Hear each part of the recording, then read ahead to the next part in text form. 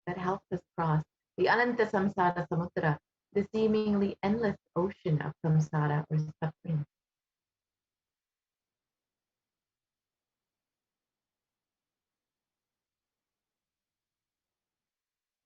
And this verse translates, salutations to the sandals of my Guru, which is a boat which helps me cross the endless ocean of life, which endows me with a sense of devotion to my Guru, and by worship of which I attain the dominion of renunciation.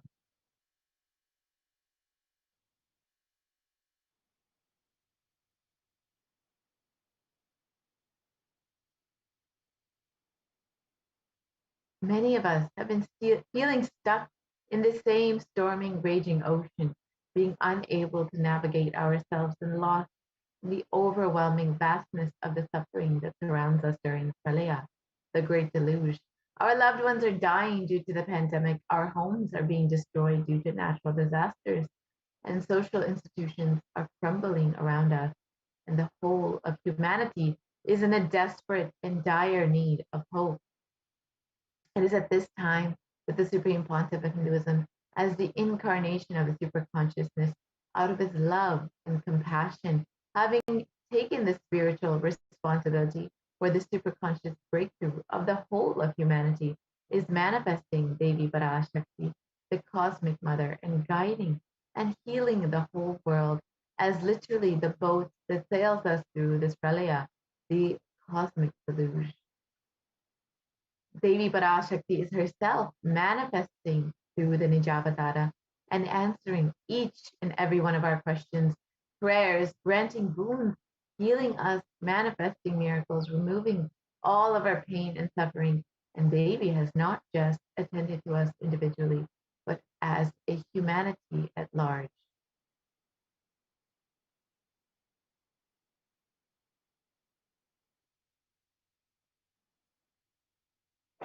Devi Parashakti has guided the whole of humanity in the form of revelations of profound sacred secrets of Sanatana Hindu Dharma, and by showing us the future regarding global issues, the COVID pandemic, natural disasters such as fires, floods, and more, and even the twisted human conspiracies and underground wars which have not surfaced to common knowledge as yet.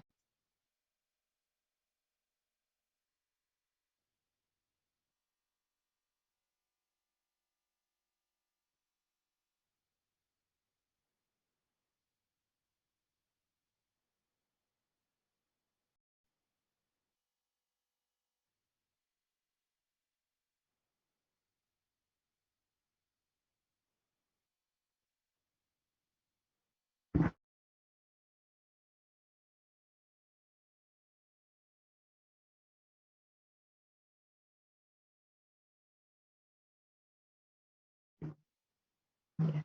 Sorry for the technical glitch. We'll be right back with those slides.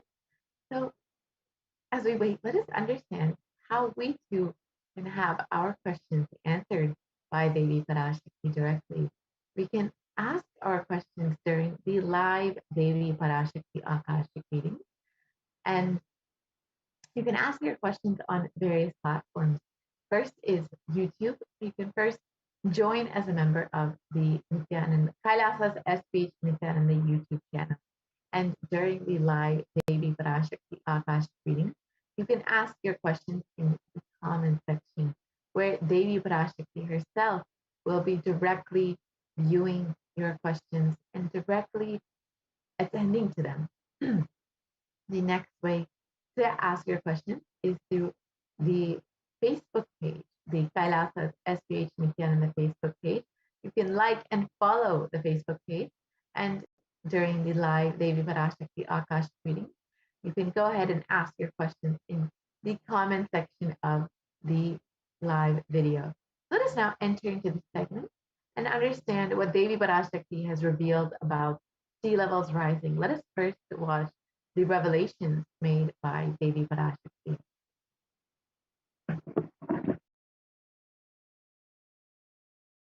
Om Andreas கல் மூன்றாம் உலகப் போரிலிருந்து தப்பிக்க எந்நாடு பாதுகாப்பென்று கேட்கின்றாய், கேட்டுக்கொள் சொல்வதை எல்லாம். மத்திய கிழக்கிலே போர், இந்தியாவில் corona கொடுந்தொற்று மற்றும் கடல் உயர் எழும்பல் எனும் மூன்றில் இருந்தும் காவல் கைலாசம் ஒன்றே.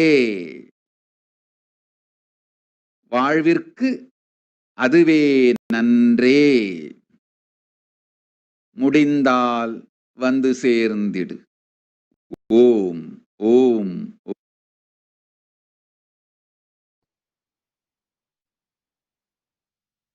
Yes, so let us understand what Devi Parashakti revealed, mapped into English.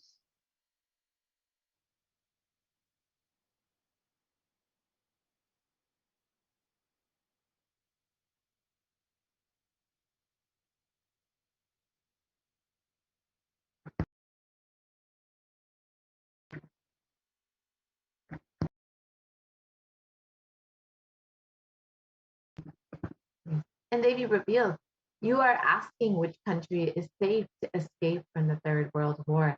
Listen to everything which is said. War in the Middle East, deadly corona in India, and rising sea levels. Protection from all of these three is one and only in Kailasa. Only it is good for life, if possible. Come and reach. Om, Om, Om.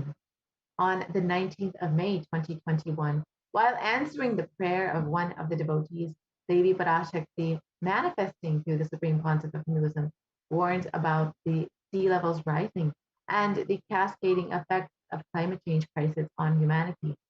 Exactly as Devi revealed the very next day on the 20th of May 2021, the biggest iceberg broke, which was 70 times the size of Manhattan, posing a huge threat to humanity. So here you can see the article which reported the world's largest iceberg just broke off an Antarctic ice shelf. This was exactly one day after Devi Parashakti revealed that we would see sea levels rising and the cascading effect of climate change. So just as Devi revealed, we saw it manifesting immediately. And as many of us have heard over the last several years, the effect of climate change and the effect of global warming and how we are seeing sea levels rising and how we will continue to see sea levels rising. Even under the most modest scenarios, scientists are expecting that sea levels rise to affect Earth's coastlines significantly in the coming centuries. So as sea levels rise, we will see that many of the coastlines will be affected, and up to 5 meters we will be seeing in a worst case scenario. And sea levels since the 1880s in some ocean basins have risen as much as 6 to 8 inches, that's 15 to 20 centimeters, since the start of satellite records in 1993. And NASA has reported that sea levels will rise between 1 to 8 feet by 2100. And many people may feel that sea levels rising may not affect them directly, but in the United States alone, almost 40% of the population lives in relatively high population density coastal areas. And globally, 8 of the world's 10 largest cities are near a coast, according to the UN Atlas of the Ocean.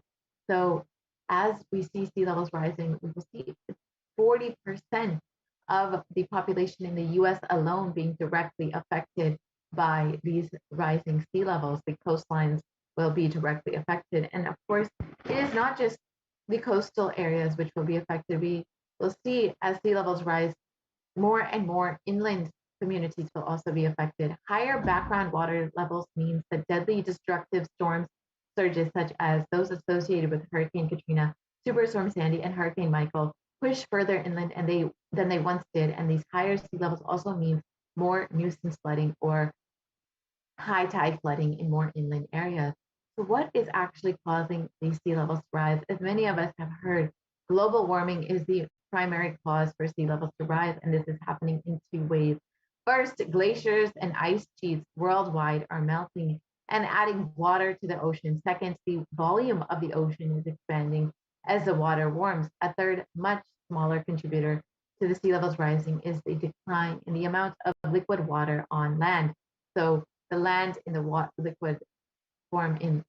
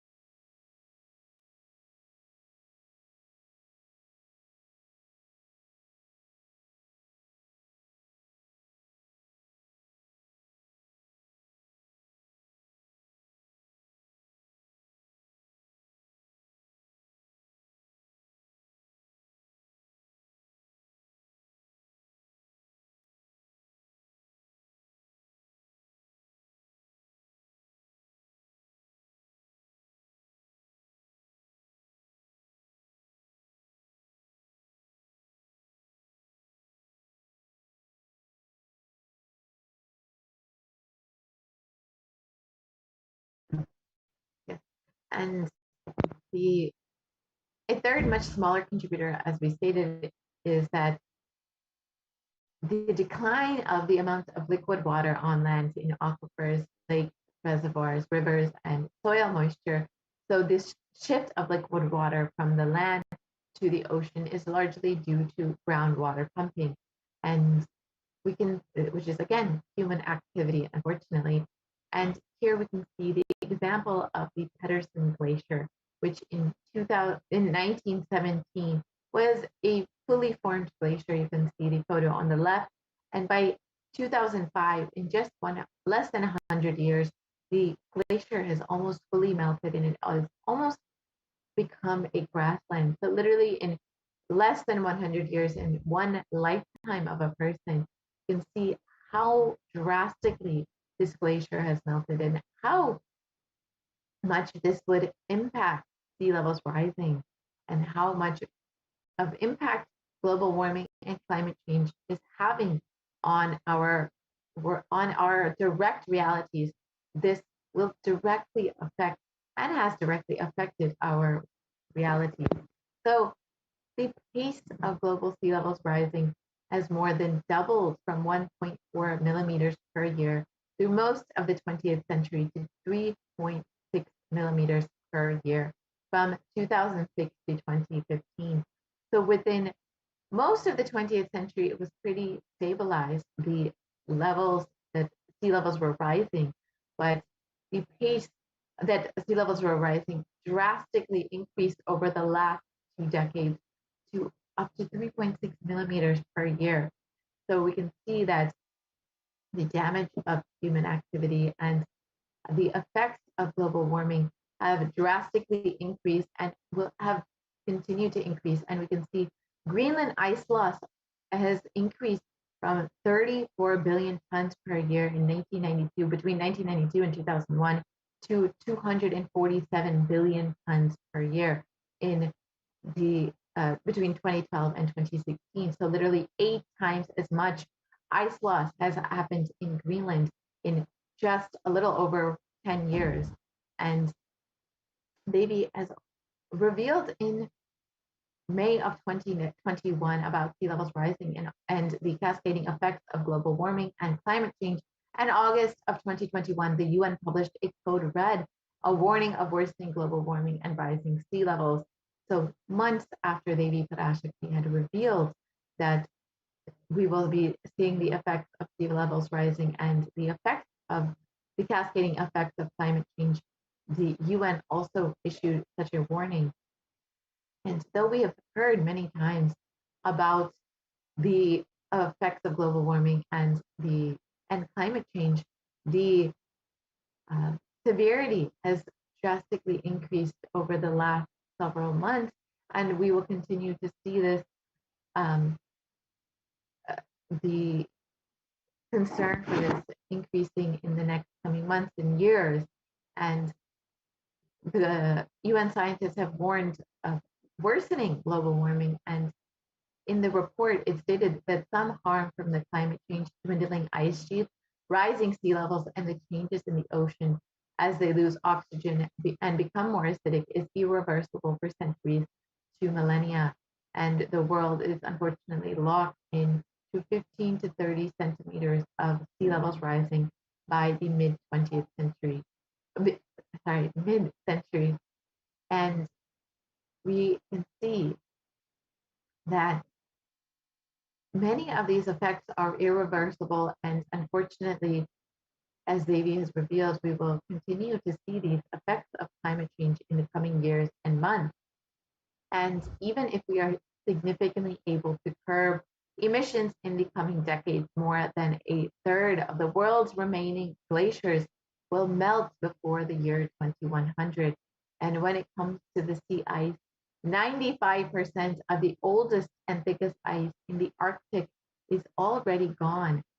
And as we see more and more of the ice melting and the sea levels rising and the effects of climate change, the effects of human activity on the world, we can see how we as humanity need to find a way to change.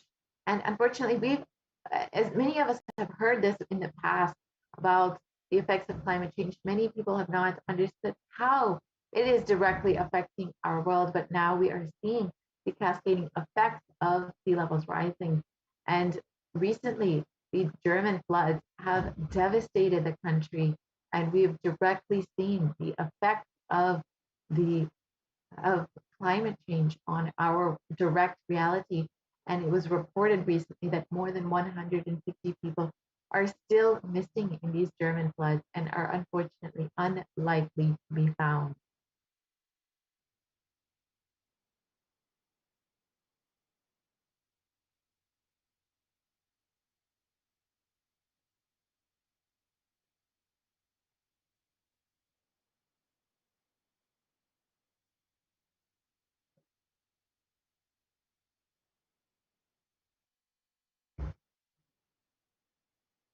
And this is exactly as Devi Parashakti has revealed, that we will be seeing the direct effects of climate change and the cascading effects of sea levels rising.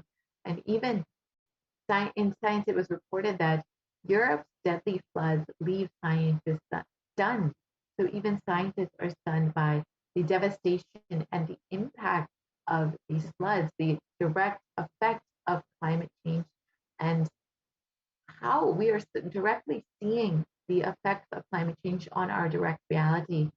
And it was reported that the climate crisis made the deadly German floods up to 9 times more likely. So we are seeing how the climate crisis and climate change is directly affecting our world and our reality.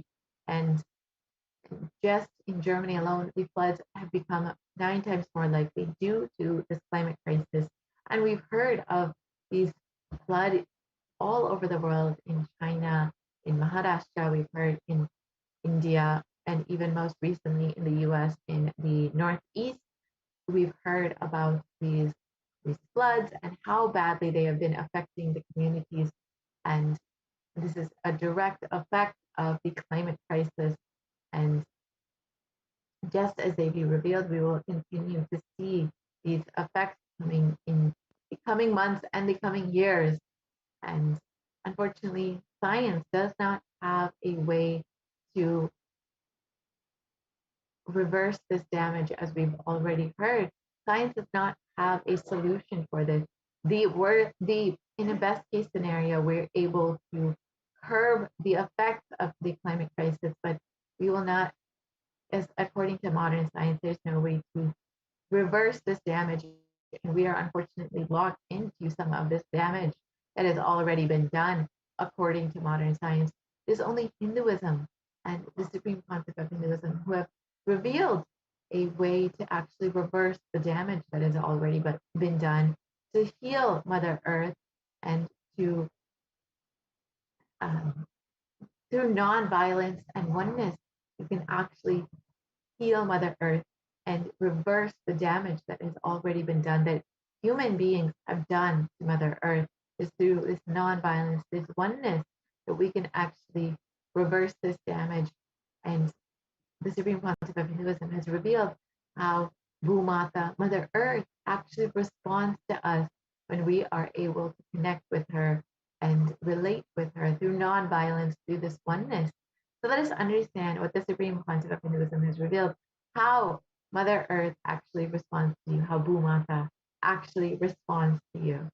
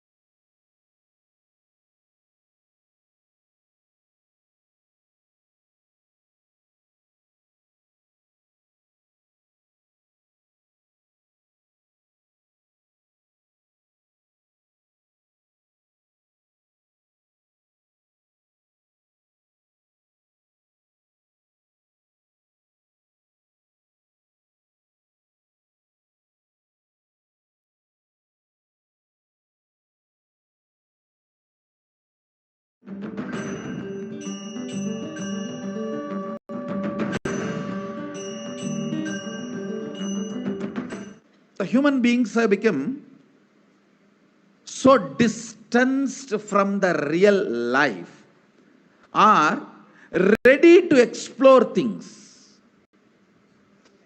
We become so far away from, at least I can tell you from my experience, village boy.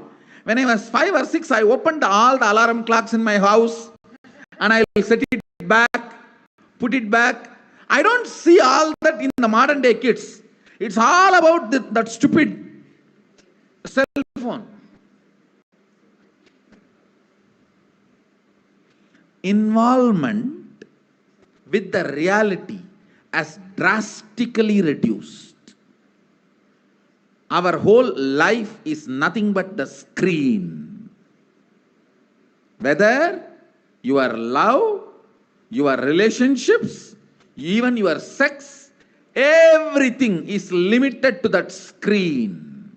Am I right? Almost. No, almost. Everything has been reduced to that screen. Involvement with the reality has drastically come down. It is so unfortunate, especially the food, the plastic food dumped into your system. See, all the things which you eat, none of them have life. They are all not grown from life. My guru used to tell, please walk without chappal or covering your feet. Whatever grows in that land, eat, because Mother Earth records when you walk without shoes what all the ingredients are missing in your body. She records what you need for your body, nutrients or vitamins, whatever. Whatever is missing in your body, she produces in that food which grows in that land. And eat that and live. It is too mind-boggling concept. I tell you, only after I started doing it, I realized you don't need any external medicine if you know to live with the nature.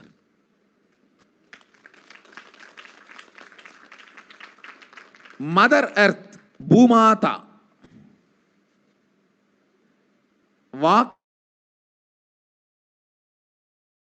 on the earth without shoes. In that land, what grows will supply exactly what you need for your body. Looks too difficult to believe. But after I started doing that, I realized it.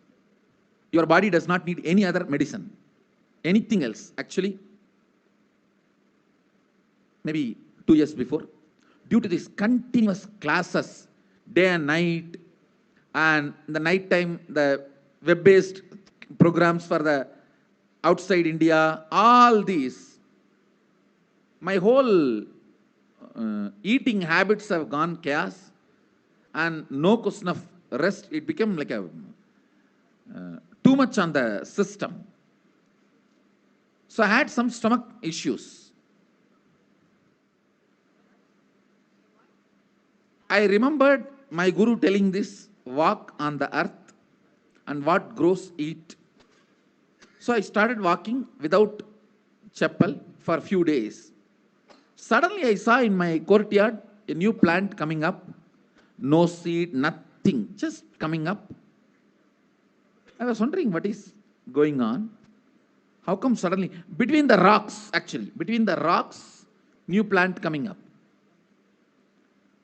And one of the devotee Ayurvedic doctor, he said, Swamiji, if you can get this plant and add it in your food, your stomach will be completely healed. I said, where to get? When he walked into the courtyard, he said, this is the plant. This is the plant. And throughout the campus we searched, we did not find another one. Nobody knows from where the seed has come, from where the plant has come. Understand, it is not that just for me miraculously nature is doing. It is the nature's life. I was ready to play with it, so she showed the miracles to me. Anybody willing to play with her, she shows her miracles to you. Nature is miraculous. If we are ready to play, she shows it. She demonstrates her love, her care. If we go back to the food with life, our life also will start more interacting, more alive, more vibrant, more overflowing.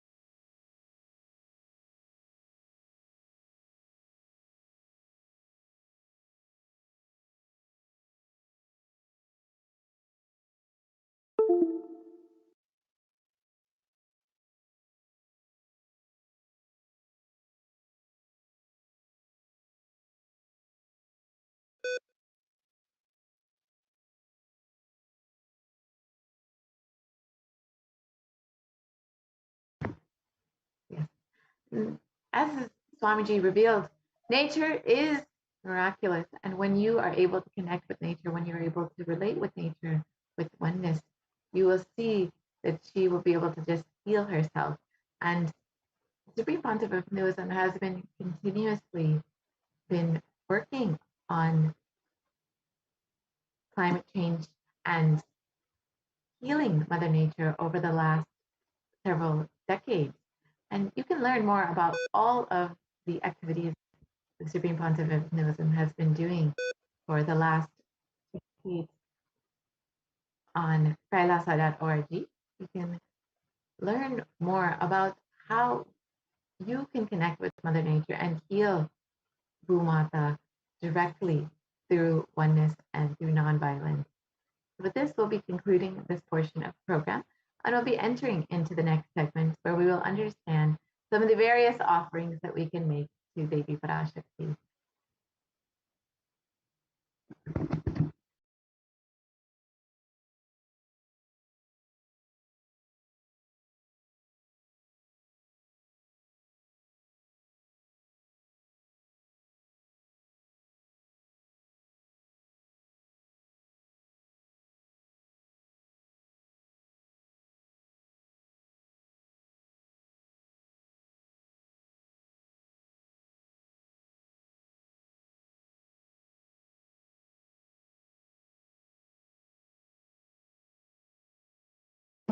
Yes, let us enter into this next segment and understand some of the various offerings that we can make to Devi Parashakti. So, as we know, Devi Parashakti has been continuously manifesting over the last several months just for the sake of our healing, to answer all of our questions, our prayers, to attend to us, to give us boons, and continuously guide us through this pandemic. So if you're just overflowing with gratitude for the Divine Cosmic Mother, you can stay tuned for this next segment and understand how you can offer your love, your gratitude, your devotion to Devi Parashakti, manifesting through the Supreme Pontiff of Hinduism himself.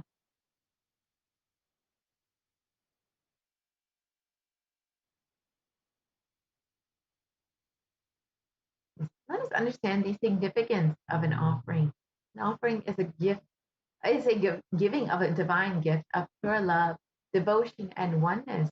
And it consists of two parts, the giving and the accepting. And only when the divine accepts what one offers, the offering becomes complete. And offerings are not made out of fear nor out of greed. But when an avatar lands, the offerings are purely a part of the grand Leela played out for the only purpose of your enlightenment.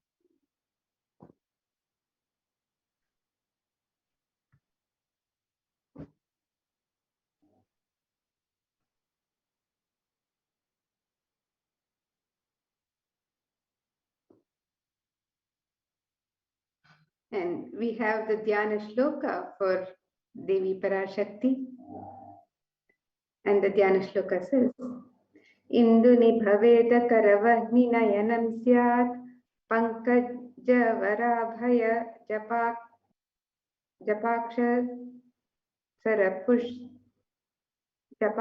sarayuktam angahima vichitra vasanam syat tungamukkutojvala manonmani swarupam.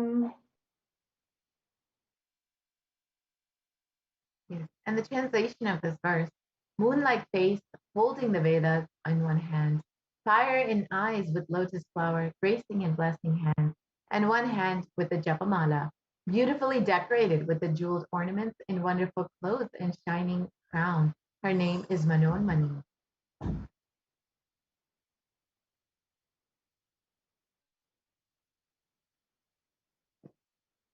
And another Dhyana Shloka for Devi Parashakti says, Dhyayet Devim Trinetram Shashinibhavadanam Vedahastam Dadanam Savye Padmam Varattamapare Chabhayam Chakshamalam Divyair Abharanair Vibhushitatanu Brahmadibhi Pujitam Devi Meva Manonmanim Pratidinam Kamarthadatrim Shubham.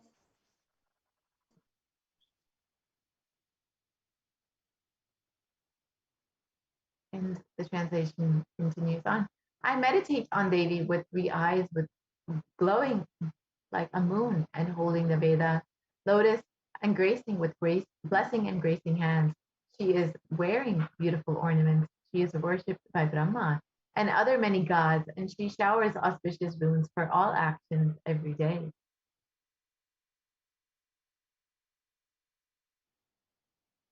And in the Vedic tradition, in the Hindu tradition, the element of gold is considered sacred. It is considered a divine element, and we worship and offer gold to the divine as a sacred element. And the Shastra Pramana for the offering of gold comes from the Atharva Veda, where it says, Tredajatam janmanedam hiranyam agnerekam priyatmam babhuva somasyaikham insitasya parapatata apamekam vedasam reta ahu tatte hiranyam trividas vaivishe. The translation is, triply born by birth is as gold, from the atoms of Agni is one. It becomes dearest to Agni. One fell away from the Soma when it was heard. One they call the seed of virtuous and powerful, Apa, the watery molecules. Let that triple gold be for your long life. Gold is considered the divine element. It purifies anything it touches. It is an element of spiritual significance and great spiritual power of healing and enlightening. The vibration of gold has the power to infuse sattva energy and positive thought currents in anyone who wears and in anyone who sees or operates in its vicinity.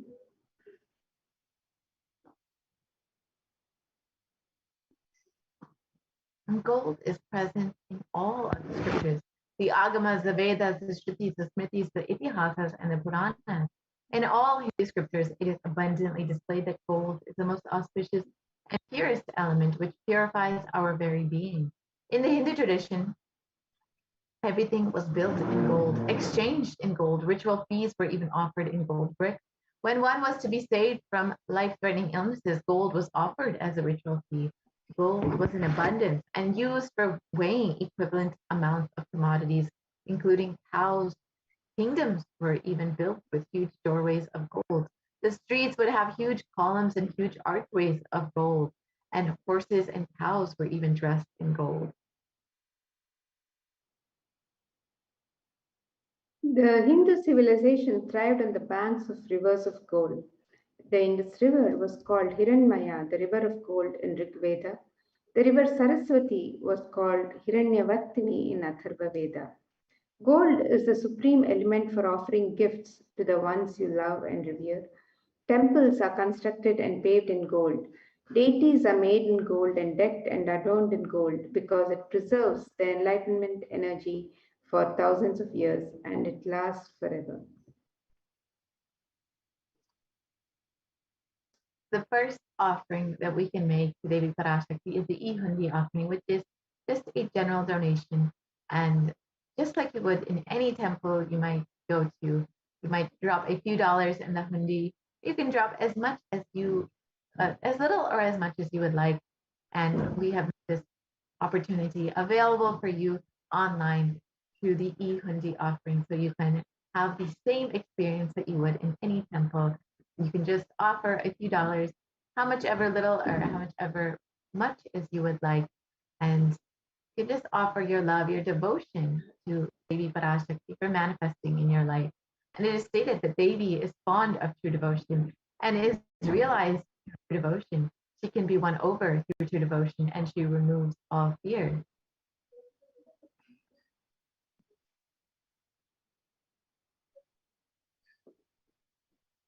If there is any fear in the minds of devotee, Devi is sure to remove that fear. It is stated that Devi likes to be worshipped in the autumn. Here it is meant that the autumn of our lives, when thoughts turn more and more inwards, the role of the divine is known and understood clearly. The need for Devi worship becomes stronger. Shambhavi is the consort of Shambhu, who's Lord Shiva. Sharadharadhya in the verse means she is worshipped by Sharada, Devi Sharada, who is Devi Saraswati. Sharwani is the wife of Lord Shiva. In the Linga Purana, Lord Shiva is called Sharva in his earth form, and Sharmadhaini is Devi who bestows happiness on devotees. And you can offer your gratitude and devotion to Devi Parashakti by offering your Kanika, and your name shall be chanted during puja to Devi.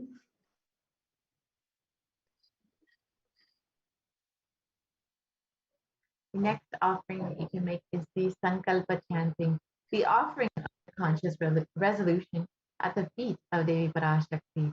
And whenever you are starting something new or want to accomplish something, manifest something in your life, you will set a conscious resolution in the Hindu tradition. So when you offer your conscious resolution at the feet of Devi Parashakti, she will infuse all of her energy and blessings to ensure that you are able to manifest exactly what it is that you want. And it is stated the goddess enchants this universe, and she herself gives birth to this universe. That goddess being prayed to without any interest in anything gives that knowledge that leads to salvation and gives wealth in the materialistic sense. So you can offer the sankalpa, the conscious resolution, and be blessed with all the fruition of all desires and wishes in your life.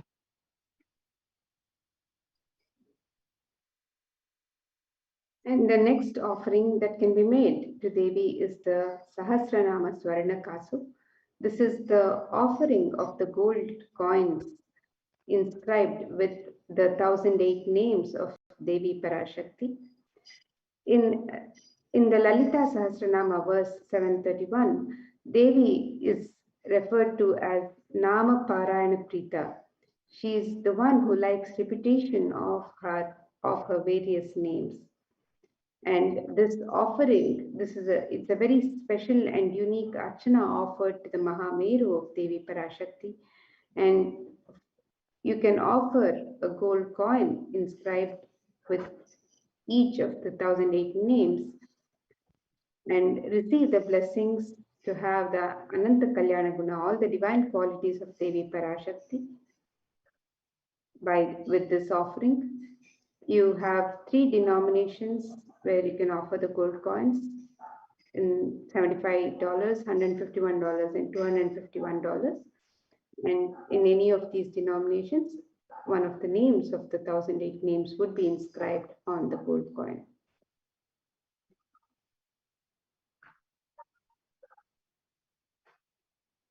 The next offering is the Mukta Anguti, the finger ring with a pearl.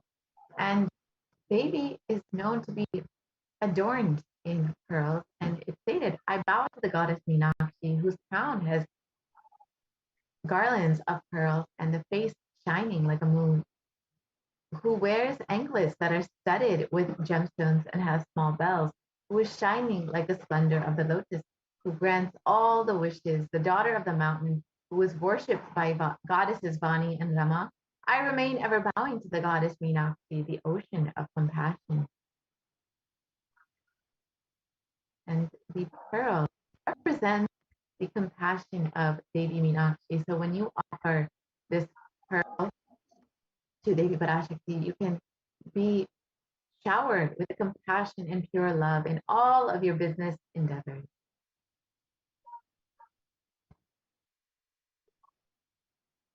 And the next offering for Devi Parashakti is the Swarna Padma Pushpa, the golden lotus. The Kamikagama verse says, Ashtavidyeshwaropeta Kumbhavarana Samyutam Sarve Sasutra Vastradhya Hema Pankaja Bhushitaha Kapidhana Sakurachascha Pakwa Bilva Palaprabha Snapanadhyaya Samsiddha Pramanena Samanvitaha. It says all the kalashas should be wound around with suitable thread and covered with a new cloth. They should be adorned with the lotus flower made of gold. There are hundreds of scriptural references for using the lotus in the worship of Paramashiva. Almost everything in the worship of the ultimate involves the consecration of deities, of worship, or of meditating on The mudras, the asanas using during worship involves the lotus flower, the lotus leaf, the lotus pericarp, the lotus petals. The lotus is a divine flower in the Hindu tradition. The Shakti of Paramashiva is also called the lotus. Base of Paramashiva Linga is the lotus. The disciple of Paramashiva is also considered as a lotus, one who's about to bloom.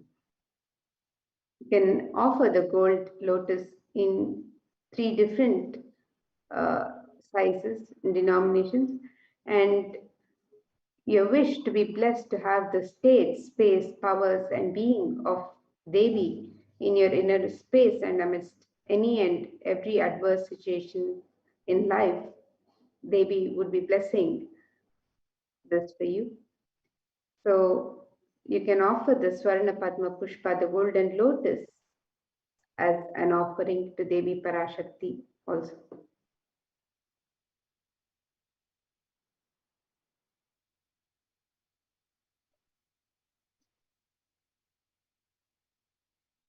The next offering is the Swarnamati, the gold toe ring. And Devi is described, you whose brightness from the toenails destroys the darkness of the ignorance from the minds of your devotees who prostrate at your feet, you whose brightness from your 2 feet overpower that of the lotus flower. And you can see that Devi's toenails itself have the power to destroy the ignorance in the minds of the devotees. So when you offer this gold toe at the feet of Devi Parashakti, you will be blessed with the removal of ignorance from your life and all the auspicious blessings of Devi Parashakti.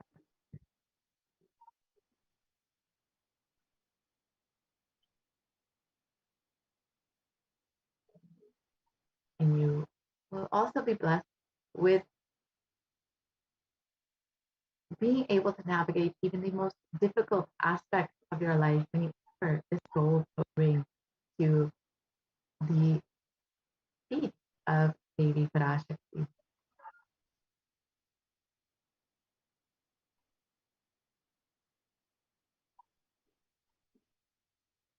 And the next offering we have for Devi Parashakti is the Swarna Mang Tika, the gold hairline jewelry.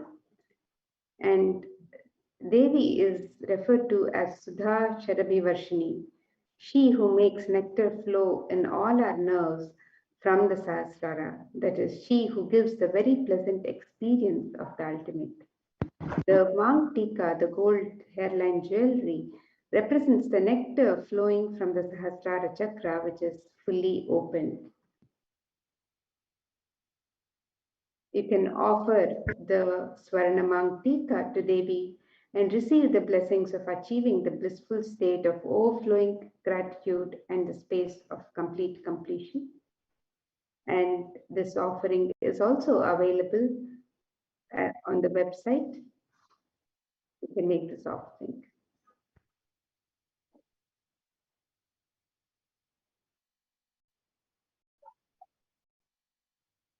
And the next offering is the Pratiksha Pada Puja, the most favorite of all the devotees and disciples of the Supreme Concept of Hinduism. And of course, we are the most blessed beings to have our very own Guru, the Supreme Pontiff of Hinduism himself, manifesting Devi Parashakti for each and every one of us. And it is stated that the illumining splendor of Devi's toenails dispel the darkness of the ignorance of in the minds of the devotees prostrating at her feet. Her 2 feet defeat the lotus in beauty. And in the Saundarya Lahari, Shloka 83, it states that the nails have been sharpened, constantly being touched by the crown of the celestial beings who always prostrate before Devi. Tamoguna is darkness, and in this stotram, tamas is indicative of ignorance in the minds of the devotees. And by constantly prostrating before Devi, the ignorance is removed and they attain the knowledge. So when you offer this Pratikshapada Puja at the feet of the Supreme Pontiff of Hinduism, who is manifesting Devi Parashakti, you will be blessed with the removal of ignorance and attain knowledge. And of course, you will be blessed with all the auspiciousness and blessings of the Supreme Pontiff of Hinduism himself.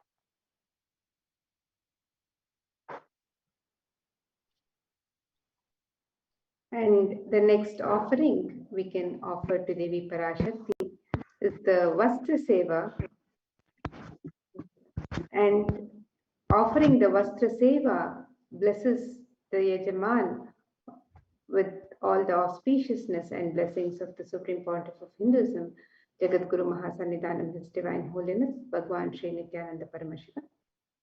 And Devi blesses for the removal of the ignorance in the minds of the devotees and blesses them with all auspiciousness. So you can offer the Vastra Seva to Devi Parashakti on the website.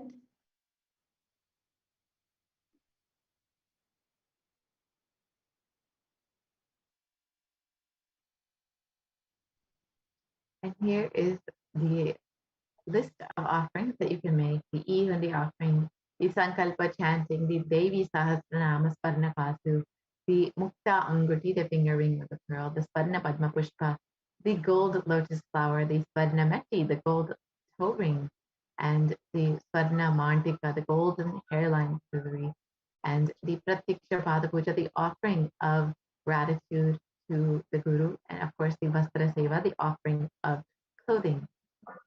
So you can choose whichever offering you connect with most, and you can go ahead and make that offering. You can visit the tiny.cc/Devi offering.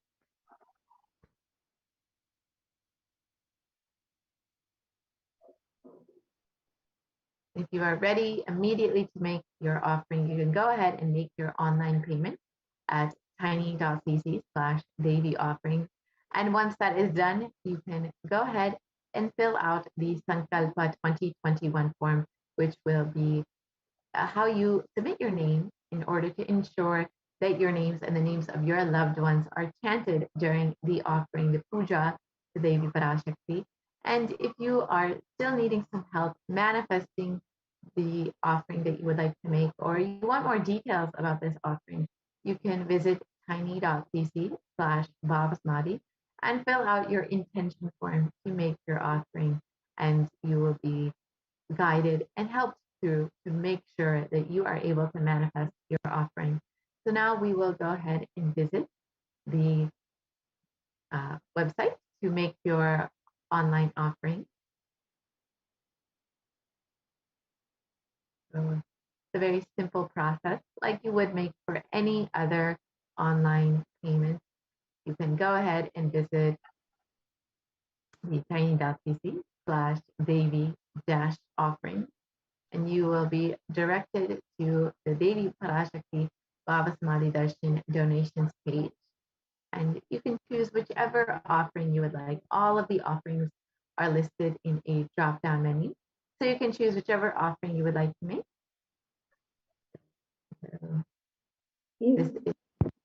So on this page, www.kailasamailer.com/seva, you have all the links here.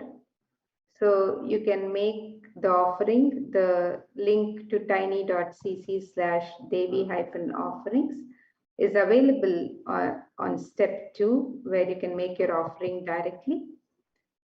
Or if you would like to make submit an intention to make an offering, you can submit the intention on this form in step 1. And if you would like to fill the details of the Sankalpa after making your offering, you can fill the Sankalpa details on this link on step 3. So we have the offerings link. This is from step 2. You can choose any option here where you would like to make the offering. You can offer the Sankalpa chanting, the Devi Sahasranama Kasu in different denominations, the Mukta Anguti offering in different denominations, the Swarna Padma Pushpa, the Swarna Metti, the Swarna Mang Tika, Pratyaksha Pada Puja, Vastra Seva, and all of the other offerings are available to offer to Devi Parashakti. So you can go ahead and sign up for any offering on this site. So you can get to the link easily from www.kailasamailer.com/savas. And once you've made the offering, you can come to this form, which is step 3, and enter the names of the family members for whom you would wish to make the offering. And you can also submit the intention to offer. So with that, now we will move to the next program. And yes. Into the next segment, where we will be hearing from the Adi Kailasa Sarvajnapeetham about all of the activities that are going on in Kailasa COVID care centers in India. As many of you have heard, Kailasa and the Supreme Pontiff of Hinduism have opened up all of the Adinams and Sarvajnapeethas in India for Kailasa COVID care centers. And the Supreme Pontiff of Hinduism has made available all of the necessities in these Kailasa COVID care centers, including free food, free accommodations, and free internet services, as well as free classes to ensure that people are staying active and enriched during this time. So we have Ma Dayamai Swami joining us here today to guide us through the various activities and going on at the Kailasa COVID care centers. So let us now enter into this next segment, and we have Ma Dayamai Swami here joining us. So, and many of you have heard that from the Supreme Pontiff of Hinduism himself and from Devi Parashakti that the only priority for this year is to keep yourself alive. And Devi and Supreme Pontiff of Hinduism have been continuously reminding us of this. And out of his deepest compassion, the Supreme Pontiff of Hinduism has ensured that you are able to do this and opened up the Kailasa COVID care centers with multi-layered quarantine to ensure that every person is staying safe, protecting their life, and not being affected by this pandemic. So now we have Madai Maiswami here with us to guide us through all of the activities that are happening at the Kailasa COVID Care Protective Centers. And thank you so much, Madai Maiswami, for joining us. Thank you, Ma. Nithyanandam, everyone. Welcome back to this segment. With the blessings of the Supreme Pontiff of Hinduism,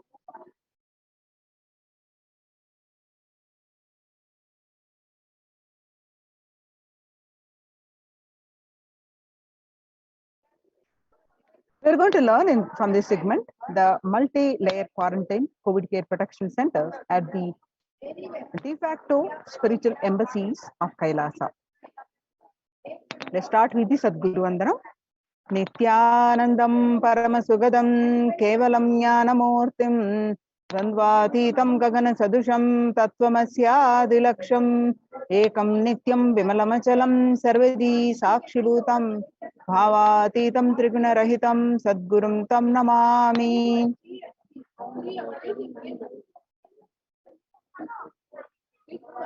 So in this segment, what we are going to learn? The concerning statistics due to the COVID-19 pandemic across the world and in India. What are the Supreme Pontiff of Hinduism and Kailasa's contributions? Why temple-based ecosystems? And how it adds to the global peace, not only at joy, peace, bliss to the individual, and not only protecting people from corona and how it adds to the global peace. And Kailasa's COVID care protection centers, glimpses, and the UN recognizes Kailasa's contributions on COVID and multilateralism and join Kailasa's COVID care protection centers. So the COVID-19 Delta variant still most concerning, says the World Health Organization experts. Even with the emergence of the new COVID-19 variant, the Delta strain remains the top concern globally, appearing to outcompete others, senior officials with the World Health Organization said recently. I think the Delta variant for me is one of the most concerning because of the increased transmittability, said the Dr. Maria Van Kerkhove, the agency's technical lead for COVID-19, speaking during an online question and answer a session. It's doubly transmittable compared to the ancestral strain, which means that it can spread to more people. In United States, the COVID-19 pandemic is nowhere under control in the United States, says the chief medical advisor, Anthony Fauci. In a country of our size, you cannot be hanging around and have 1,000 plus infections a day. You have got to get well below 10,000 before you start feeling comfortable. He said, right now we are still in pandemic mode because we have 1,60,000 new infections a day. That's not even modestly good control. In an interview with Axios, the US has reported 40 million cases of COVID-19 since the outbreak of the virus, with over 4 million infections adding up in the past few weeks. The increase in COVID cases comes as the US administration earlier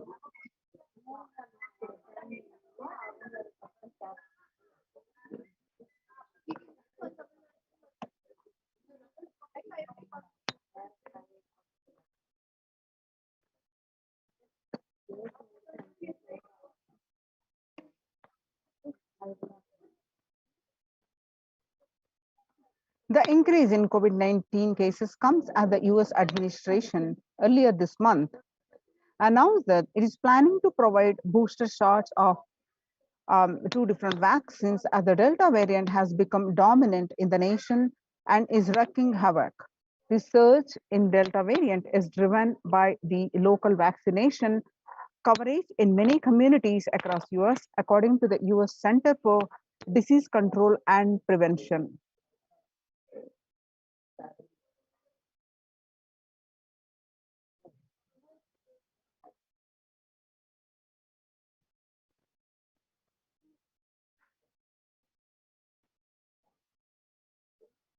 COVID-19 violent incidences and fatalities, January 2020 to April 2021.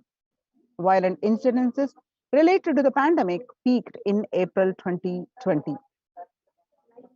You can see the graph here where the violent incidences, the April 2020 is the maximum.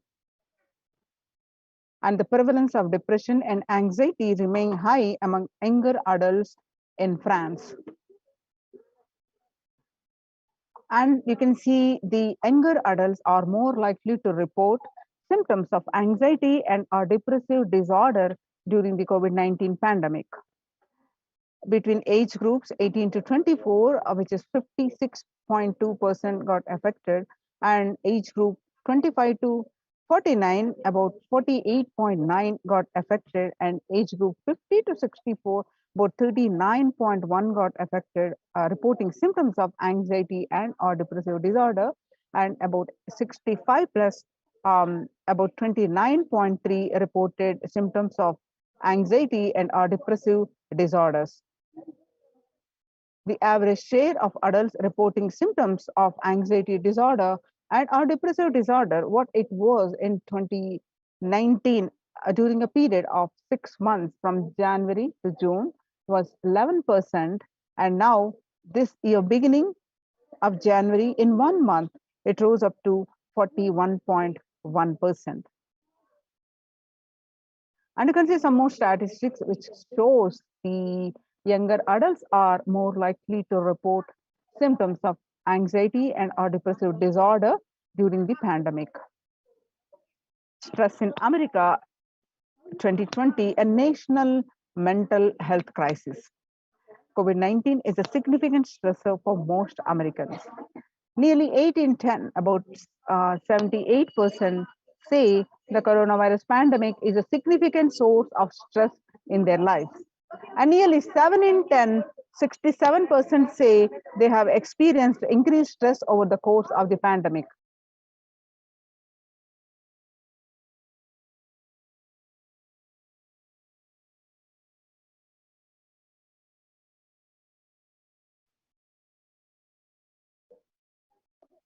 So COVID-19 could exacerbate doctors' existing mental health burden.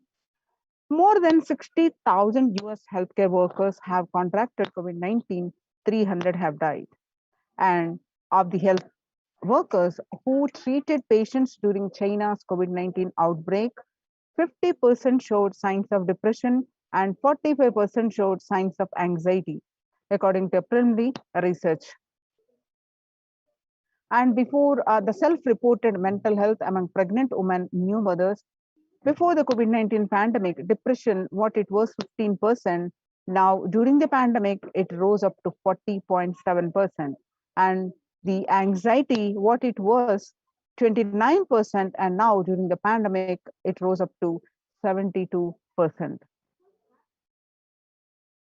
Living under stay-at-home orders, students are struggling with focus on school or work and avoiding distractions. Students are interacting most with parents during the COVID-19 physical distancing, and parents can support students is simply spending time with them ranked much higher than talking about COVID-19 news. The number one challenge for students' mental wellness, the virtual face-to-face time, or for high school students, digital social gatherings. Actually, 55% of students do not know where to go for help for their mental health. Understanding the pandemic's impact on working women. Nearly 82% of the women surveyed said their lives have been negatively disrupted by the pandemic. And nearly 70% of the women who have experienced these disruptions are concerned their career growth may be limited as a result. And nearly 70% of the women who said they have experienced adverse changes to their daily routines during the pandemic believe these shifts have prevented or will prevent them from progressing. According to the World Bank, the global economic outlook during the COVID-19 pandemic has changed the world. The pandemic is expected to plunge most countries into recession in 2020, and with per capita income contracting in the largest function of countries globally since 1870. The COVID-19 recession has seen the fastest, steepest downgrades in consensus growth projections among all global recessions since 1990. Most countries are expected to face recessions in 2020. COVID-19 threatening global peace and security, the UN chief warned. While the COVID-19 pandemic is first and foremost a health crisis, its implications are far more reaching and could threaten global peace and security. The United Nations Secretary General told members of the Security Council in a closed video conference held recently. But the pandemic also poses a significant threat to the maintenance of international peace and security, potentially leading to an increase in social unrest and violence that would greatly undermine our ability to fight the disease, he warned. Later, stating that the Council's engagement will be critical to mitigate these implications. So COVID-19 profoundly affecting peace across the globe, says the Secretary General in address to Security Council. The COVID-19 pandemic is profoundly affecting the peace and security across the globe. The Secretary General Antonio Guterres told the Security Council in a 2nd July 2021 video conference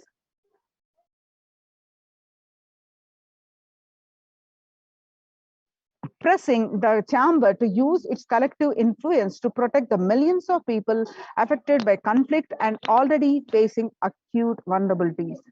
Addressing the 15-member organ on the impact of COVID-19 on international peace and security, Mr. Guterres said the health pandemic is fast becoming a protection crisis. The collective security and our shared well-being are under assault on many fronts, he emphasized, led by relentless disease and abetted by global fragilities. Our challenge is to save lives today while buttressing the pillars of security tomorrow. The time to get about climate change on a warming planet and no one is safe. The United Nations Environmental Program, you have been telling us for over 3 decades of the dangers of the allowing the planet to warm. The world listened, but it did not hear. The world listened, but it did not act strongly enough. That is here now, nobody is safe and it's getting worse faster. COVID-19 threat to peace building in conflict affected nations, the International Labour Organization. The COVID-19 crisis has worsened already fragile situations. The ILO, the International Labour Organization, is more aware than ever of its responsibility to promote peace and resilience in the time of the global pandemic. And coming back to India, the Mumbai mayor says the third wave is here. What to do? The September surge in COVID cases tells us the city's mayor has said that the third wave of COVID is already upon Mumbai, pointing to a sudden spike in cases. The third wave of COVID-19 is not coming, it is here, said the Kishori Patnekar, adding that an announcement regarding the matter had already been made in Nagpur. Speaking of the coming festive season in Maharashtra, the mayor urged people to remain in their homes. The mandals have asked to allow only 10 people and have them work in shifts, he said. The breakthrough infections found in 25% of health staff. According to a study, a little over 25% of healthcare workers were infected with coronavirus despite getting fully vaccinated. A recent study has revealed giving an insight on the breakthrough infections due to the Delta variant. The study, jointly conducted by the Institute of Genomics and Integrative Biology and Max Hospitals in Delhi NCR, found that vaccination breakthroughs were far more common during the Delta outbreak in Delhi than previously reported. The new COVID-19 variant shows signs of vaccine resistance. All you need to know. A new coronavirus strain known as Mu, which was first identified in Colombia January, has been designated a variant of interest by the World Health Organization. After being detected in Colombia, Mu, known scientifically as B.1.621, has since been reported in other South American countries and in Europe. The Mu variant has a constellation of mutations that indicate potential properties of immune escape, the global health body said recently in its weekly pandemic bulletin. New strain of COVID-19 detected in 6 countries. The ongoing coronavirus pandemic is not over yet. The new highly mutated COVID C.1.2 discovered in South Africa is a testimony on how dangerously the virus can adapt to bypass vaccines and when the world decides to reopen prematurely. The C.1.2 has been termed the world's most mutated variant since the beginning of the pandemic. The new COVID variant C.1.2 causes flutter. Who says it's watching? The WHO says it's said that to date, there are 100 sequences of C.1.2 reported globally. From the earliest reports from the May 2021 from South Africa, and currently it does not appear to be increasing in circulation. The new variant was first found in South Africa in May. Researchers from South Africa have described the C.1.2 variant, which has 40 to 59 mutations more than the original Wuhan virus. In its spike protein, there are 14 mutations, which include the usual suspects, including many variants. With the speed of evolution for this variant is 1.8 times faster than average. Join the COVID care production centers. The registered link is https://kailasa.org/Kailasa care.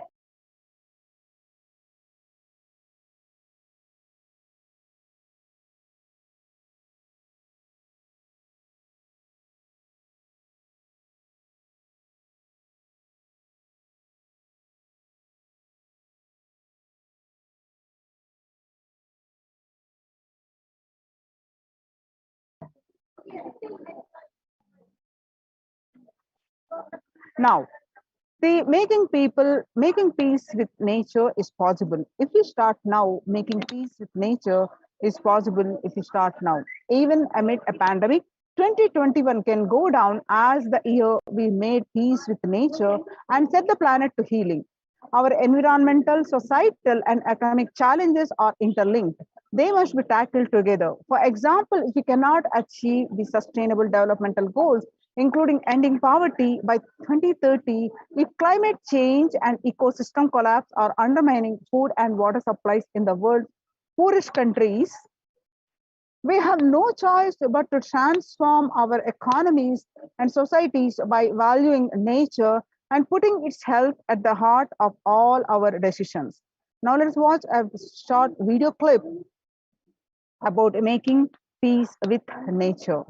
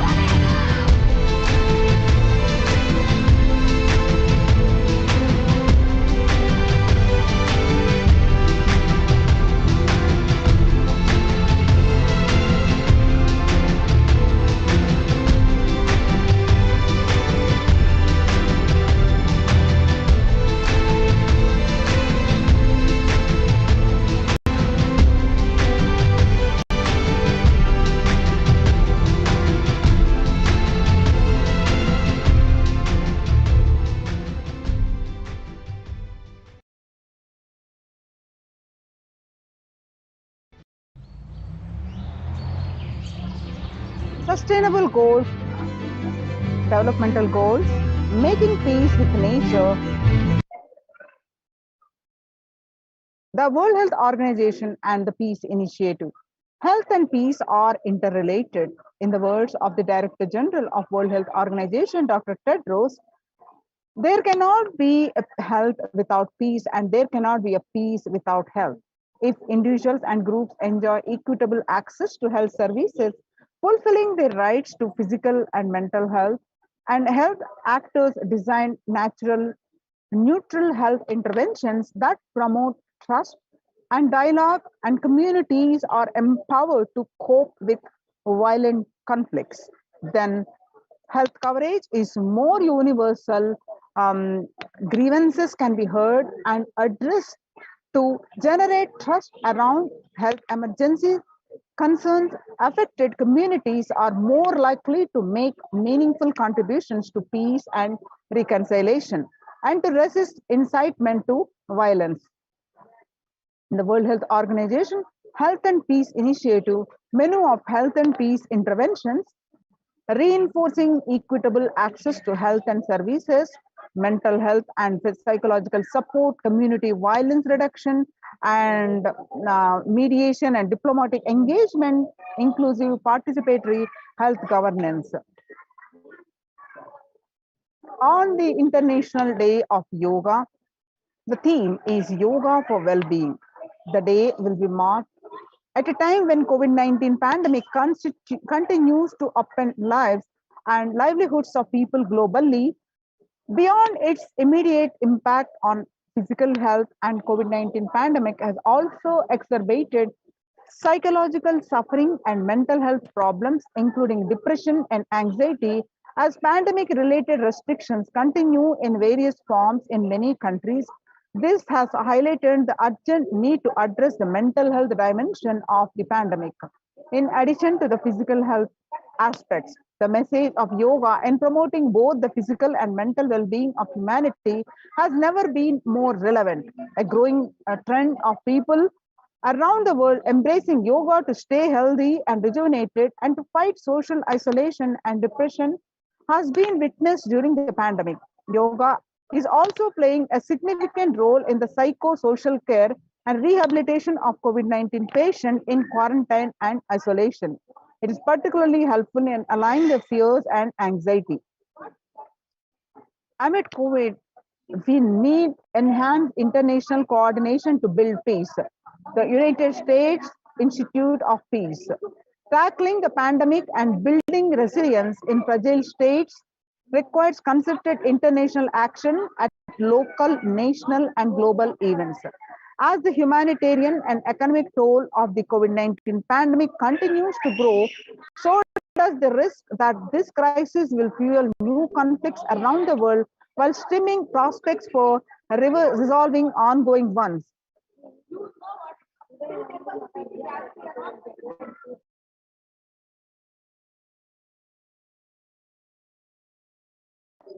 The UN spotlights health benefits of yoga, the ancient practice that can ease stress in our modern laptop lives.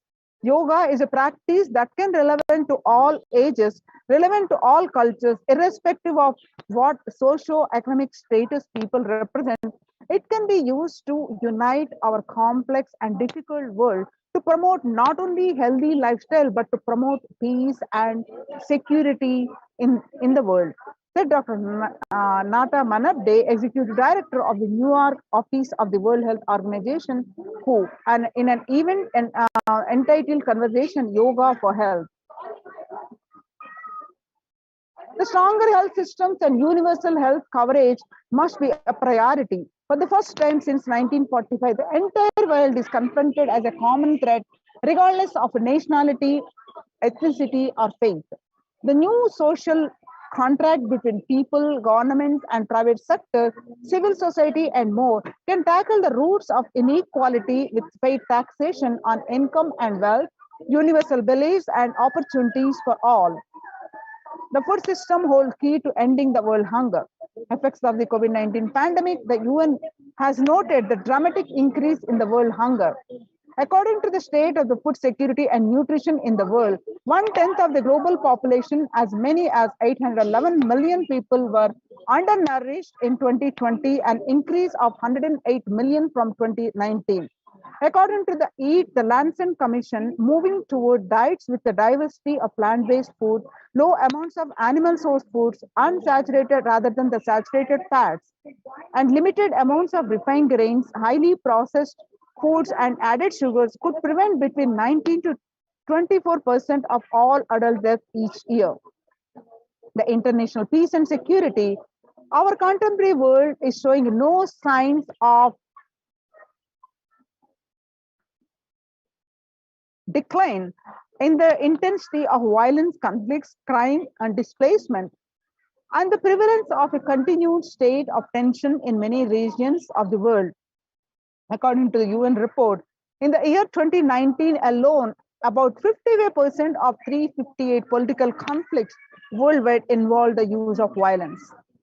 Geopolitical tensions, which have been on the rise even before the COVID-19 pandemic, have had only prolonged violent conflict, making it difficult for policymakers to come together and resolve their differences peacefully and amicably. The last decade witnessed the highest number of people internally displaced by conflict and violence.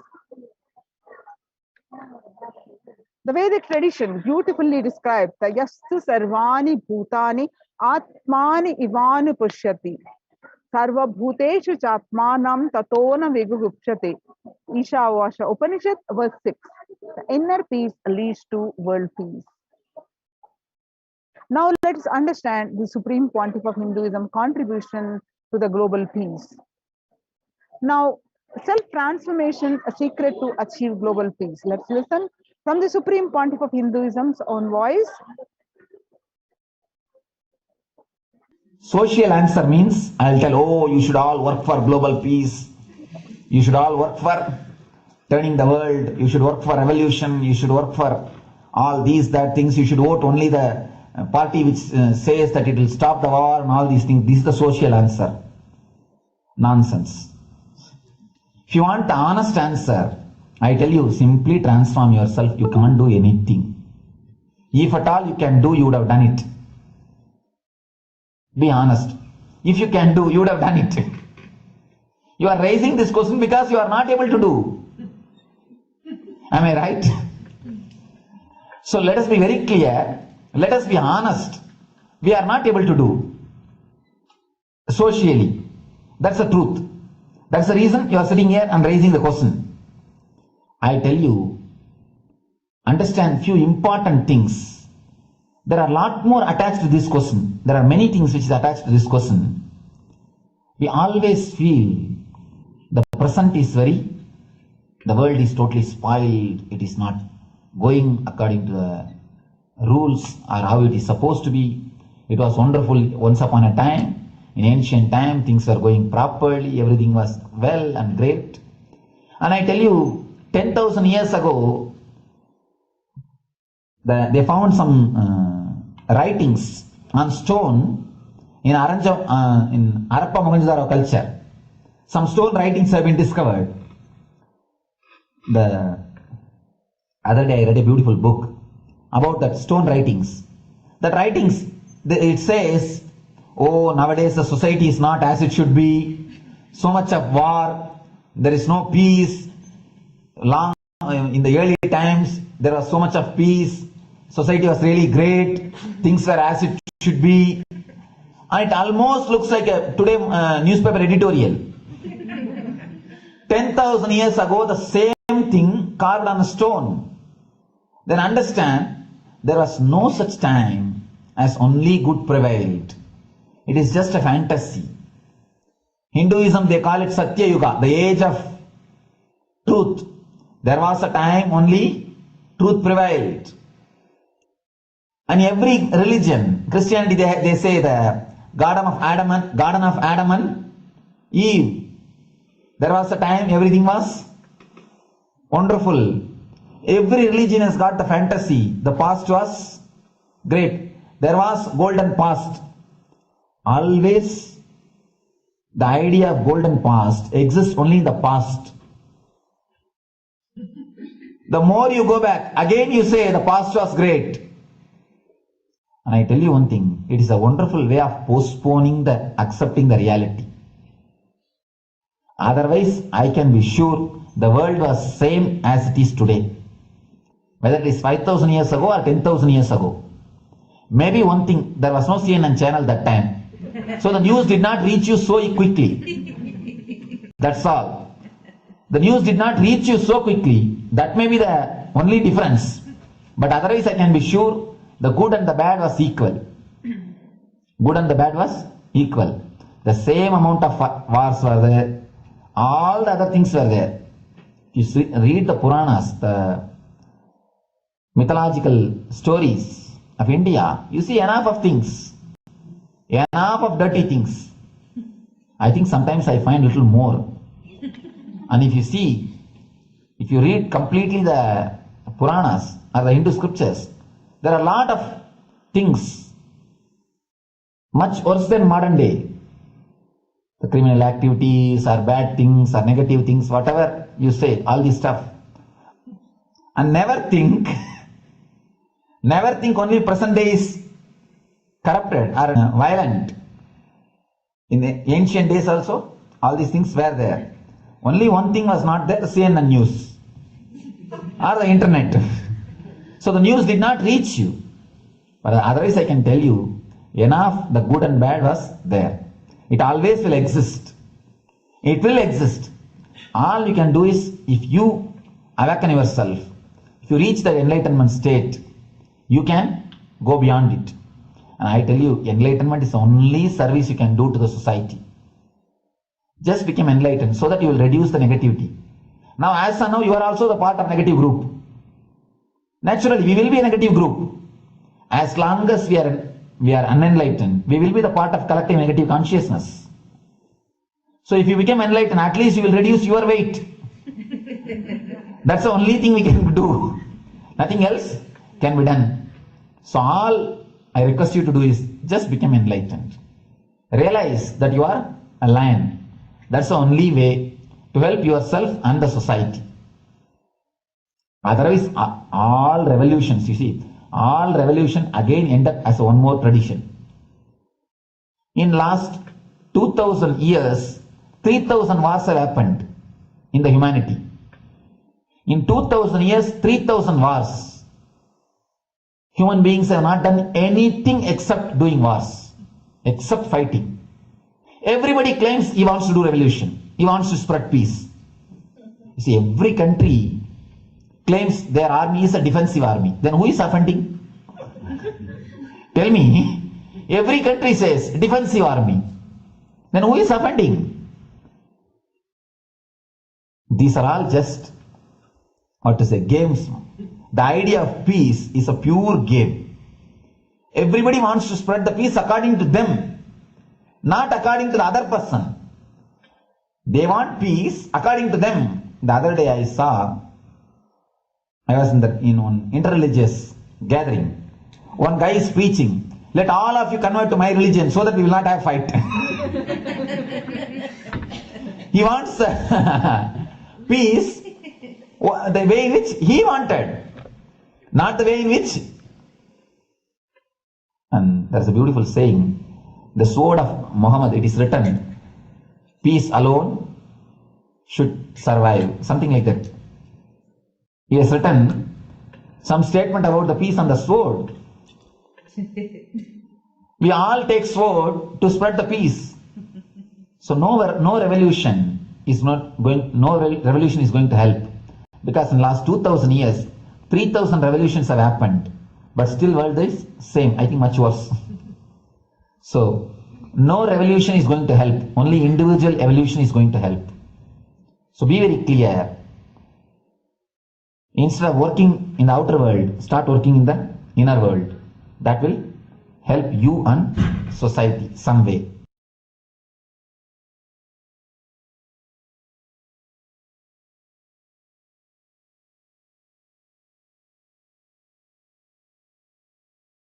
Social answer means I'll tell, oh, you should all. Social answer means I'll tell, oh, you should all work. Now, let us listen from the Supreme Pontiff of Hinduism that Sri Kailasa is all about peace-based powerfulness.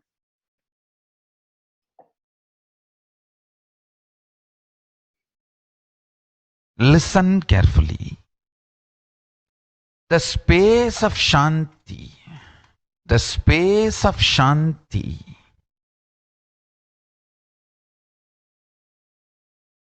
is where Kailasa grows. Listen carefully. It is in the deep powerfulness of peace or peace-centered powerfulness is the ground, breeding ground for Paramashivatva to manifest. Please understand. Like how pure mirror reflects everything, pure Shanti-based Shakti, peace-based powerfulness reflects Paramashiva. Paramashiva manifests in peace-based powerfulness. Please understand. Neither violence nor powerlessness. Powerlessness is weakness. Violence is abusive. Peace-centered powerfulness. Powerfulness-centered peace. All the Upanishads starts with peace, completes with peace. Shanti mantra starts with Shanti mantra, gets completed with Shanti mantra.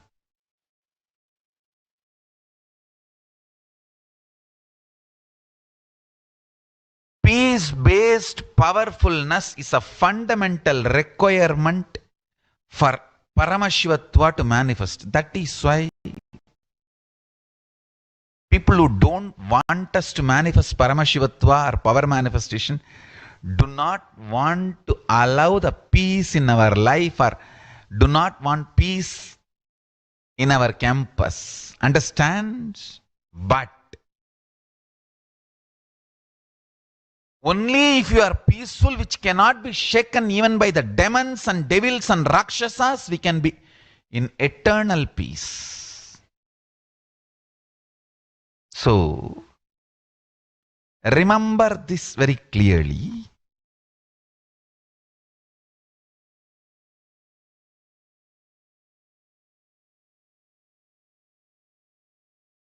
Peace alters the very DNA structure, genetic structure, the core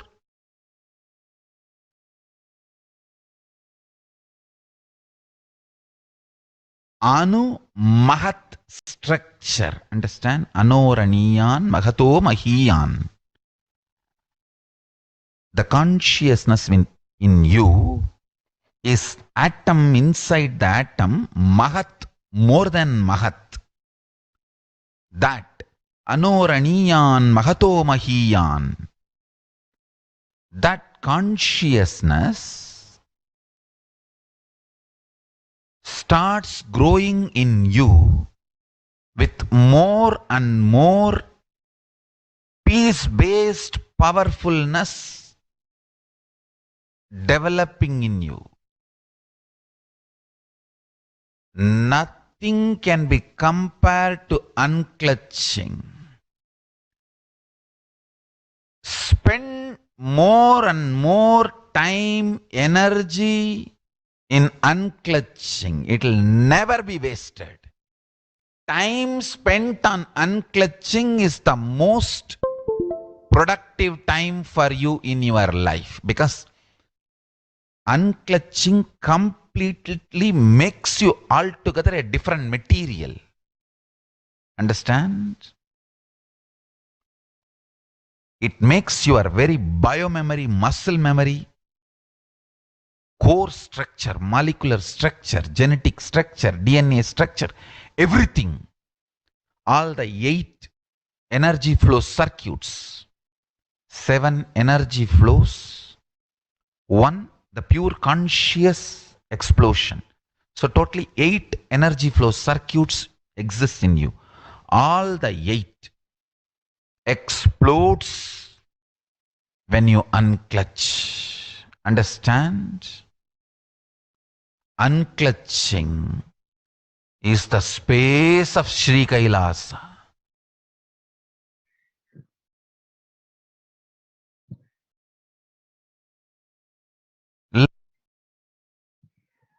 Now, let's listen from the Supreme Pontiff of Hinduism that every prayer in Hinduism ends with peace.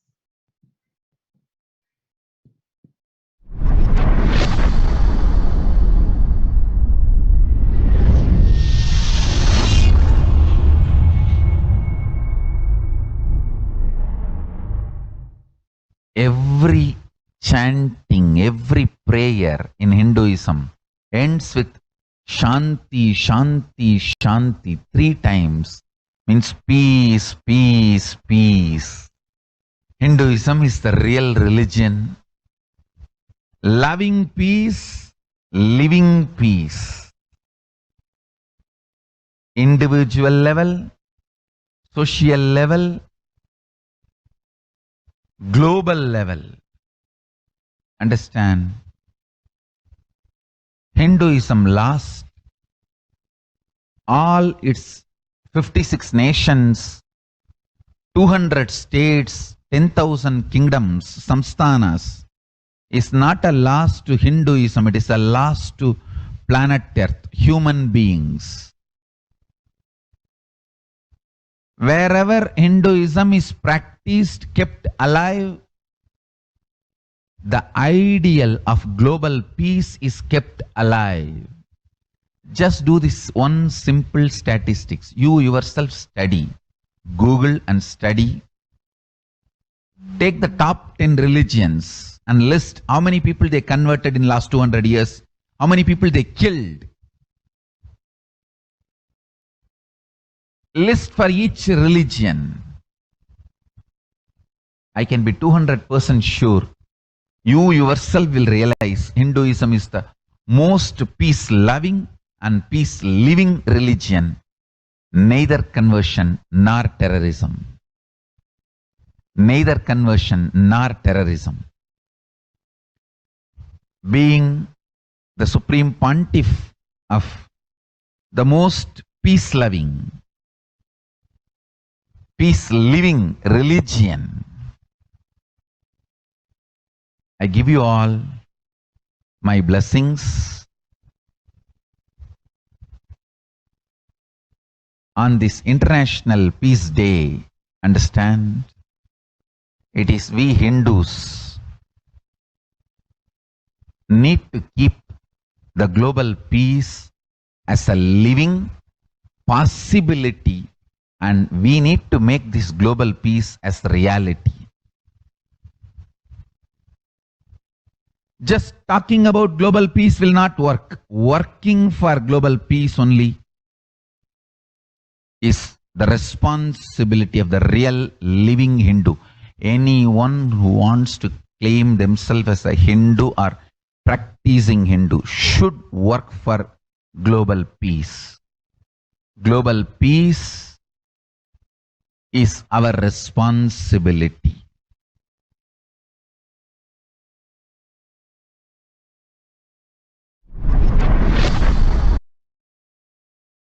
Now, the Supreme Pontiff of Hinduism says Hindus have the responsibility to bring global peace.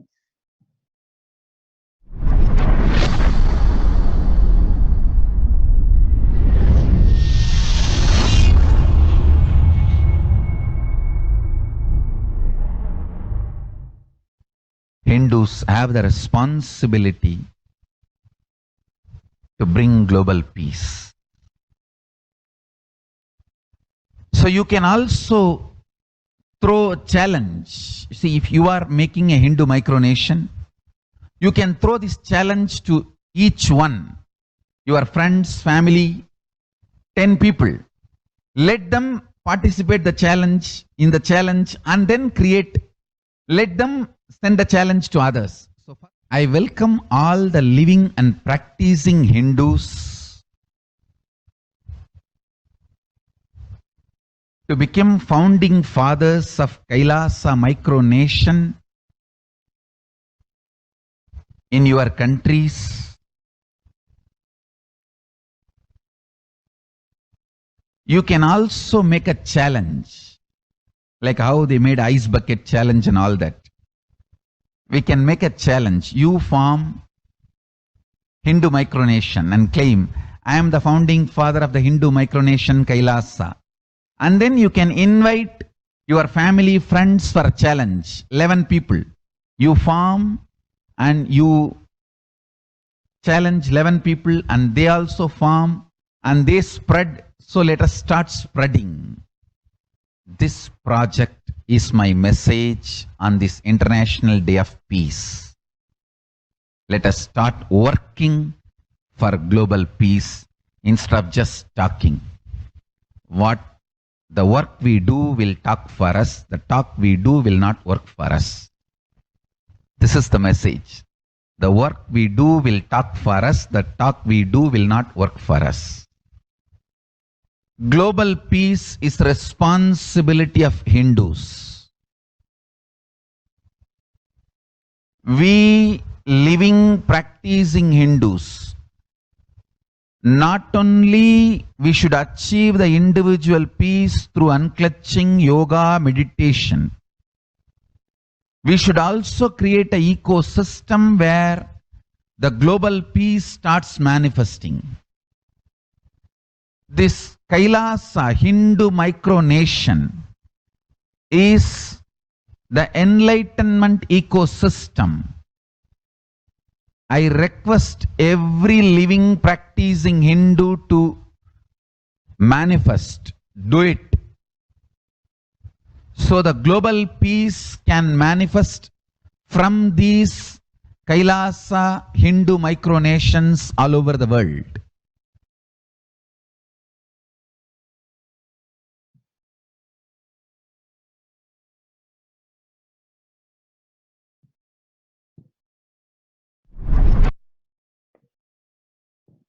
Now, the Supreme Pontiff of Hinduism, Kailasa's mission of global peace and super consciousness breakthrough. The Supreme Pontiff of Hinduism is the founder and spiritual head of Kailasa, the revival of the ancient enlightened Hindu civilizational nation, which is being revived by the displaced Hindus from all around the world.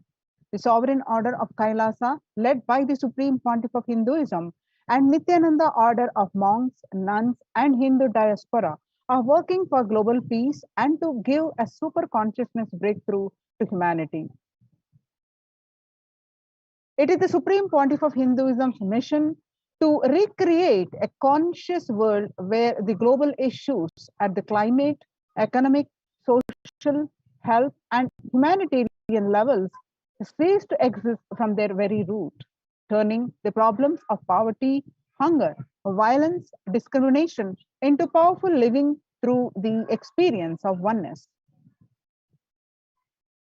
The Supreme Pontiff of Hinduism has been working for the very grassroots level to usher in an era of peace at all levels, individual, societal, national, and global. His deep insights into the workings of the human body, mind, emotion have enabled him to powerfully and directly address various social and emotional problems facing humanity today. The life solutions based on the ancient Hindu tradition, the meditation and yoga techniques from the scriptures, and cognitions rooted in the highest truth. The lifestyle based on living and radiating the higher values of life. The powerful way of living and realizing one's ultimate potential form the foundation of the Supreme Pontiff of Hinduism's teachings, which by their inherent nature provide the foundation for peace on planet Earth. In a short period of public life, he has contributed to humanity in the areas of meditation, healing, health and wellness, yoga, medicine, education, lifestyle, and science and technology. The Supreme Pontiff of Hinduism has been working on creating and teaching people first the significance of peace and how to achieve it. Secondly, working for higher consciousness, life, and lifestyle. Third, reducing collective negativity in thought, words, and actions. Fourth, living in oneness, peaceful coexistence with humanity and nature. Fifth, manifesting superhuman powers for a better quality of life. More than 20 million people in 347 cities in 196 countries over 6 continents revere and follow the Supreme Pontiff of Hinduism. The Supreme Pontiff of Hinduism launched the Minutes for Peace initiative, which aimed to reduce crime globally by conducting mass meditations around the world in parallel. In 2014, just after 2 years of launching the program, it crossed over 1 billion minutes of meditation. Scientific studies have shown a reduced crime rate after participation in the meditation and completion techniques. In 1976, it was found that when 1% of a community practiced meditation, pujas, the crime rate was reduced by 16% on average. The current tally on the Minutes for Peace website is more than 4.3 billion cumulative minutes of meditation logged. Include all the events, programs, and festivals where people have gathered in large numbers and participated in meditations and rituals. The total count comes out to be a staggering 409 billion minutes for peace so far. About 5,000 devotees gathered and participated in a 48-day meditation program called Shuddhatvaitam. You can see the pictures here. The Supreme Pontiff of Hinduism has hosted Kumbh Mela in USA in Los Angeles since 2007. Nithyananda Sangha is entrusted as the only organization to host Kumbh Mela outside of India by the Akhila Bharatiya Akhada Parishad. In September 2006, the Supreme Pontiff of Hinduism organized the first confluence for the world peace to honor the memory of those who lost their lives saving others on September 11, 2001 at Irvine, California, United States. The second confluence for peace were held in Los Angeles in 2007 in collaboration with Vedanta Society, BAPS, ISKCON, Siddha Yoga, and other organizations. The Kumbh Mela festival spread fast in other countries, including Australia, Canada, etc. One of the great contributions that Supreme Pontiff of Hinduism did, the peace walking. In 2009, Supreme Pontiff of Hinduism organized a month-long peace walk, covering 1,000 kilometers and 1,000 villages to bring together in harmony from all walks of life, to promote feeling connection and oneness among the people. During the walk, health camps were conducted in villages along its path. The Supreme Pontiff of Hinduism has conducted large-scale collective meditations on September 21st, International Peace Day, to raise the collective consciousness and awareness of peace. One of the unique and great contribution of the Supreme Pontiff of Hinduism is initiating thousands into sannyas. Sannyas is our social responsibility. Let us save Hinduism and humanity. Supreme Pontiff of Hinduism has revitalized the monastic tradition of sannyas by initiating hundreds of people into Nithyananda monastic order. The all-renouncing monks contribute the best things to the human civilization, living their life with cognition that life is for others. These monks and nuns act as harbingers of peace and empowerment for the human society distraught with violence, depression, and other forms of life negativity. The Supreme Pontiff of Hinduism revived the ancient practice of embarking on pilgrimages, which is spiritual journeys, taking spiritual aspirants to high energy sacred spots such as the Himalayas, Kailasa, Varanasi, Angkor Wat, Cambodia, and various powerful temples of India. Even though prevalent in India, this practice is rapidly losing its original context, turning into a recreational family vacation, reviving the original spiritual context. The Supreme Pontiff of Hinduism has made it possible for modern day human beings to benefit from the spiritual energy present at these centers and accelerate their journey of spiritual evolution, hence ensuring individual and collective peace as a natural consequence. Now let us understand the Supreme Pontiff of Hinduism contribution. One of the major contribution is a revival of the temple sciences and the ecosystem. Now let's understand the significance of the science of temple in the own voice of Supreme Pontiff of Hinduism. Let's understand the science of temple. Dish TV antennas everywhere, connecting invisibility to satellites, doing an incredible function for individuals and for society. My question is, there is and was everywhere temples and deities in this culture. Anybody coming from outside just wonder, is this just sentimental carved stones, worshipping culture, or just artistic sculpture? What is the invisible function of temples, deities? See, both questions, same answer. That is the reason I wanted to answer both the questions together. Modern day dish TVs, antennas, mobile towers, all of them work in the level of certain frequency where the words, pictures, visuals can be transmitted.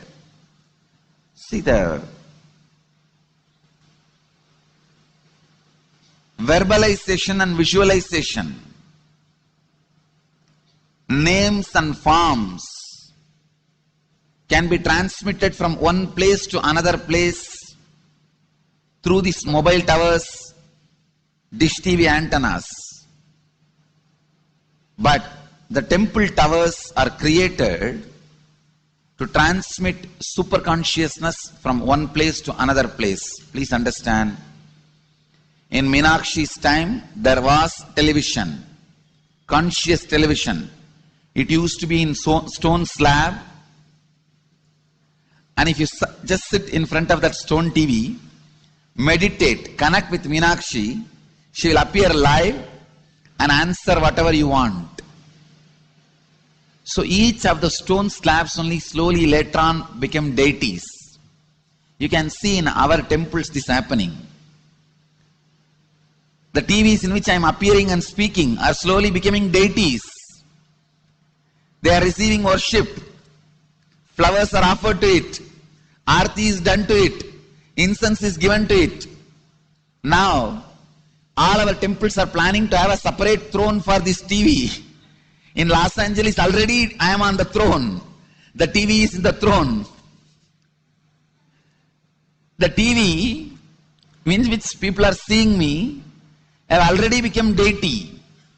Same way, please understand, the stones through which people are able to connect with the super consciousness have become deities. Same way, all our temples, deities, everything is a connecting mechanism with super consciousness.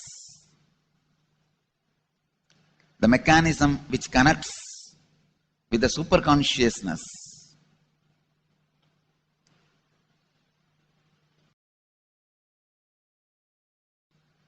Please understand,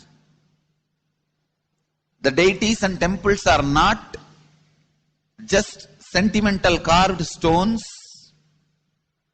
or they are not just artistic sculptures, they are conscious transmitters. They raise you to the super consciousness. In each house in Vedic tradition, we have a puja room. All the puja rooms are your private conscious airport, are conscious transmission centers. The main temple is a place from where continuous super consciousness is radiating. So if you just sit and connect with a deep feeling connection, See, in those days, human beings were so beautiful and simple. Just remembering the name of the deity is enough. They are already in connection with the deity. That feeling connection. When I read Patanjali's Yoga Sutra, it says, sit in Siddhasana and be in Samadhi. That's all. So the human beings were so simple in those days. Just if you sit in Siddhasana, you are already in Samadhi. If you sit, your mind sits. Now, if you sit, your mind sits. Mind is completely away from the body. In those days, human beings were so simple and intelligent. All the non-mechanical parts of their brain were awakened. It is Western culture which killed the non-mechanical parts of the brain, the functions of the non-mechanical parts of the brain. Please understand, in the Vedic civilization, always human beings were brought up in such a way that non-mechanical parts of the brain was fully alive and awakened. It is a cultural invasion, destroyed the greatest possibility of the human being when the non-mechanical parts of the brain is not functioning anymore. The temples, deities, all these are looking useless. Otherwise, they are a huge conscious infrastructure. Please understand. One example, suddenly, if we find some method to travel just 20 feet above the air or 30 feet above the air without petrol or diesel, all our automobiles, roads, everything will become useless. Then you will wonder, why so many automobile industries are established? Why so many cars are produced? Why this huge road waste? I think our ancestors are fools. You don't understand. At one period, it was used. It was being useful. Our temples, our deities, all these are useful if all your non-mechanical parts of the brain is awakened.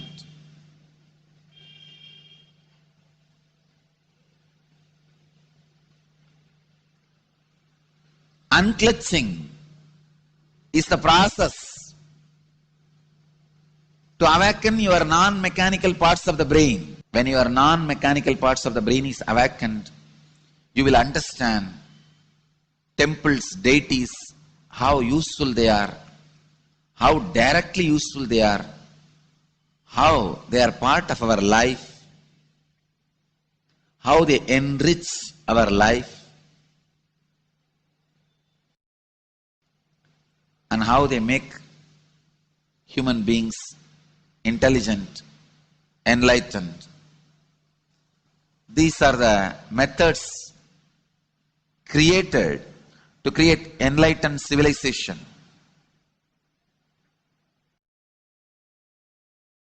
These grand temples are not built as an just monument. They are built as a conscious movement. It is not like Egyptian pyramids, monuments. No. It is conscious movement to raise human beings to the highest consciousness, to make human beings experience the highest purpose.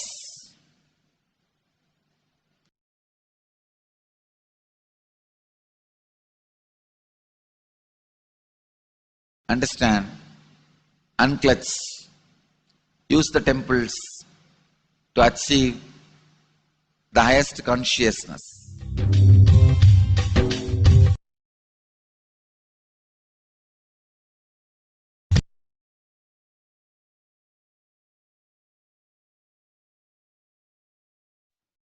Now, let's listen from the Supreme Pontiff of Hinduism that deities hold energy when doing the Prana Pratishta.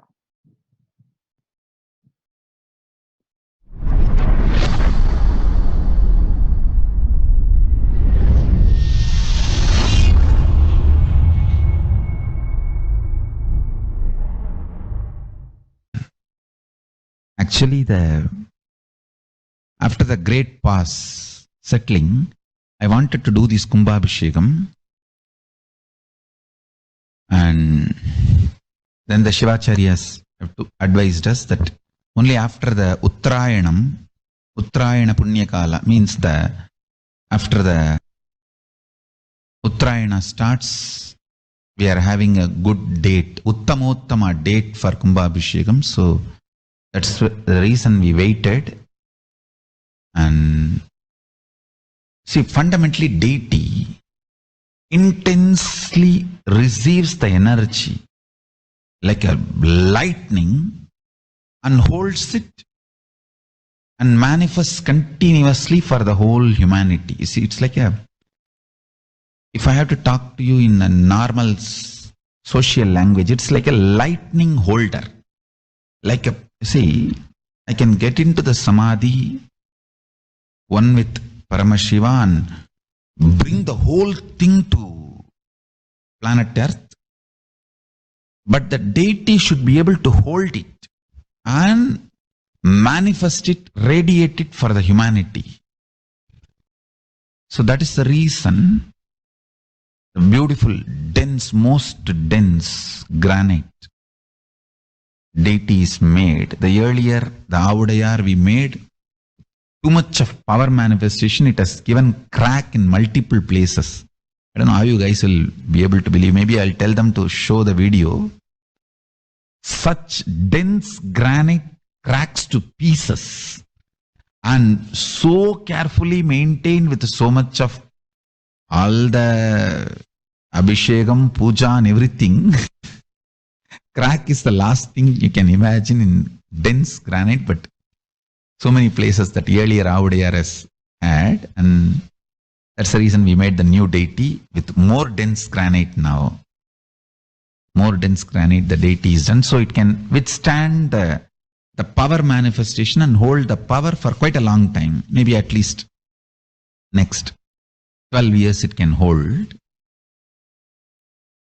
And before that I'm planning for the different level of granite for Avudayar. I wanted to teleport from the other planets where the 100 times more dense than planet Earth's granite is available. And anyhow, all that I'll do it and then show, and instead of giving material for trolls, I'll give information after everything is achieved, after everything is done.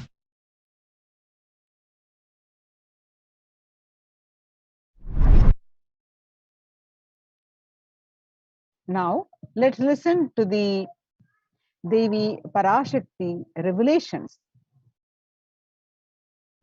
12th May 2021, Devi revealed that I came as Nija Avatar. I am blessing you. Listen. People, listen.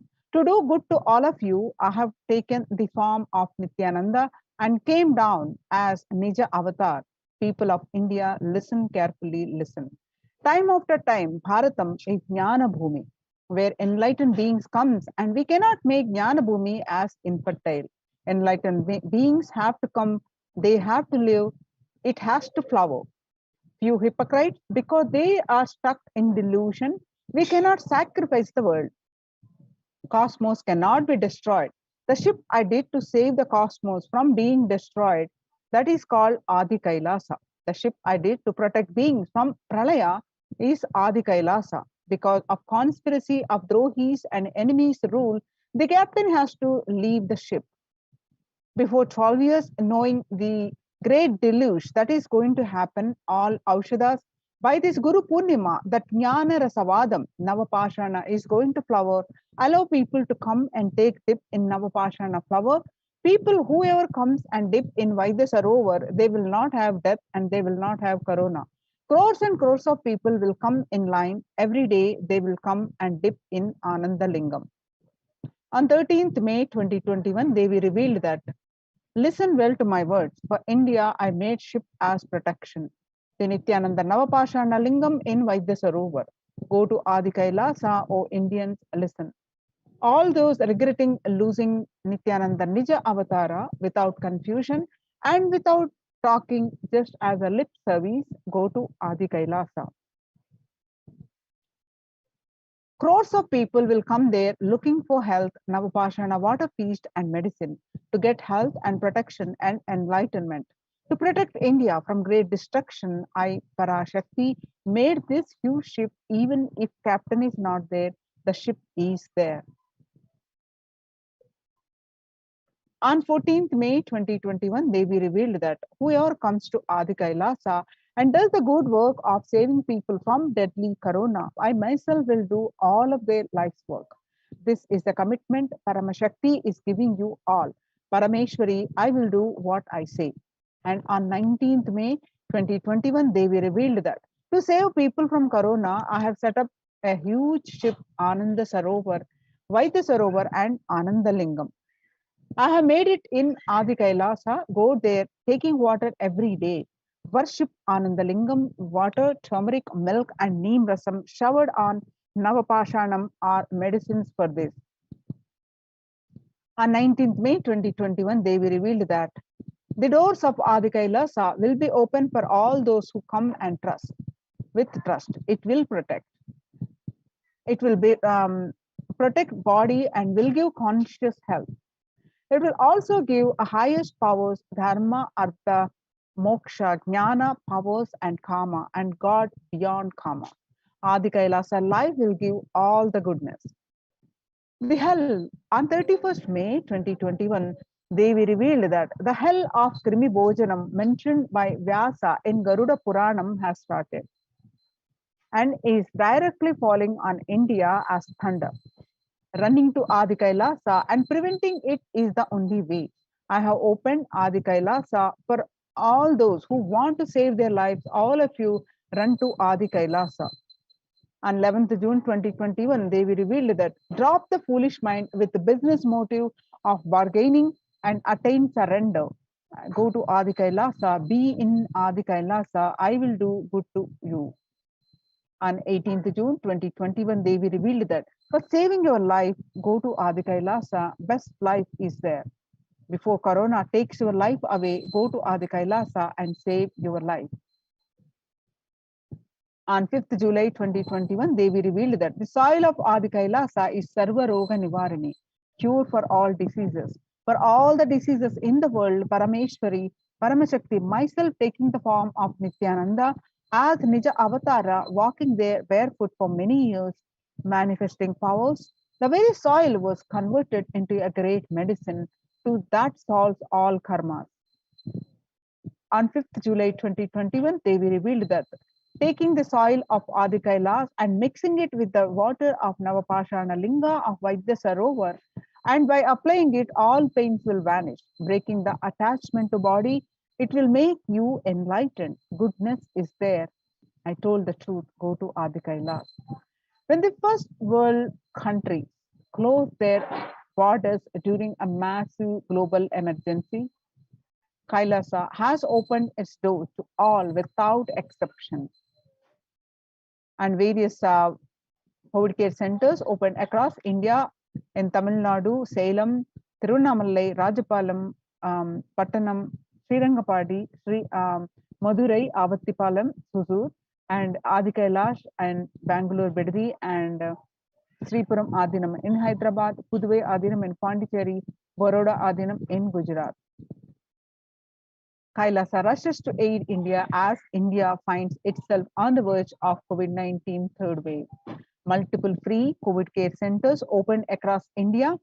The various social services and spiritual services offered during the pandemic in Kailasa as de facto spiritual embassies across India. Cosmic revelations on global pandemic. the free social services offered during the pandemic on de facto spiritual embassies of across India, medical care, allopathy, Ayurvedic, and Siddha medicine, infrastructure to accommodate thousands, and accommodation for multi-layered quarantine, emergency ambulances, ICU on wheels, personal protective medical equipment, food security management through food banks and organic farming. And you can see the glimpses of the Kailasa's COVID care protection centers. Participants enjoy the life. They enjoy a stress-free time following a spiritual morning routine, doing the yoga and doing the daily puja. And all the participants volunteer to serve Paramashiva. You can see the participant in the temple-based ecosystem, how the participants are serving the Paramashiva and doing the Kara Seva, the voluntary free service, and celebrating the festivals. The women at the Adi Kailasa COVID care protection centers are celebrating the Varalakshmi Vratam, and female devotees offering puja to goddess Mahalakshmi, listening to the Lakshmi Mahima, and the recent Ganesh Chaturthi celebrations at the Adi Kailas COVID Care Protection Centers, participants enjoying the celebrations, and also they made Ganeshas and celebrated the festival. Join the COVID Care Protection Center and register now through the link below, https://kailasa.org/Kailasa care. The sovereign order of Kailasa worldwide, inspired and guided by the vision of the Supreme Pontiff of Hinduism to save lives, a one-of-a-kind humanitarian charitable service massively mobilized to provide protection and preventive COVID care in this testing time of global meltdown. Through this initiative, Kailasa has been consistently supporting people through free food banks, that is Annadan, free medical care, and many more services. The impact of mental disorders and lack of spiritual strength during a humanitarian crisis are often difficult to assess and inflict lasting damage. To assuage this, Kailasa is offering spiritual programs, temple events, spiritual healings online. And Kailasa's recommendations on COVID-19 and multilateralism to be presented at the United Nations General Assembly and Human Rights Council. Kailasa's report and recommendations on an international treaty on COVID got accepted and published by the United Nations. Surviving the highly contagious COVID-19, where the world is only as resilient as the least resilient country and person, requires true multilateralism, the governments, organizations, and people to collectively address the crisis. Kailasa has been successfully providing grassroots solid solutions in multifarious ways, including providing sustainable community livings with multi-layered quarantine, educating citizens on individual pandemic management, leveraging best of different economic systems based on charity, barter, and money, providing food security and traditional Hindu medicines. These unique contributions have been recognized by the United Nations, and the article is published in the website www.ochr.org, and you can read the full article. You can click on the Supreme Pontiff of Hinduism Facebook profile and find these articles and read the full article by yourself. Join the COVID care protection centers and register now through the link below, https://kailasa.org/Kailasa care. Now we will move on to the next part of this segment after a very short break.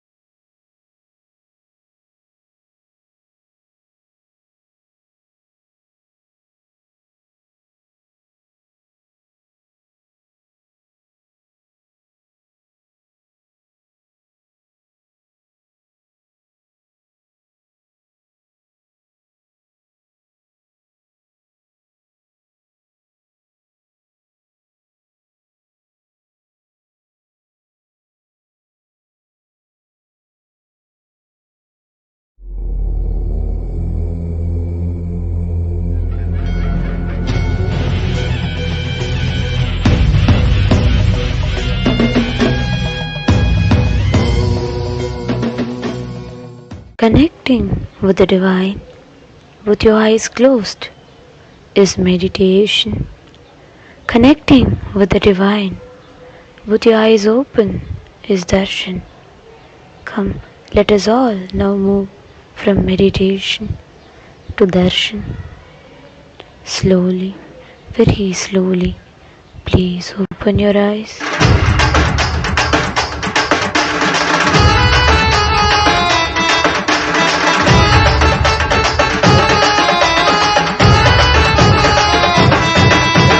அண்ணாமலையில் பிறந்தான் புவி எண்ணாத யோகமை கொண்டிட நித்யன் ஈரேழு லோகத்திற்கெட்டா ஈசன் முக்தி நேரி அருளவே நித்யனாய் ஊரகிற்கு வந்தம்மை ஆட்கொள்ள தேவர்களை காத்திட வைத்தான் தாயாய் பேரருள் புரிய உடல் ரோமம் சிறுத்திட நித்யனாய் வந்து அண்ணாமலையில் பிறந்தான் புவி எண்ணாத யோகமை கொண்டிட நித்யன் ஈரேழு லோகத்திற்கெட்டா ஈசன் முக்தி நெறி அருளவே நித்யனாய் அண்ணாமலையில் பிறந்தார் திருவண்ணாமலையில் பிறந்தார்.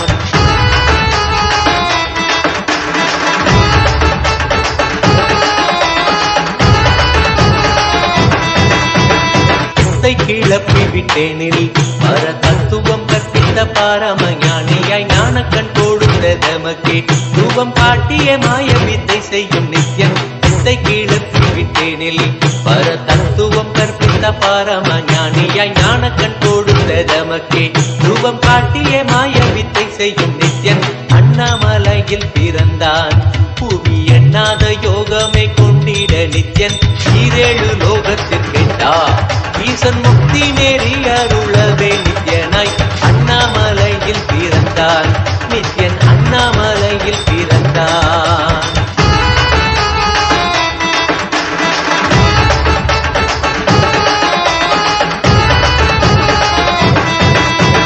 மெய்ப்பொருளான நித்யனை ஆழ்ந்து சிந்திக்க ஐயனின் ரூபம் விளங்கும் தாண்டும் சிவசக்தியாக ஐம்பொறிகளுக்கும் புலனாகின்ற நித்யன் பொருளான நித்யனை ஆழ்ந்து சிந்திக்க ஐயனின் ரூபம் விளங்கும் யாண்டும் சிவசக்தியாக ஐம்பொறிகளுக்கும் புலனாகின்ற நித்யன் அண்ணாமலையில் பிறந்தான் புவி எண்ணாத யோகமே கொண்டிட நித்யன் ஈரேழு லோகத்திற்கெட்டா ஈசன் முக்தி நெறி அருளவே நித்யனாய் அண்ணாமலையில் பிறந்தான் திருவண்ணாமலையில் பிறந்தான்.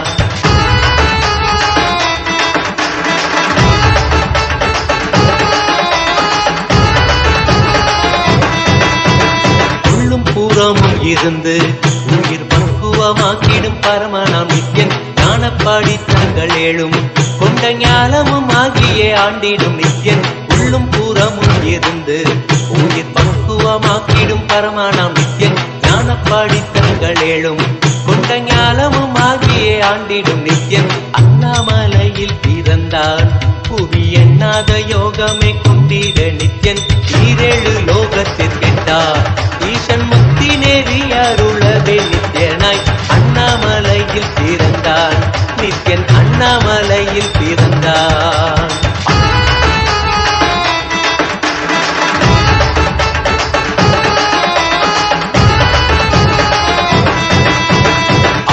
வாக்கியங்களான அருள் கவிதைகள் நித்யனின் மகிமை சொல்லிடும் மகிமை அர்த்திக்க பின்னே சிவசக்தி ஸ்வரூபமாய் தோன்றிடும் நித்யன் அப்த வாக்கியங்களான அருள் கவிதைகள் நித்யனின் மகிமை சொல்லிடும் மகிமை அர்த்திக்க பின்னே சிவசக்தி ஸ்வரூபமாய் தோன்றிடும் நித்யன் அண்ணாமலையில் பிறந்தான் புவி எண்ணாத யோகமே கொண்டிட நித்யன் ஈரேழு லோகத்திற்கெட்டா ஈசன் முக்தி நெறி அருளவே நித்யனாய் அண்ணாமலையில் பிறந்தான் திருவண்ணாமலையில் பிறந்தான்.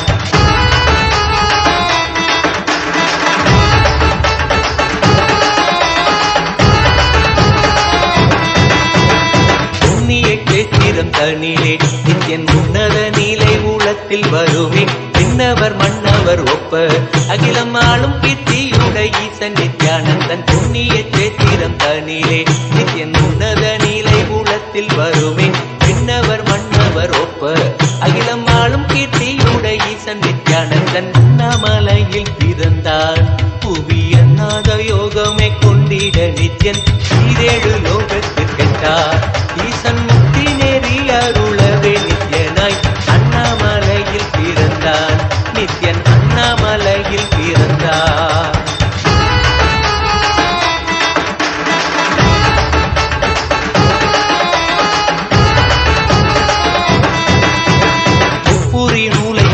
தரித்தவன் ஐயன் வேதியன் வெந்நீர் பூசிய நித்யன் அண்டத்தின் மூலம் காரணன் முடிவற்ற ஆனந்தத்தை கொண்டற்கருள்வான் ஒப்புரி நூலை தரித்தவன் ஐயன் வேதியன் வெந்நீர் பூசிய நித்யன் அண்டத்தின் மூலம் காரணன் முடிவற்ற ஆனந்தத்தை தொண்டற்கருள்வான் அண்ணாமலையில் பிறந்தான் புவி எண்ணாத யோகமே கொண்டிட நித்யன் ஈரேழு லோகத்திற்கெட்டார் ஈசன் முக்தி நெறி அருளவே நித்யனாய் அண்ணாமலையில் பிறந்தான் நித்யன் அண்ணாமலையில் பிறந்தான்.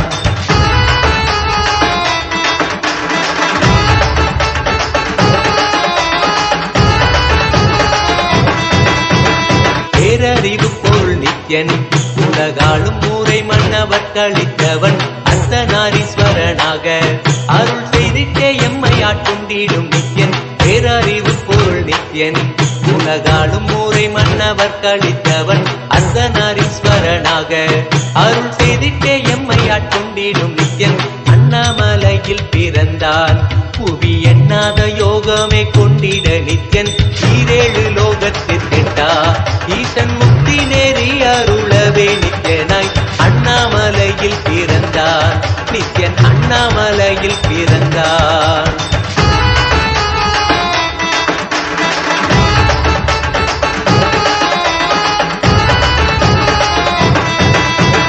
பிறவி பிறவியாய் தேவர்கள் பரம்பொருளான பரமனையை தேட ஈசன் பிறவாமல் ஆட்கொண்டு எம்மை ஒரு தத்துவம் தன்னை உரைத்திட நித்யனாய் பிறவி பிறவியாய் தேவர்கள் பரம்பொருளான பரமனையை தேட ஈசன் பிறவாமல் ஆட்கொண்டு எம்மை ஒரு தத்துவம் தன்னை உரைத்திட நித்யனாய் அண்ணாமலையில் பிறந்தான் புவி எண்ணாத யோகமே கொண்டிட நித்யன் ஈரேழு லோகத்திற்கெட்டார் ஈசன் முக்தி நெறி அருளவே நித்யனாய் அண்ணாமலையில் பிறந்தான் திருவண்ணாமலையில் பிறந்தான்.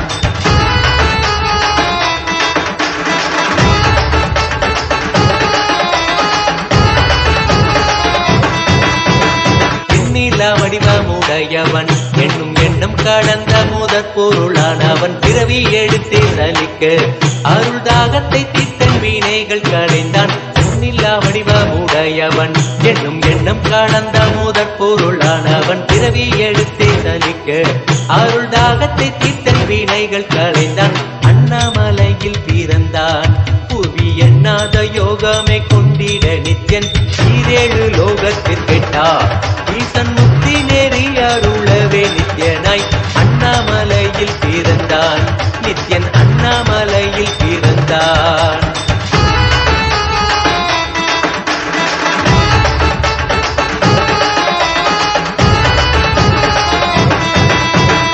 ஆனந்தமாய் என்னுள் நித்யன் முக்தி மார்க்கத்தை காட்டி வீட்டிருந்தருள்வான் மாலையன் காணாத சோதியன் தெளித்தேனாயே நித்திர ஞானம் அருள்வான் ஆனந்தமாய் என்னுள் நித்யன் முக்தி மார்க்கத்தை காட்டி வீட்டிருந்தருள்வான் மாலையன் காணாத சோதியன் தெளித்தேனாயே நித்திர ஞானம் அருள்வான் அண்ணாமலையில் பிறந்தான் புவி எண்ணாத யோகமே கொண்டிட நித்யன் ஈரேழு லோகத்திற்கெட்டா ஈசன் முக்தி நெறி அருளவே நித்யனாய் அண்ணாமலையில் பிறந்தான் நித்யன் அண்ணாமலையில் பிறந்தான் நித்யனாய் அண்ணாமலையில் பிறந்தான் நித்யன் அண்ணாமலையில் பிறந்தான்.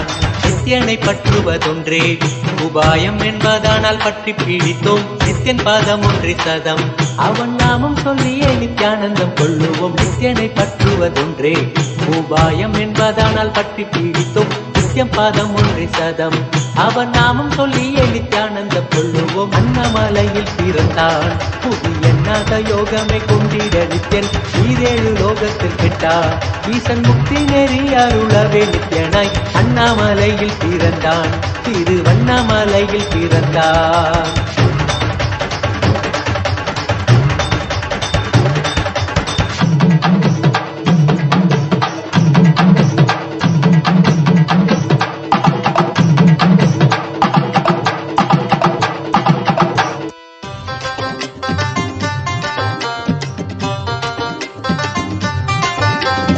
ஓம் ஜெய் நித்யானந்தா ஜெய் ஜெய் நித்யானந்தா ஆனந்த கந்த நிவாசா நித்யானந்தா ஓம் ஜெய் நித்யானந்தா ஜெய் ஜெய் நித்யானந்தா கங்காதர ஆத்மநாதா நித்யானந்தா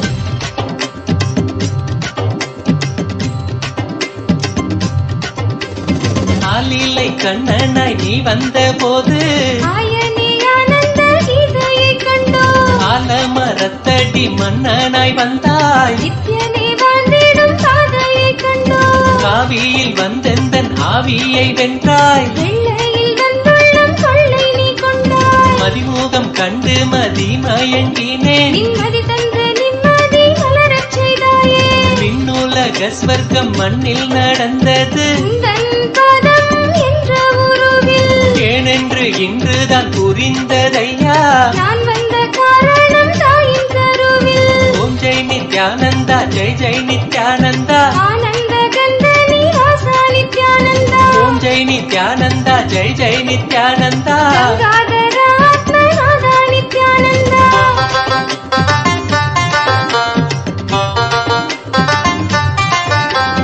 யோகமும் நீயன நித்தியமும் நீயன உணர்த்திடும் தேவாயன் நித்ய யோகேஷா திருத்தினி நான் காணேன் திருந்தினி நான் வாழேன் பூமியை படைத்த புண்ணிய தேவா குரு திருப்பதமே திருப்பதி அல்லவா குருவில் வந்த பராசக்தி சொல்லவா சகலமும் நீயே சரணமும் நீயே சத்தியம் சொல்லிடும் சத்குரு தேவா சங்கடங்கள் தீர்க்கும் சங்கரன் நேசா நித்யம் ஆனந்தமே நித்ய புருஷா அகத்தினில் யமபயம் போக்கிய நேசா ஜகமெங்கும் ஜெயமே ஜெய் ஜெகதீஷா ஓம் ஜெய் நித்யானந்தா ஜெய் ஜெய் நித்யானந்தா ஆனந்த கந்த நிவாசா நித்யானந்தா ஓம் ஜெய் நித்யானந்தா ஜெய் ஜெய் நித்யானந்தா கங்காதர ஆத்மநாதா நித்யானந்தா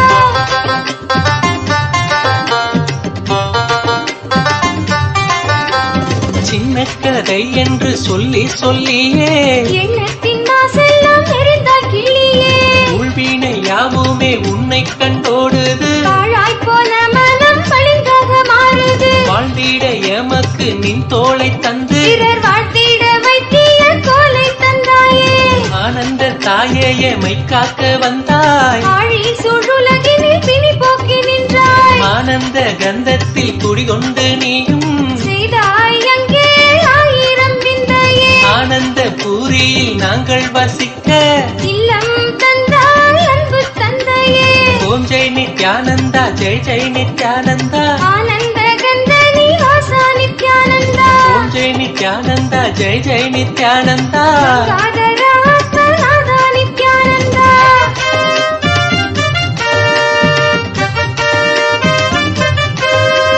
பெண்மையின் தீண்டாமை அழித்த தலைவி உண்மையில் உரிமை அளித்த இறைவி மூன்று லோகம் ஆளும் நித்யேஸ்வரி தாய் ஓம் நித்யானந்தேஸ்வர Paramasiva சமாரம்பாம்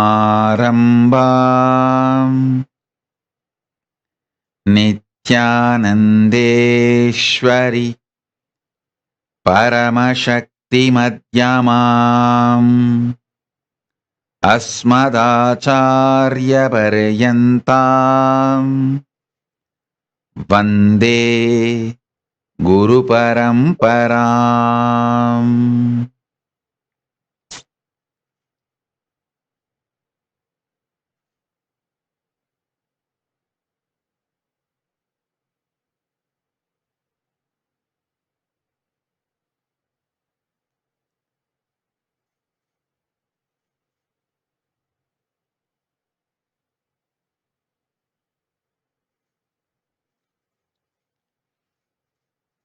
I welcome you all with my love and respects. I welcome all the devotees, disciples, Samajis, Satsangis, Shrimahans, Mahants, Tanedar, Kotari, visitors, viewers, sitting with us all over the world.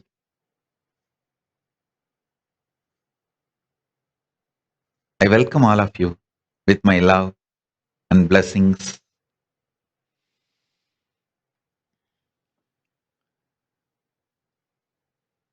Paramashiva's message directly from Kailasa.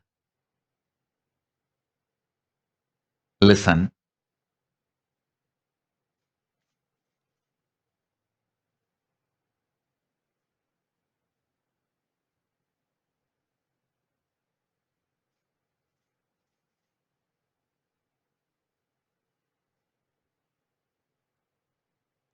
Conscious sovereignty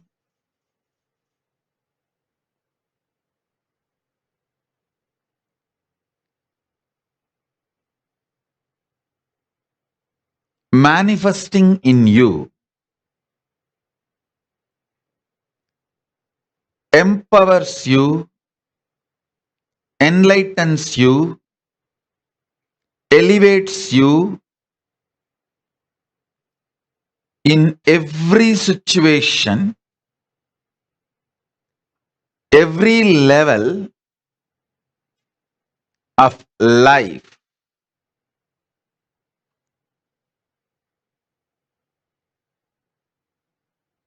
Human beings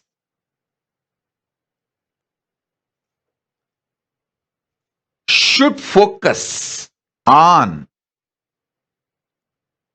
manifesting their conscious sovereignty and creating an ecosystem where they can support themselves and others to manifest the conscious sovereignty. Understand?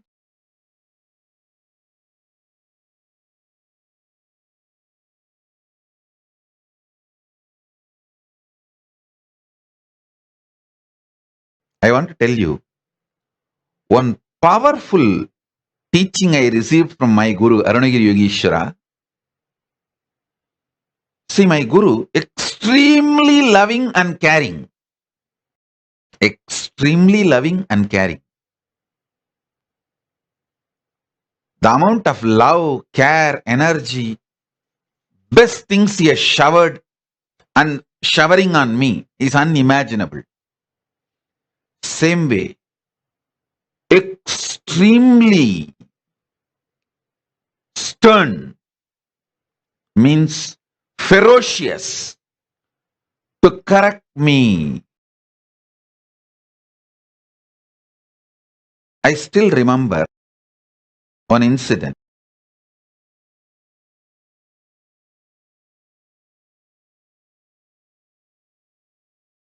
I carried food for him from home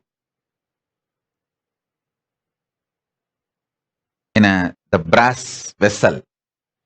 Fortunately, we have got that vessel.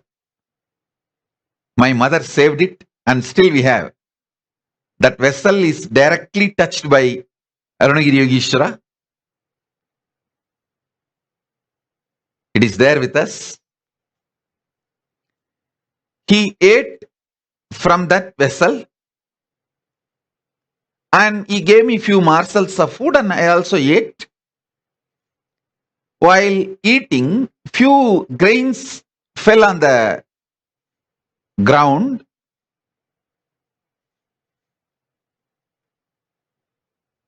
Then after a few minutes, he washed his hands, I washed my hands. We both were sitting and talking.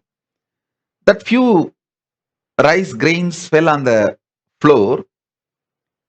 Few ants have come and they were trying to take it. I was shocked to see the ants near him to protect him. I wanted to kill that ants. So I was about to kill. He immediately, very ferociously stopped me and said, "Do you see? The ants are not even coming near my body. They are just taking their food and going.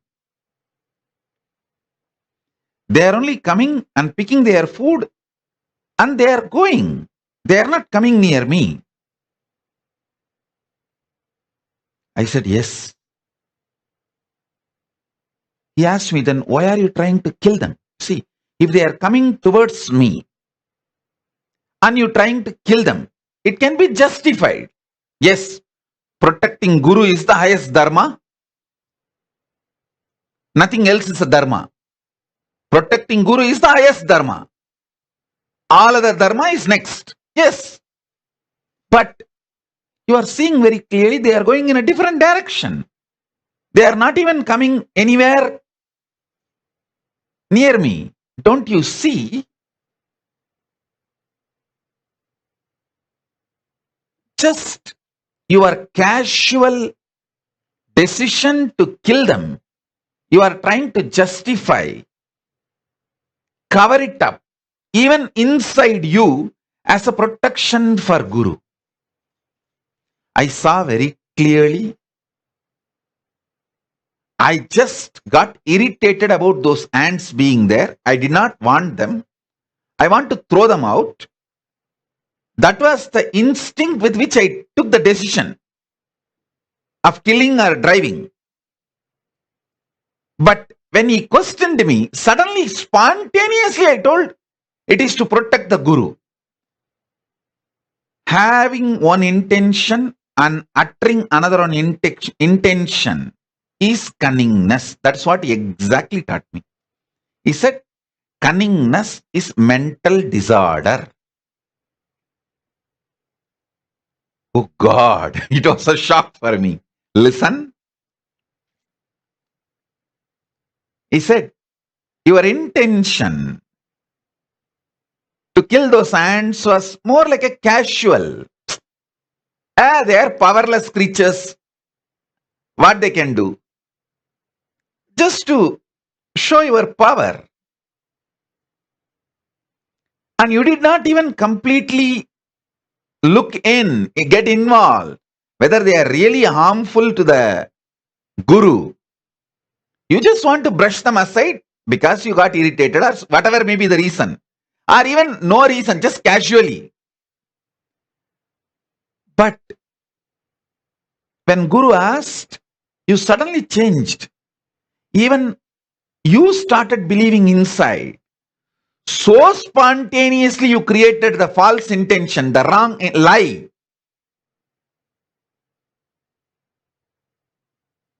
Such spontaneous lie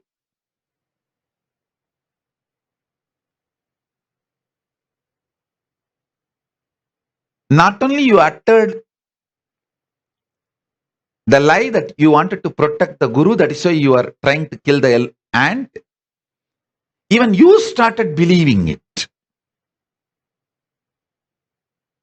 He was so ferocious.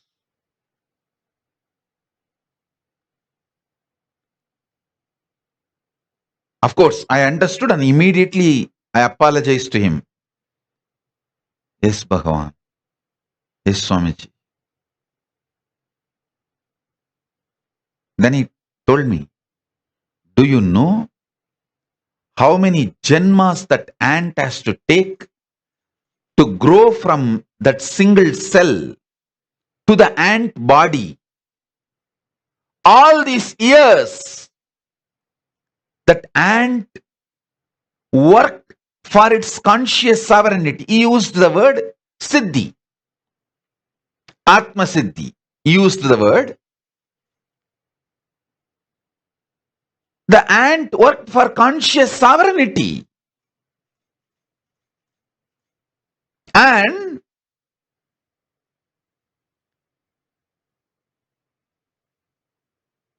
by this food touched by me, Arunagiri Yogeshwara, by touched by him, if the ant eats, it is going to just raise its consciousness much more and it may just have a next birth itself as a human body. And how can you interfere in that flow of elevation and kill an ant? Actually, I tell you,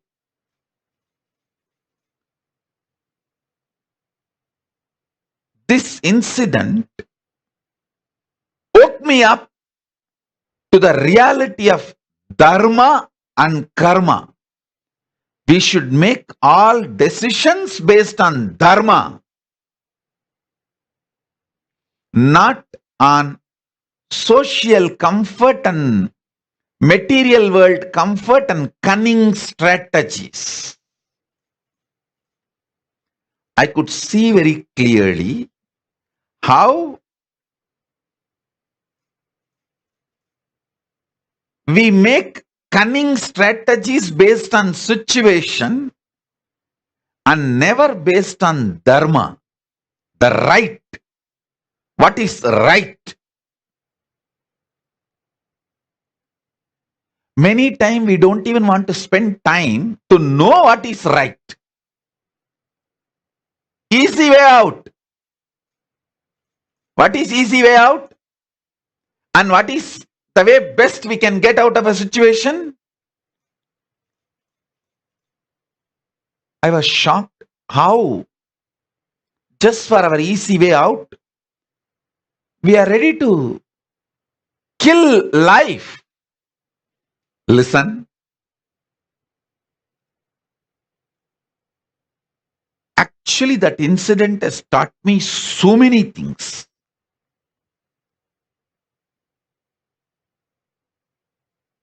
He made a statement in Tamil. எண்ணம் மாற்றி இயங்குவது கபடத்தனம், அதைத் தானே நம்புவது பைத்தியம். I'll translate. See, having one intention and expressing another intention is cunningness. And even you believing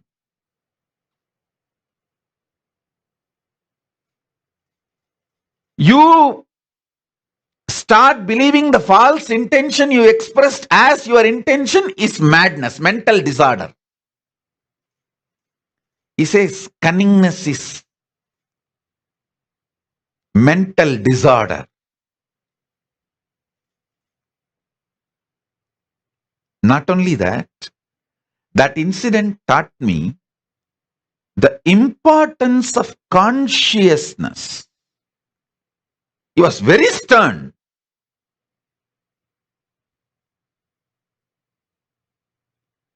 Multiple things he taught me.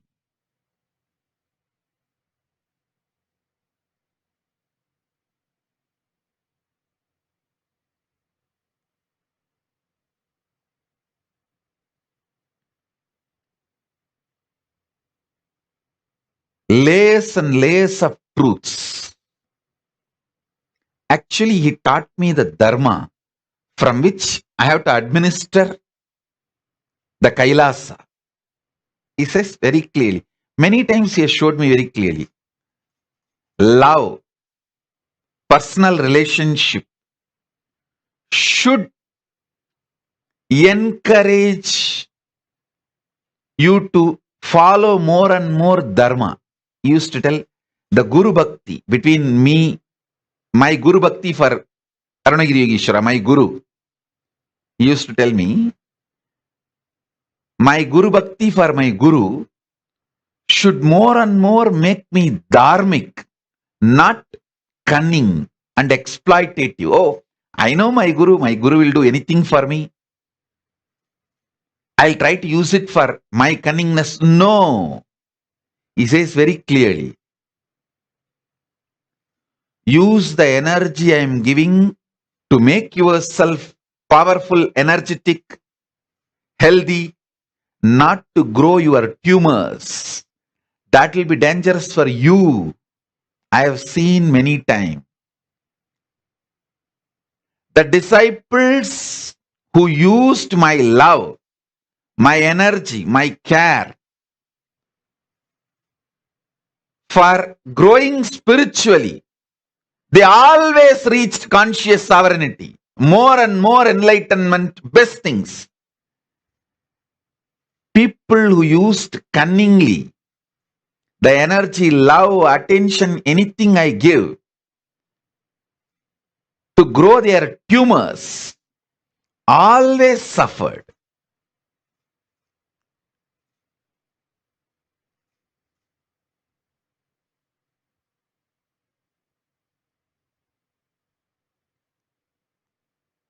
He was absolutely loving and absolutely ferocious.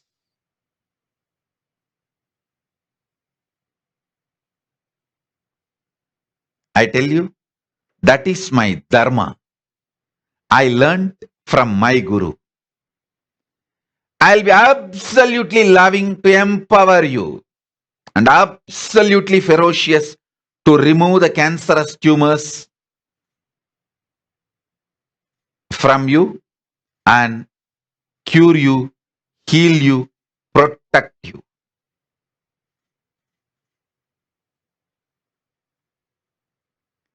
Cunningness is mental disorder. Exploiting mental setup is mental disorder.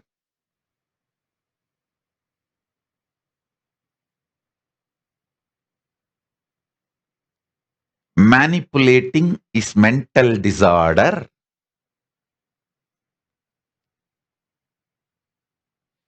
It actually destroys you more than the people you think you are exploiting. Integrity is the most beautiful, powerful, successful strategy to manifest conscious sovereignty.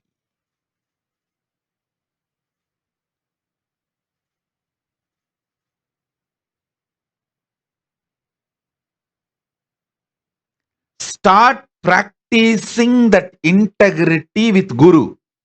It's very easy. It's very easy because how many ever times you fail, he will be ferocious. He will raise you, train you, but he will never give up on you. I never give up on people. It's not that I did not have my struggles or fail, collapse with my gurus or my integrity with my gurus. I still remember once Kuppamal was forcing me to drink neem juice with some aushadhi. Aushadhi is the medicines given to detox, remove the parasites from the body to make me manifest Nirvikalpa Samadhi and other powers. It was so bitter.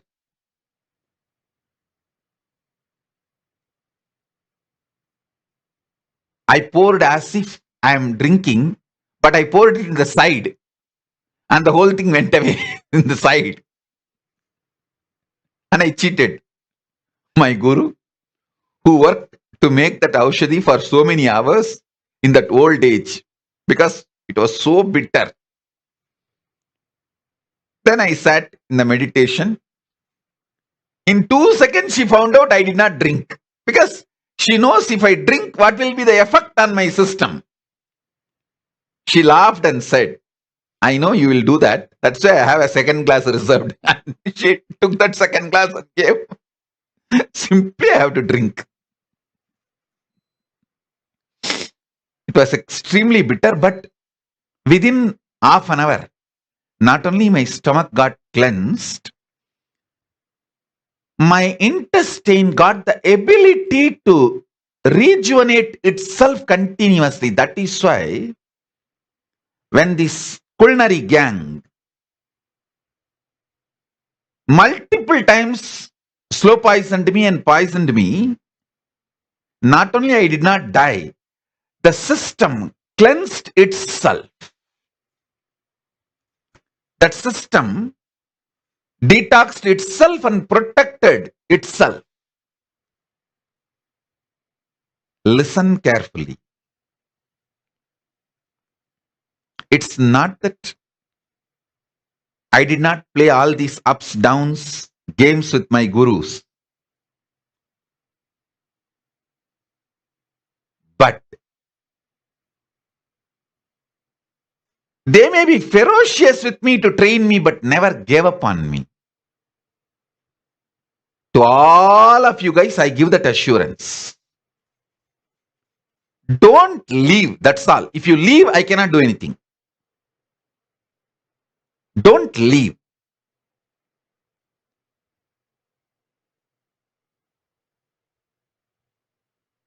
without leaving.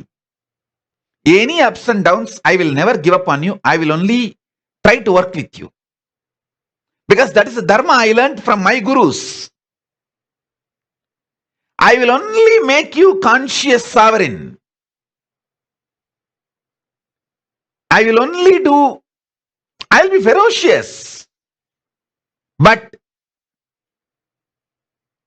I will not give up on you. I'll make you enlightened. I'll make you conscious sovereign. I'll make you experience conscious sovereignty.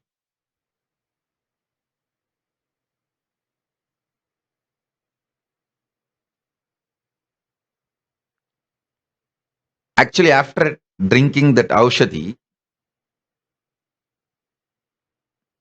she felt so sad that she has to make me drink all these bitter things. She gave me one very powerful technique, like a tip. She said, hey, listen, all bitterness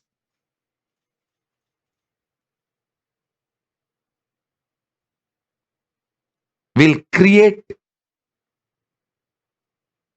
resistance in you only when you can breathe.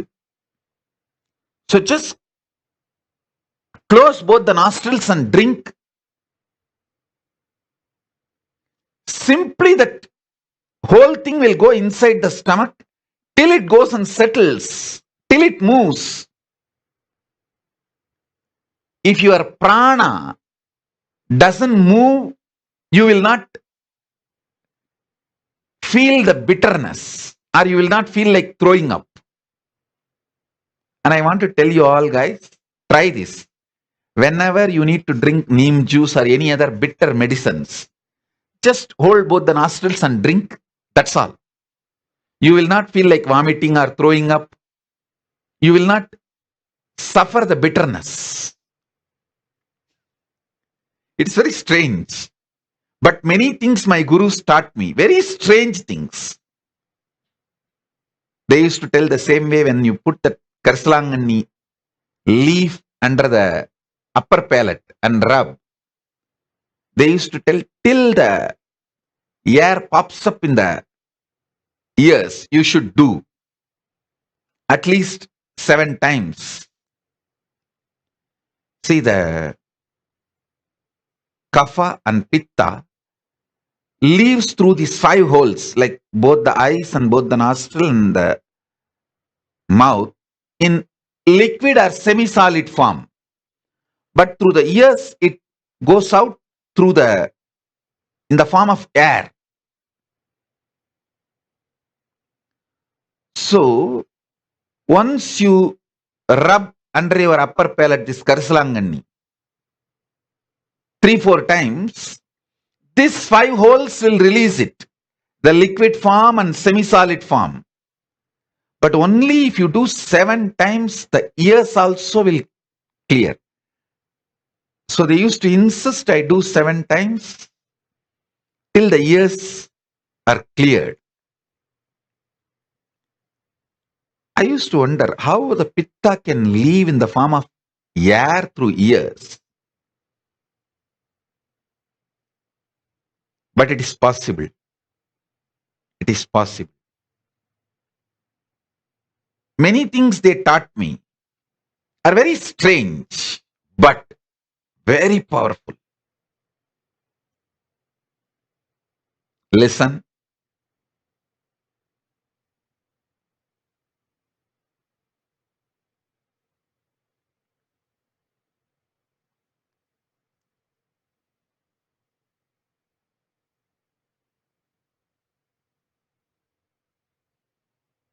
As you all know that today morning, early morning, we had Nataraja Abhishekam.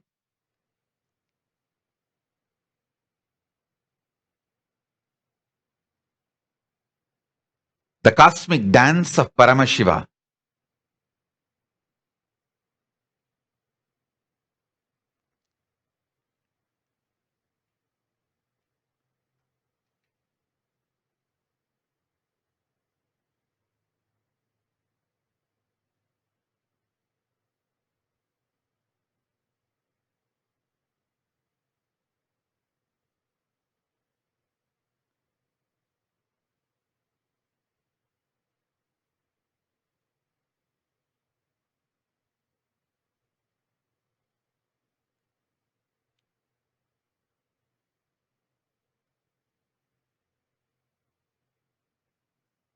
the samadhi,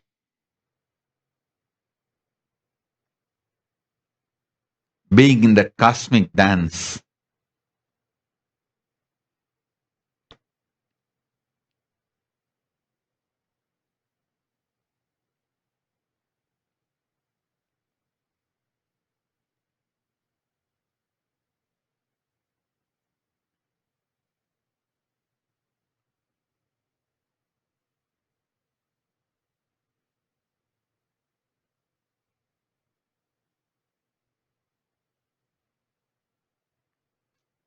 That cosmic space where Paramashiva himself manifests his bliss dance as Ananda Nataraja Murti.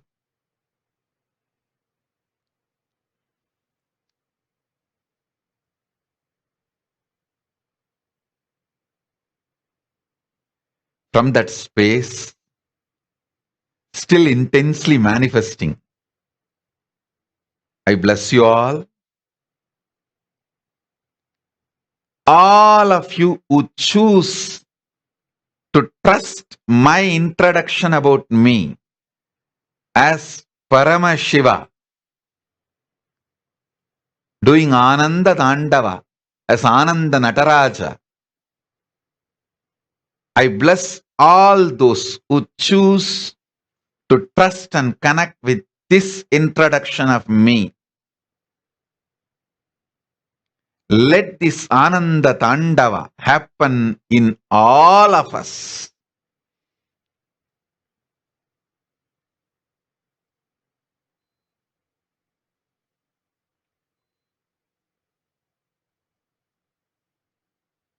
Today, when I wanted to come and sit in the Satsang, the message I received is the first instruction from Paramashiva is to manifest this Ananda Tandava of Paramashiva and bless all of you. And giving this truth about Dharma of the conscious sovereignty.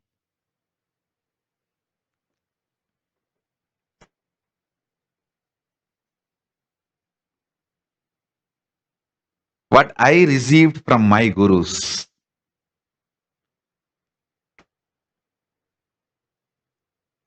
The logic with which conscious sovereignty functions, manifests.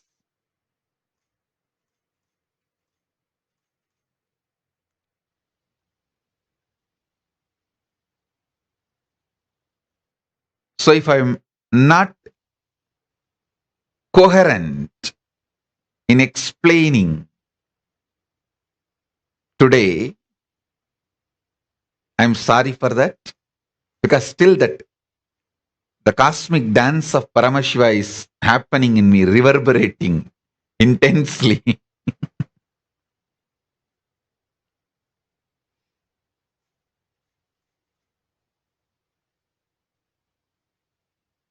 If you are my devotee, disciple for a long time, you will know that I am extremely sincere about these rituals.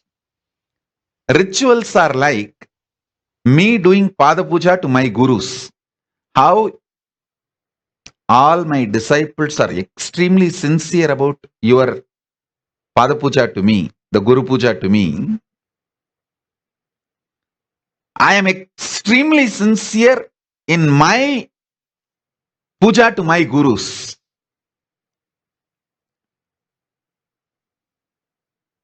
If you are a new person to Kailasa, to my Sangha,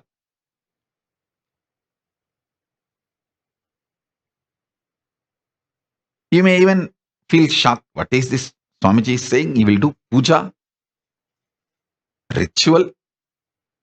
But if you are my disciple, you know I am extremely sincere about this puja and rituals. If you have been a Kailasavasi, had the opportunity of the Samibhya Mukti living around me, you will know my puja time is the best time to be around me. How I talk to each of my gurus, my Guru Parampara, how I'll pour water on each of them, do Abhishekam, keep flowers for each of them, will not miss even one. And puja time is the best time to be around me. Literally, you can see me talking to them, relating with them, living with them. They are never past for me. They are more vital present.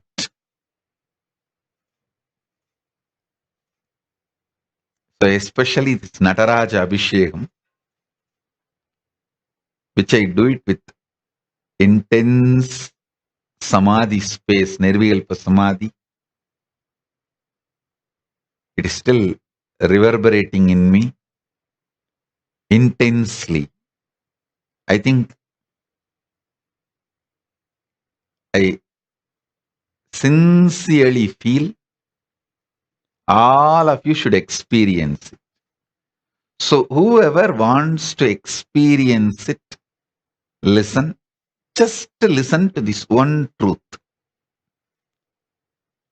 Paramashiva himself doing this cosmic dance now.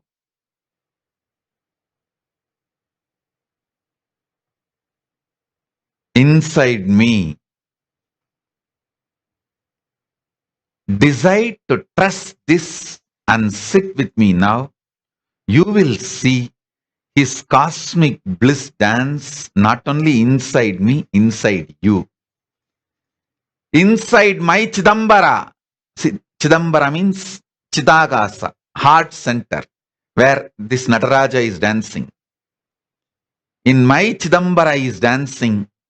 He will dance in your Chidambara also, because all our Chidambaras are one and the same, connected.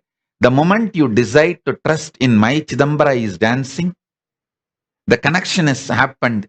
He will start dancing in your Chidambara, in your Chidakasa, heart. Listen. He is dancing right now in my heart, doing Ananda Tandava. If you decide to feel connected to this introduction of me, he will right now start dancing in your heart. So you don't need to close your eyes. You can sit with eyes wide open, or you can even dance. If you know Bharatanatyam, do Bharatanatyam. If you know Kuchipudi, do Kuchipudi. If you know just Gumangutu, you do just Gumangutu. If you know only the Kailasa Buddha Dandava, how we jump in our programs, and if you, that is called Kailasa Buddha Dandava. There is no any special knowledge required, just a bliss. Paramashiva is jumping, so we jump, that's all. Kut. If you know that, you can do anything. Just if you decide to connect, trust. Paramashiva is doing Ananda Dandava in my inner space. Understand? I am declaring very clearly. Paramashiva is doing Ananda Tandava right now in my inner space. If you decide to connect with this truth and be with me now, he will do the same Ananda Tandava in you. Let this Shaktipada and Shaktini Pada happen.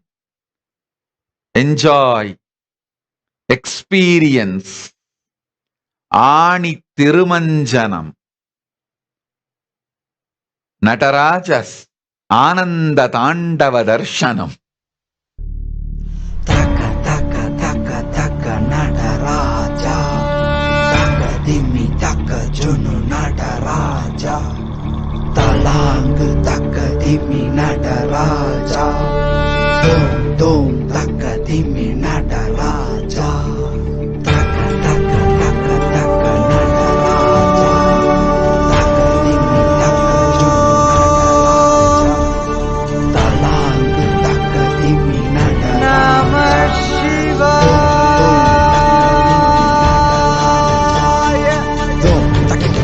Takita takadimita. Dom takita dom takita takadimita.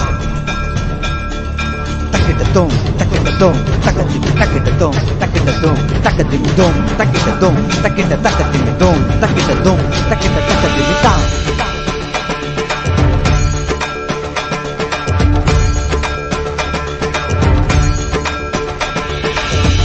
ஆடுகின்றான் அவன் கூத்தனாக திருப்பாதம் தூக்கி மறையோதுகின்றான் பிறைசூடி அந்தணரின் பாடலுக்கு தினம் ஆடுகின்றான் அவன் கூத்தனாக திருப்பாதம் தூக்கி மறையோதுகின்றான் பிறைசூடி அந்தணரின் பாடலுக்கு என்று இயலிசை நாடகமாய் முத்தமிழ் இயற்றிய நாயகனே தகதிமி தாளமொடு இல்லையில் ஆடிடும் தாண்டவனே இன்மைக்கும் ஈரேழு பிறவிக்கும் துயர் நீக்க பிறந்தோடி வருகின்ற யமையாலும் நடராஜா வயமாகி மயமாகி வலியாகி ஒளியாகி சித்தத்துள் முக்தி தர நித்யனாய் வந்தவா நமச்சிவாய வாழ்க வாழ்க நாதன் தாழ் வாழ்க வாழ்க இமை பொழுதும் என் நெஞ்சில் நீங்காதான் தாழ் வாழ்க நமசிவாய வாழ்க வாழ்க நாதன் தாழ் வாழ்க வாழ்க இமை பொழுதும் என் நெஞ்சில் நீங்காதான் தாழ் வாழ்க அண்டாண்டம் பிண்டாண்டம் அதிலாடிய கூத்தணி நாடலை பார்த்திடவே ஆண்டாண்டு காலமொடு மானிட கூட்டமும் ஏங்கியதே ஆடுகின்றான் ஒரு பாதம் தூக்கி அவன் கூத்தனாக மறையோதுகின்றான் பிறைசூடி அந்தணரின் பாடலுக்கு திரணனா திரணனா திரணா திரணா திரணனா திரணனா திரணா திரணா சனி சரி சனி சரி சனி சரி சனி சரி சரி மபனி சனி பம பமரி சனி சரி சனி சரி சனி சரி சனி சரி சரி மபனி சனி பம பமரி சனி திரணா திரணா திரணா திரணா tajom takida takadimi tajom takida takadimi tajom takida takadimi tajom takida takadimi சிதம்பர திருசபையில் நயமுடன் ஆடிடும் நர்த்தனனே உமையாம்பிகை நாயகனே உன்னை பாடிட வந்தேனே நால்வர் புகழ் பாடும் ஆடிய பாதத்தை நான் தொழ வேண்டும் அடியார்க்கும் அடியோனே அண்ட சராசரனே உடுக்கை ஒளிதனிலே இருமொழியை தந்திட்ட தாண்டவனே முதல் மொழி தமிழ் மொழியாய் மறுபுறம் வடமொழி உயிர் மொழியாய் மதி மாறாமல் மனம் போகாமல் விதி சேராமல் உன்னை பற்றிடுவேன் 64 கலை கட்டிடவே அருள் புரிந்திடு எம் அம்பல தரசே அச்சை அல்ல நீ அச்சம் நீக்கவே அண்டம் வந்த என் அம்பலவாணனே நமச்சிவாய வாழ்க வாழ்க நாதன் தாழ் வாழ்க வாழ்க இமை பொழுதும் என் நெஞ்சில் நீங்காதான் தாழ் வாழ்க நமசிவாய வாழ்க வாழ்க நாதன் தாழ் வாழ்க வாழ்க இமை பொழுதும் என் நெஞ்சில் நீங்காதான் தாழ் வாழ்க ஆடுகின்றான் அவன் கூத்தனாக திருப்பாதம் தூக்கி மறையோதுகின்றான்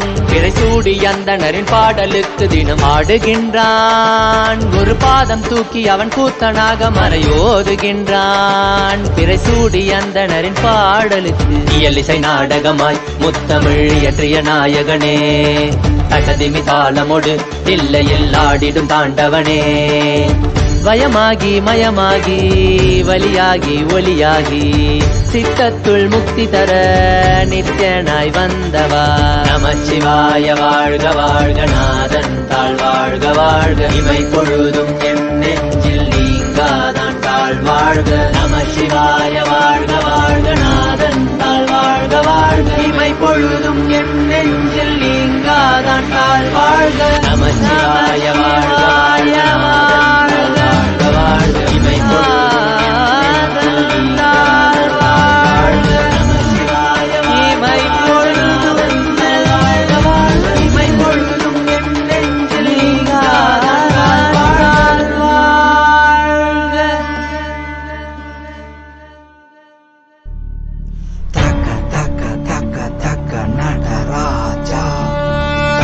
திம்மி தக்க ஜுனு நடராஜா தலாங்கு தக்க திம்மி நடராஜா தோம் தோம் தக்க திம்மி நடராஜா தக்க தக்க தக்க தக்க நடராஜா தக்க திம்மி தக்க ஜுனு நடராஜா தலாங்கு தக்க திம்மி Nataraja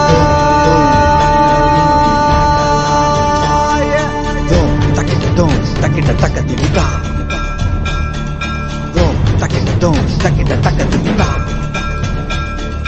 Takita dom takita dom takatimi takita dom takita dom takatimi dom takita dom takita takatimi dom takita dom takita takatimita.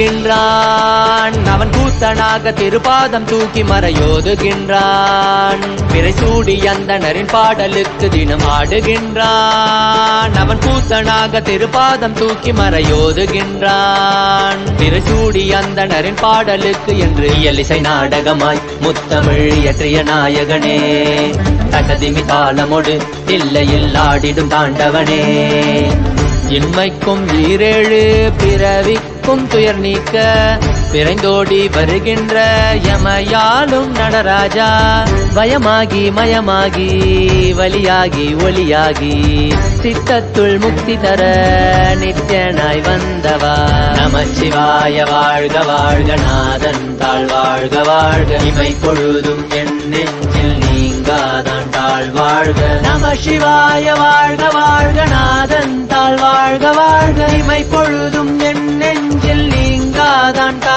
வாழ்க அண்டாண்டம் பிண்டாண்டம் அதிலாடிய கூத்தணி நாடலை பார்த்திடவே ஆண்டாண்டு காலமொடு மானிட கூட்டமும் ஏங்கியதே ஆடுகின்றான் ஒரு பாதம் தூக்கி அவன் கூத்தனாக மறையோதுகின்றான் பிறை சூடி அந்தணரின் பாடலுக்கு திரணனா திரணனா திரணா திரணா திரணனா திரணனா திரணா திரணா சனி சரி சனி சரி சனி சரி சனி சரி சரி மணி சனி பாப மரி சனி சரி சனி சரி சனி சரி சனி சரி சரி மணி சனி பாப மரி திரணா திரணா திரணா திரணா tajom takida takadimi tajom takida takadimi tajom takida takadimi tajom takida takadimi சிதம்பர திரு சபையில் நயமுடன் ஆடிடும் நர்த்தனனே உமையாம்பிகை நாயகனே உன்னை பாடிட வந்தேனே நால்வர் புகழ் பாடும் ஆடிய பாதத்தை நான் தொழ வேண்டும் அடியார்க்கும் அடியோனே அண்ட சராசரனே உடுக்கை ஒளிதனிலே இருமொழியை தந்திட்ட தாண்டவனே முதல் மொழி தமிழ் மொழியாய் மறுபுறம் வடமொழி உயிர் மொழியாய் மதி மாறாமல் மனம் போகாமல் விதி சேராமல் உன்னை பற்றிடுவேன் 64 கலை கட்டிடவே அருள் புரிந்திட எம் அம்பல தரசே அச்சை அல்ல நீ அச்சம் நீக்கவே அண்டம் வந்த என் அம்பலவாணனே நமச்சிவாய வாழ்க வாழ்க நாதன் தாழ் வாழ்க வாழ்க இமை பொழுதும் என் நெஞ்சில் நீங்காதான் தாழ் வாழ்க நமசிவாய வாழ்க வாழ்க நாதன் தாழ் வாழ்க வாழ்க இமை பொழுதும் என் நெஞ்சில் நீங்காதான் தாழ் வாழ்க ஆடுகின்றான் அவன் கூத்தனாக திருப்பாதம் தூக்கி மறையோதுகின்றான் பிறை சூடி அந்தணரின் பாடலுக்கு தினம் ஆடுகின்றான் ஒரு பாதம் தூக்கி அவன் கூத்தனாக மறையோதுகின்றான் பிறை சூடி அந்தணரின் பாடலுக்கு இயலிசை நாடகமாய் முத்தமிழ் இயற்றிய நாயகனே தகதிமி தாளமொடு இல்லையில் ஆடிடும் தாண்டவனே பயமாகி மயமாகி வலியாகி ஒளியாகி சித்தத்துள் முக்தி தர நித்யனாய் வந்தவா நமச்சிவாய வாழ்க வாழ்க நாதன் தாழ் வாழ்க வாழ்க இமை பொழுதும் என் நெஞ்சில் நீங்காதான் தாழ் வாழ்க நமசிவாய வாழ்க வாழ்க நாதன் தாழ் வாழ்க வாழ்க இமை பொழுதும் என் நெஞ்சில் நீங்காதான் தாழ் வாழ்க நமசிவாய வாழ்க வாழ்க வாழ்க இமை பொழுதும்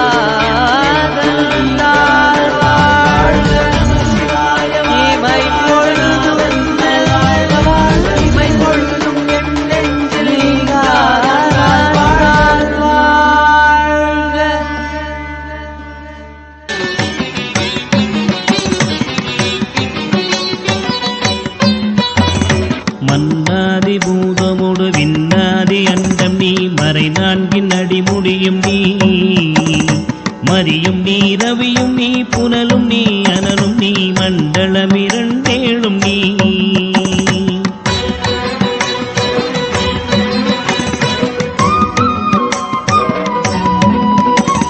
பெண்ணும் நீ ஆணும் நீ பல்லுயிர்க்குயிரும் நீ பிறவும் நீ ஒருவன் நீயே. வேதாதி வேதம் நீ பாதாதி கேசம் நீ பெற்ற தாய் தந்தை நீயே.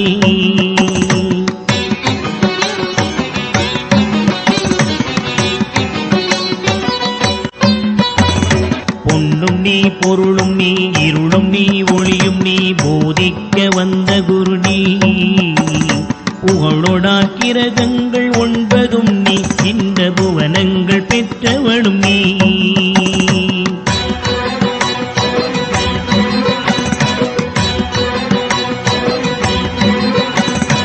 என்னறிய ஜீவ கோடிகள் ஈந்த அப்பனே என் குறைகள் யார் குறைப்பே. குறை தீர்க்கும் தூயவா குன்றம் போல் நின்றவா நித்யானந்த தேவா. குறை தீர்க்கும் தூயவா குன்றம் போல் நின்றவா நித்யானந்த தேவா.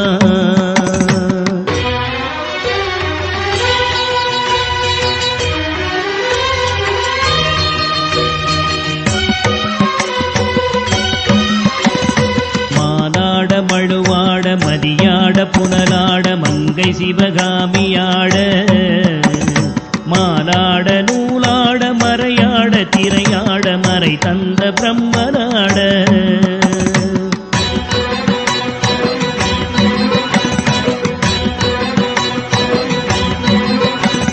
கோனாட வானுலகு கூட்டமெல்லாம் ஆட குஞ்சர முகத்தராட. குண்டலமிரண்டாட தண்டை புலி உடையாட குழந்தை முருகேசனாட.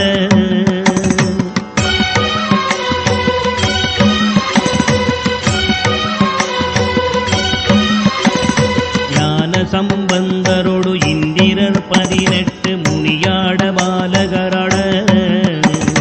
நரை தும்பையருமாட நந்தி வாகனமாட நாட்டிய பெண்களாட.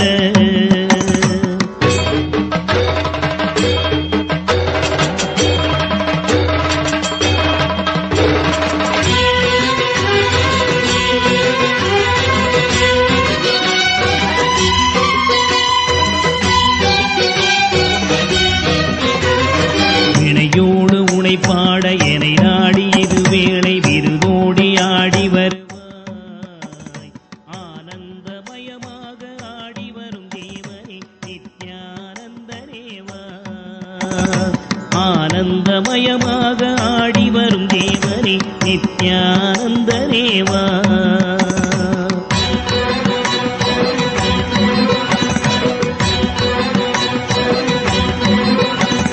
கடலென்ற புவி மீதில் அலை என்ற ஒரு கொண்டு கனவென்ற வாழ்வை நம்பி. காத்தென்ற மூவாசை மாறுத சுழலிலே கட்டுண்டு நித்தமித்தம்.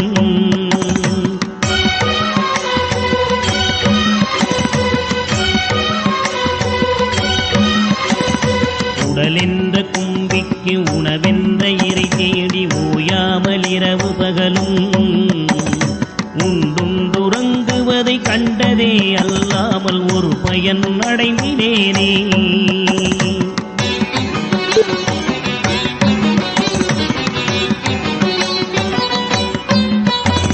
தடமென்ற மிடிகரையில் பந்த மாசங்களெனும் தாபர பின்னலிட்டு. தாயென்று தேயென்று நீ என்று நான் என்று தமிழேனையும் வண்ணமா.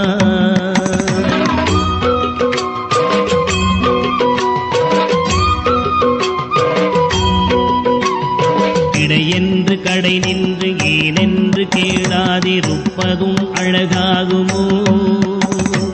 இன்னலை தீர்க்கவே என் முகம் காட்டிவாயிரியனே நித்யனேவா. இன்னலை தீர்க்கவே என் முகம் காட்டிவா இனியனே நித்யனேவா.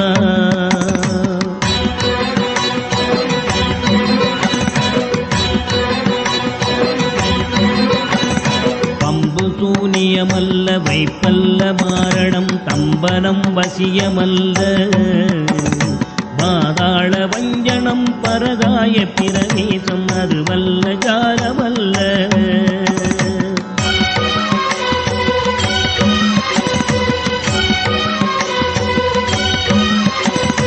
அம்பு குண்டுகள் விலகும் ஒளியும் மந்திரமல்ல, ஆகாய குளிகை அல்ல. அன்போடு செய்கின்ற வாதமோடிகள் அல்ல, அரிய மோகனம் அல்ல.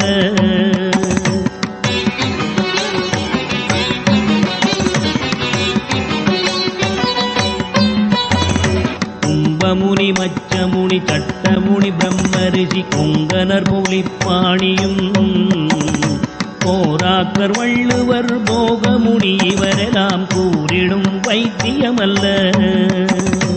என் மனது உன்னடி விட்டு நீங்காது நிலை நிற்கவே புகழ வருவாய். என் மனதில் நீங்காது நின்றிடும் நீசனே நித்யானந்தரேவா. என் மனதில் நீங்காது நின்றிடும் நீசனே நித்யானந்தரேவா.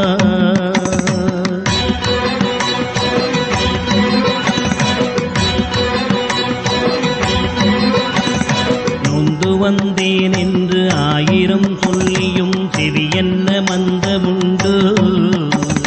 நுட்பநெறி அறியாத பிள்ளையை பெற்ற பின்னோக்காத தந்தையுண்டோ.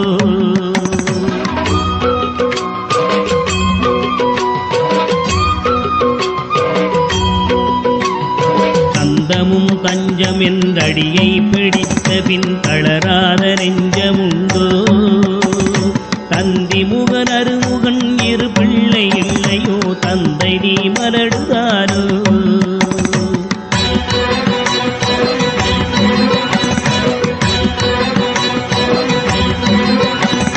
விந்தையும் ஜாலமும் உன்னிடம் இருக்குதே, வினையொன்றும் அருகினேனே. வேதமும் சாஸ்திரமும் உன்னையே புகழுதே, வேடிக்கை இது வல்லவோ.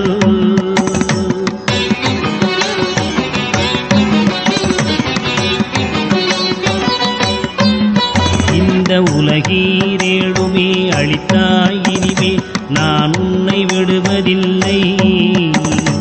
எப்பிறவி எடுத்தாலும் உன் பதம் வேண்டுமே நித்யானந்த குருவே.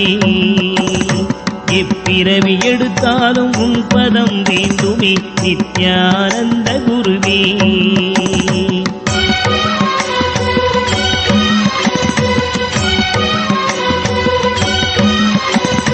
வழிகண்டு உன்னடியை துதியாத போதிலும் வாஞ்சையில்லாத போதும், வாலாயமாய் கோயில் சுற்றாத போதிலும் பஞ்சமே செய்த போதும்,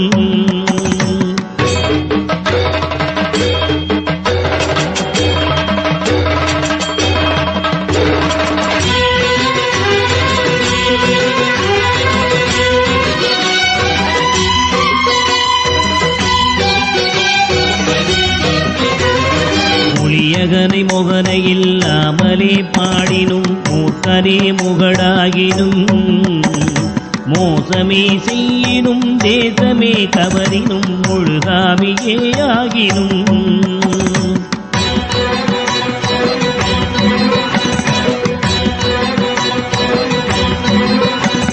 பழியன கல்லவே தாய் தந்தை கல்லவோ பார்த்தவர்கள் சொல்லார்களோ, பாரறிய மனைவிக்கு பாதி உடலீந்தரி பாலகனை காக்கோனாதோ,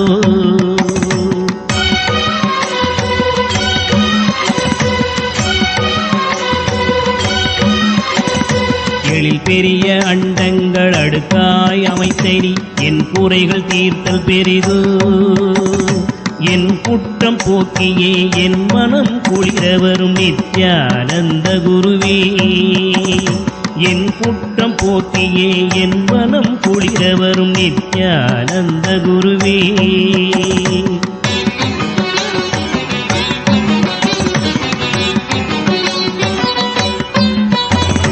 அன்னை தந்த கைகள் என்னை ஈன்றதற்கழுவேனோ அறிவிலாதற்கழுவேனோ, அல்லாமல் நான் முகன் தன்னையே நோவேனோ ஆசை மூன்று கழுவேனோ.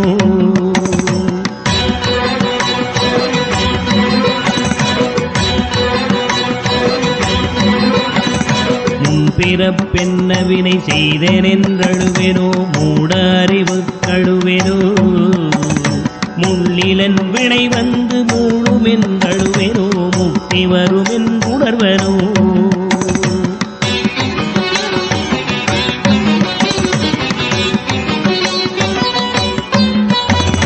தன்னை நொந்தழுவேனோ உன்னை நொந்தழுவேனோ தவம் என்ன என்றழுவேனோ தையலார் கழுவேனோ மெய் வளர்க்க அழுவேனோ தரித்திர திசை கழுவேனோ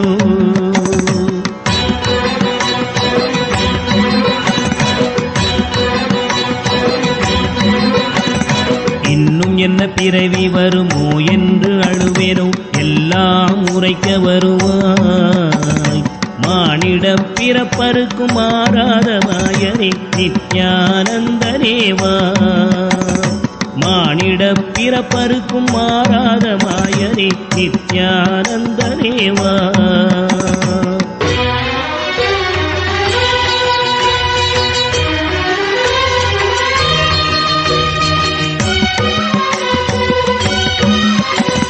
தாயாமுன் மரமீது பூ பிஞ்சறுத்தனோ கண்ணியர்கள் பழி கொண்டேனோ கடனென்று பொருள் பறித்தே வயிறு எரித்தேனோ கிளை வழியில் உள்ளிட்டேனோ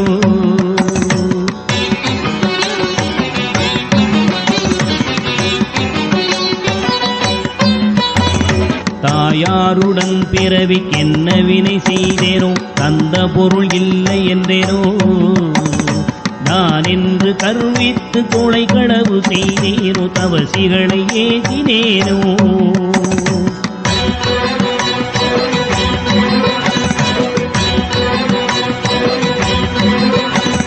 வாயாரப்பை சொல்லி வீண் பொருள் பறித்தேனோ வானவரை பழித்திட்டேனோ வடவு போல பிறரை சேர்க்காதடித்தேனோ வந்த பின் என் செய்தேனோ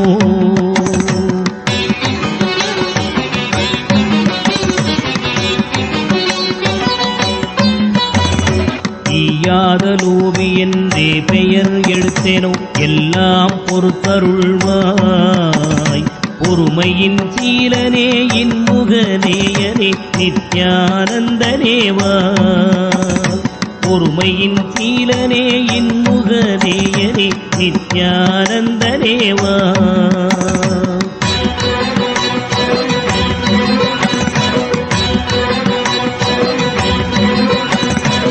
தாயாரிருந்தென்ன தந்தையுமிருந்தென்ன தன் பிறவி உறவு கோடி தனமலை குவித்தென்ன கனப்பெயர் எடுத்தென்ன தாரணியை ஆண்டும் என்ன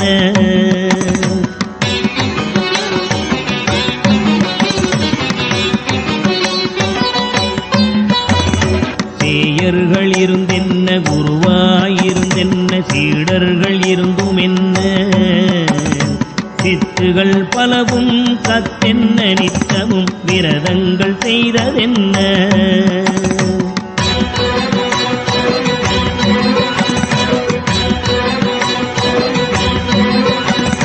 நதிகளெல்லாம் ஓயாது மூழ்கினும் என்ன பலன் யமன் ஓலையை தடுக்குமோ இதுவெல்லாம் தந்தையின் உறவென்றுதானே உன்னிரு பாதம் பிடித்தேன்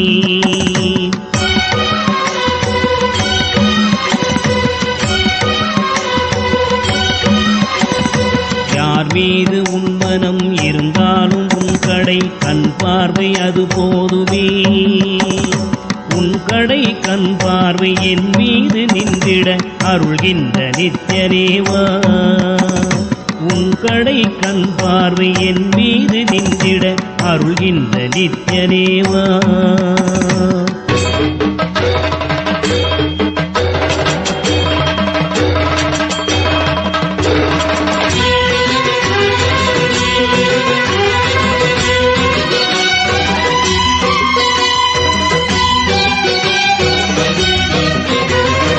இன்னமும் சொல்லவோ உன் மனம் கல்லோ இரும்போ பெரும் பாறையோ இரு செவியும் அந்தமோ கேளாது அந்தமோ இது உனக்கு அழகுதானோ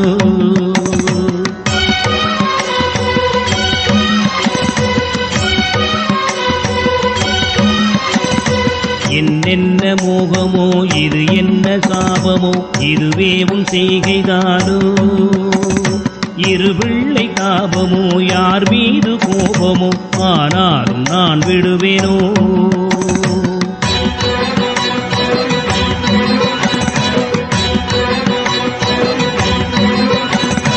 உனை விட்டு எங்கு சென்றாலும் விடலாவேனோ உனை அடுத்தும் கெடுவேனோ இது உன் குற்றம் என் குற்றம் ஒன்றுமில்லை உற்றுப்பார் பெற்றவையா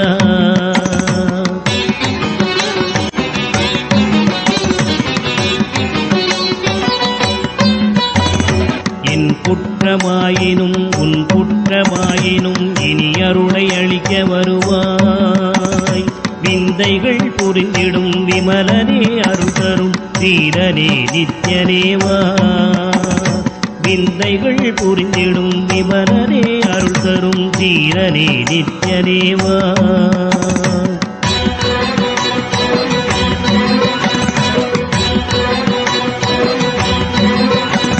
சனி ராகு கேது புதன் சுக்கிரன் செவ்வாய் குரு சந்திரன் சூரியன் சற்றெனக்குள்ளாக்கி ராசி 12 சமமாய் நிறுத்தியுடனே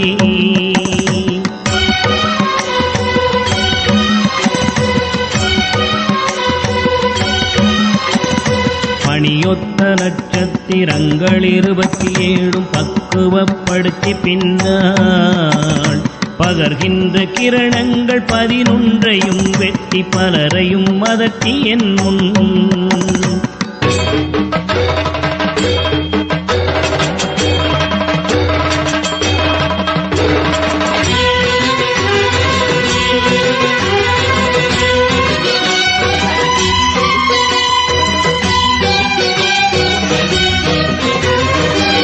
போலவே பேசி கெடு நினைவு நினைக்கின்ற கசடர்களையும் கசக்கி கர்த்தனின் தொண்டராம் தொண்டர்க்கு தொண்டரின் தொண்டர்கள் தொழும்பராக்கி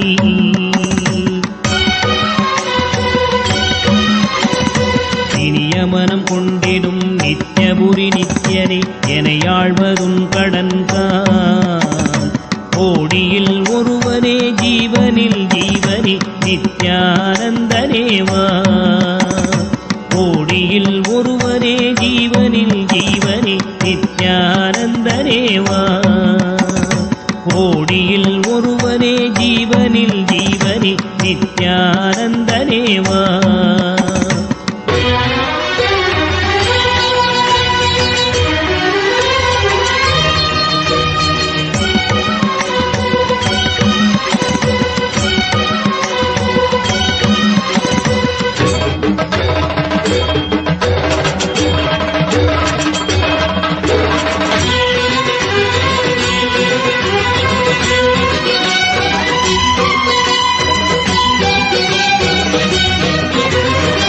நித்யானந்தனேவா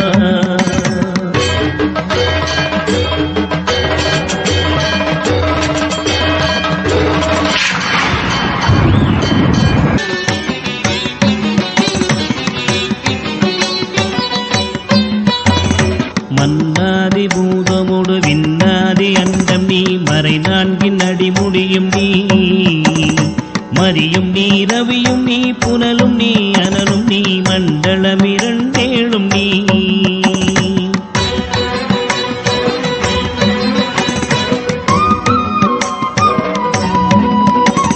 பெண்ணும் நீ ஆணும் நீ பல்லுயிர்க்குயிரும் நீ பிறவும் நீ ஒருவன் நீயே வேதாதி வேதம் நீ பாதாதி கேசம் நீ பெற்ற தாய் தந்தை நீயே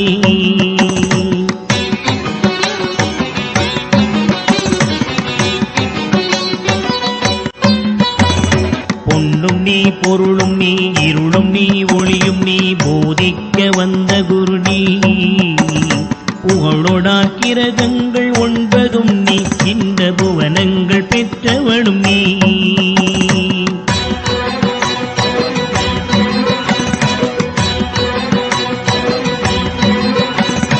என்னறிய ஜீவ கோடிகள் ஈந்த அப்பனே என் குறைகள் யார் குறைப்பே குறை தீர்க்கும் தூயவா குன்றம் போல் நின்றவா நித்யானந்த தேவா.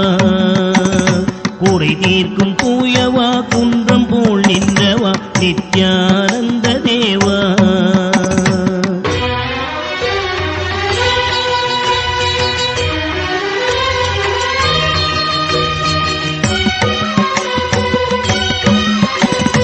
மானாட மழுவாட மதியாட புனலாட மங்கை சிவகாமியாட மாலாட நூலாட மறையாட திரையாட மறை தந்த பிரம்மனாட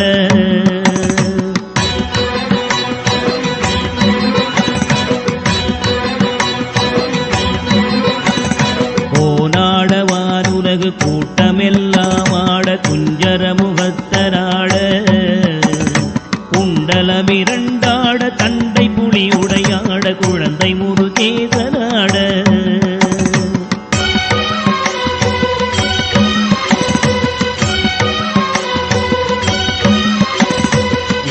சம்பந்தரோடு இந்திரர் 18 முனியாட பாலகராட நரை தும்பையருமாட நந்தி வாகனமாட நாட்டிய பெண்களாட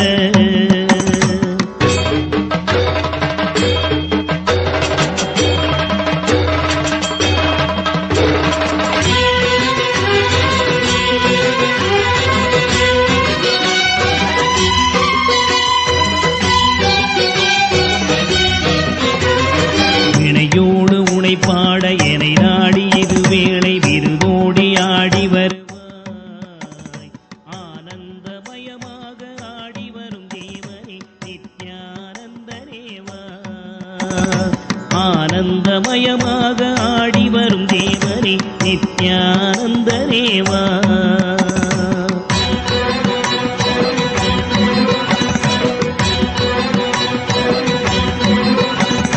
கடலென்ற புவி மீதில் அலை என்ற ஒரு கொண்டு கனவென்ற வாழ்வை நம்பி காத்தென்ற மூவாசை மாறுதச் சுழலிலே கட்டுண்டு நித்தமித்தம்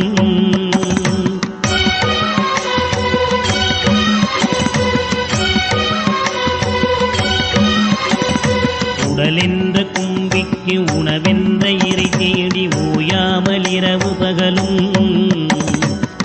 உண்டுறங்குவதை கண்டதே அல்லாமல் ஒரு பயன் அடைந்தினேனே.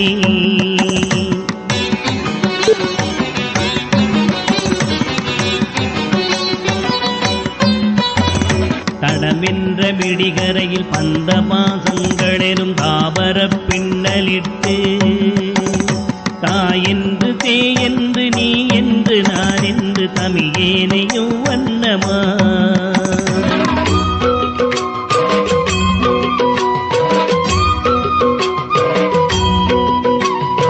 இடையென்று கடை நின்று ஏனென்று கேளாதிருப்பதும் அழகாகுமோ. இன்னலை தீர்க்கவே என் முகம் காட்டிவா இனியனே நித்யனேவா. இன்னலை தீர்க்கவே என் முகம் காட்டிவா இனியனே நித்யனேவா.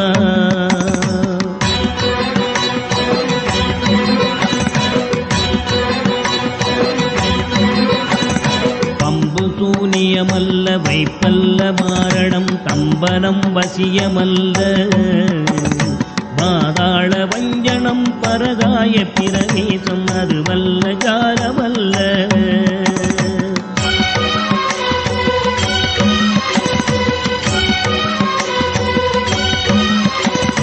அம்பு குண்டுகள் விலகும் ஒளியும் மந்திரமல்ல ஆகாய குளிகை அல்ல.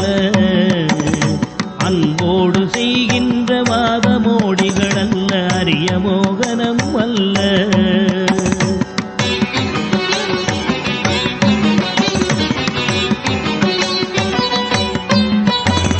கும்பமுனி மச்சமுனி தட்டமுனி பிரம்மரிஷி கொங்கனர் புலிப்பாணியும் போராக்கர் வள்ளுவர் போகமுனி இவரெல்லாம் கூறிடும் வைத்தியமல்ல. என்பனது உன்னடி விட்டு நீங்காது நிலை நிற்கவே புகழ வருவாய். என் மனதில் நீங்காதி நின்றிடும் நேசரே நித்யானந்தரேவா. என் மனதில் நீங்காதி நின்றிடும் நேசரே நித்யானந்தரேவா.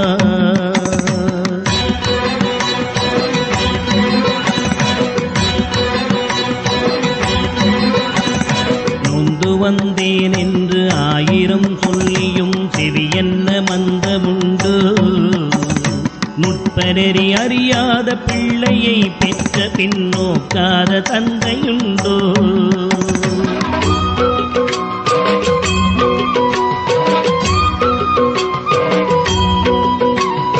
கந்தமும் தஞ்சம் என்றடியை பிடித்த பின் தளராத நெஞ்சமுண்டோ. தந்தி முகன் அருமுகன் இரு பிள்ளை இல்லையோ தந்தை நீ மலடுதாரோ.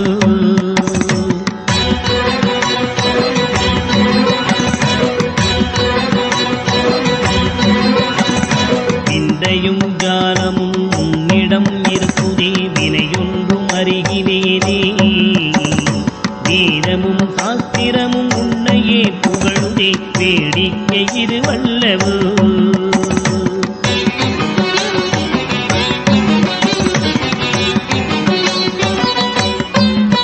இந்த உலகீரேழுமே அளித்தாய் இனிமே நான் உன்னை விடுவதில்லை.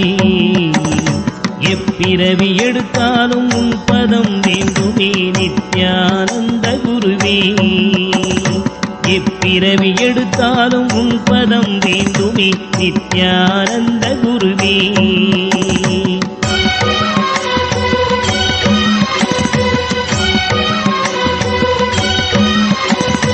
வழிகண்டு உன்னடியை துதியாத போதிலும் வாஞ்சையில்லாத போதும் வாலாயமாய் கோயில் சுற்றாத போதிலும் பஞ்சமே செய்த போதும்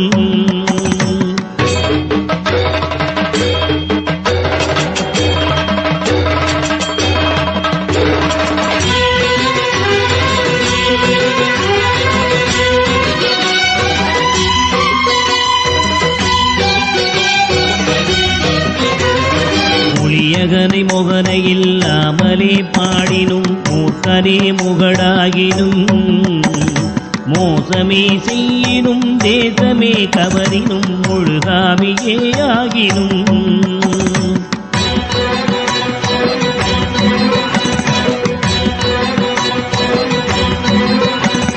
பழியன கல்லவே தாய் தந்தை கல்லவோ பார்த்தவர்கள் சொல்லார்களோ.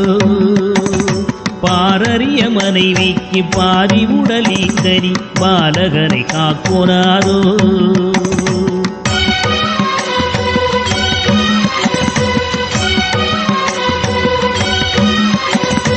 எழில் பெரிய அண்டங்கள் அடுக்காய் அமைத்தறி என் குறைகள் தீர்த்தல் பெரிதோ.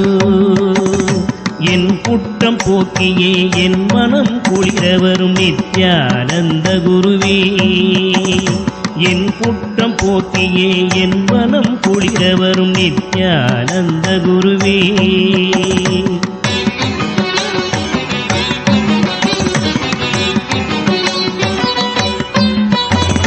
அன்னை தந்த கைகள் என்னை ஈந்ததற்கழுவேனோ அறிவிலாதற்கழுவேனோ.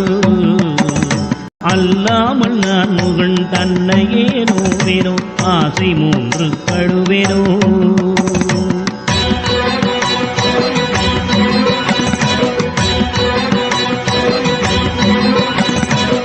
பிறப்பென்ன வினை செய்தேன் என்றழுவேனோ மூட அறிவு கழுவேனோ. முள்ளிலன் வினை வந்து மூழும் என்றழுவேனோ முக்தி வரும் என்றுணர்வனோ.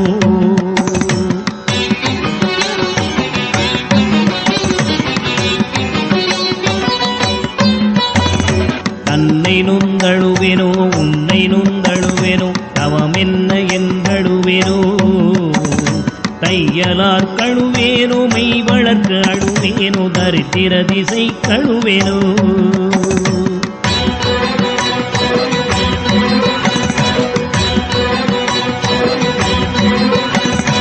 இன்னும் என்ன பிறவி வருமோ என்று அழுவேனோ எல்லாம் உரைக்க வருவாய். மானிட பிறப்பருக்கும் மாறாத மாயனே நித்யானந்தனேவா. மானிட பிறப்பருக்கும் மாறாத மாயனே நித்யானந்தனேவா.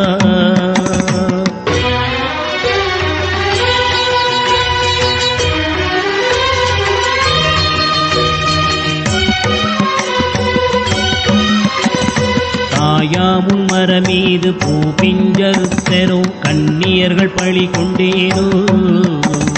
கடனென்று பொருள் பறித்தே வயிறு எரித்தேனோ கிளை வழியில் உள்ளிட்டேனோ.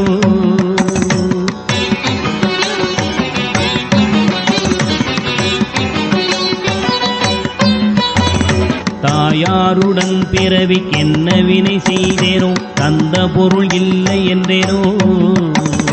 நான் என்று கருவித்து கொலை களவு செய்தேனோ தவசிகளை ஏதினேனோ.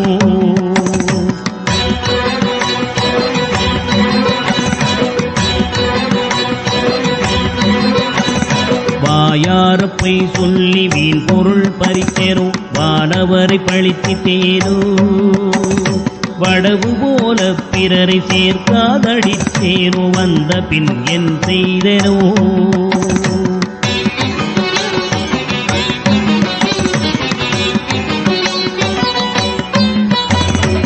ஈயாத லோபி என்றே பெயர் எடுத்தேனோ எல்லாம் பொறுத்தருள்வாய். பொறுமையின் சீலனே இன்முகநேயனே நித்யானந்தனேவா. பொறுமையின் சீலனே இன்முகநேயனே நித்யானந்தனேவா.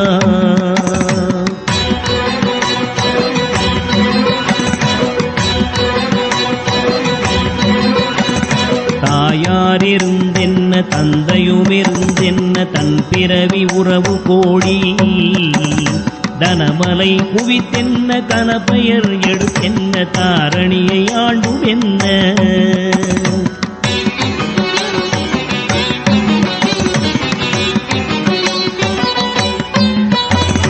சேயர்கள் இருந்தென்ன குருவாயிருந்தென்ன சீடர்கள் இருந்தும் என்ன.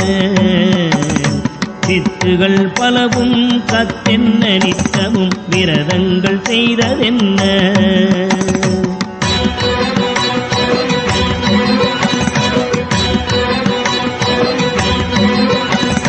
நதிகளெல்லாம் ஓயாது மூழ்கினும் என்ன பலன் யமன் ஓலையை தடுக்குமோ. இதுவெல்லாம் தந்தையின் உறவென்றுதானே உன்னிரு பாதம் பிடித்தேன்.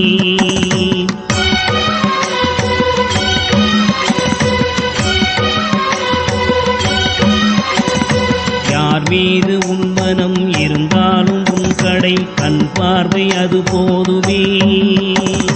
உன் கடை கண் பார்வை என் மீது நின்றிட அருள்கின்ற நித்யனேவா. உன் கடை கண் பார்வை என் மீது நின்றிட அருள்கின்ற நித்யனேவா.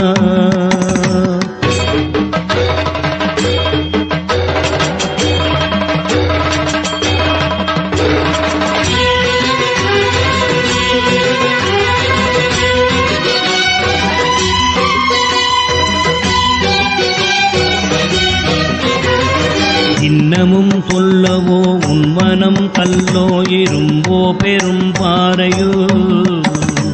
இரு செவியும் மந்தமோ கேளாது அந்தமோ இது உனக்கு அழகுதானோ.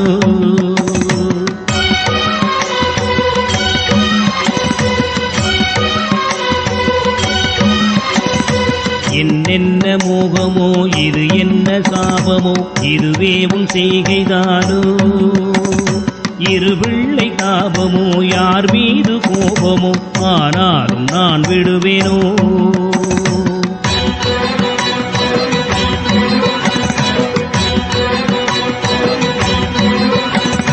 உனை விட்டு எங்கு சென்றாலும் விடலாவேனோ உனை அடுத்தும் கெடுவேனோ.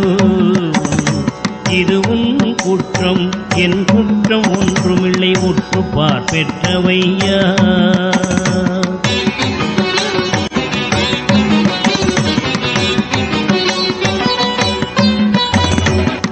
குற்றமாயினும் உன் குற்ற தோற்றமாயினும் இனி அருளை அளிக்க வருவாய். விந்தைகள் புரிந்திடும் விமலனே அருள் தரும் தீரனே நித்யனேவா. விந்தைகள் புரிந்திடும் விமலனே அருள் தரும் தீரனே நித்யனேவா.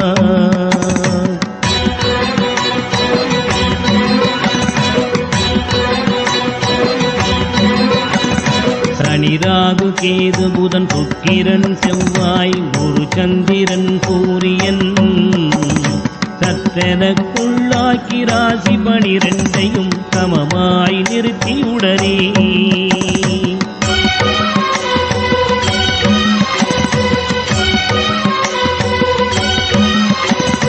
மணியொத்த நட்சத்திரங்கள் 27 பக்குவப்படுத்தி பின்னால் பகர்கின்ற கிரணங்கள் 11ஐயும் வெட்டி பலரையும்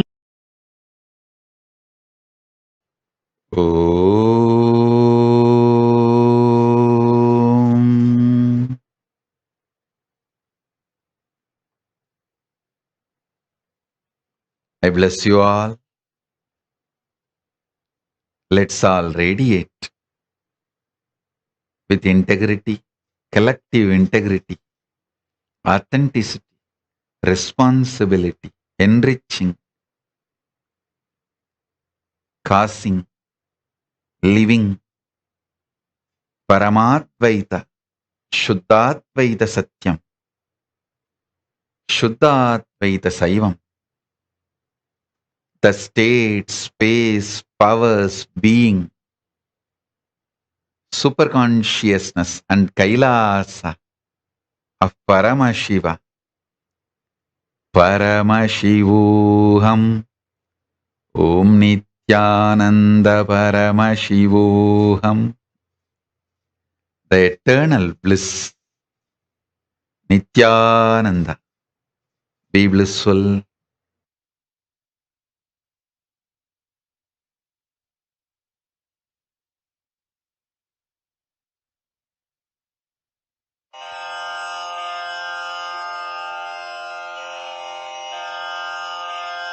श्री कैलासोन्नतद्वादशान्त श्यामला पीठारूढ श्री मीनाक्षि सुन्दरेश्वरा भिन्न स्वरूप परशिवपुत्र रत्न कुमार गुरुमण्यतुल्यावतार श्री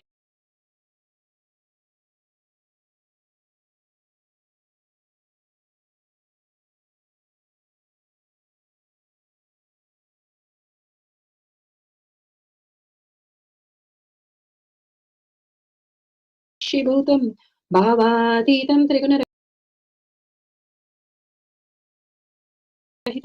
सद्गुरुं तं Namami. Let's go through the video recording. Important cautions.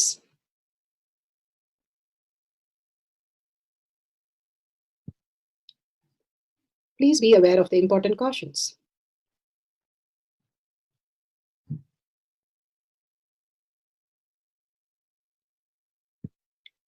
What is spa manifestation? Let's hear from Bhagwan himself explaining what is spa manifestation.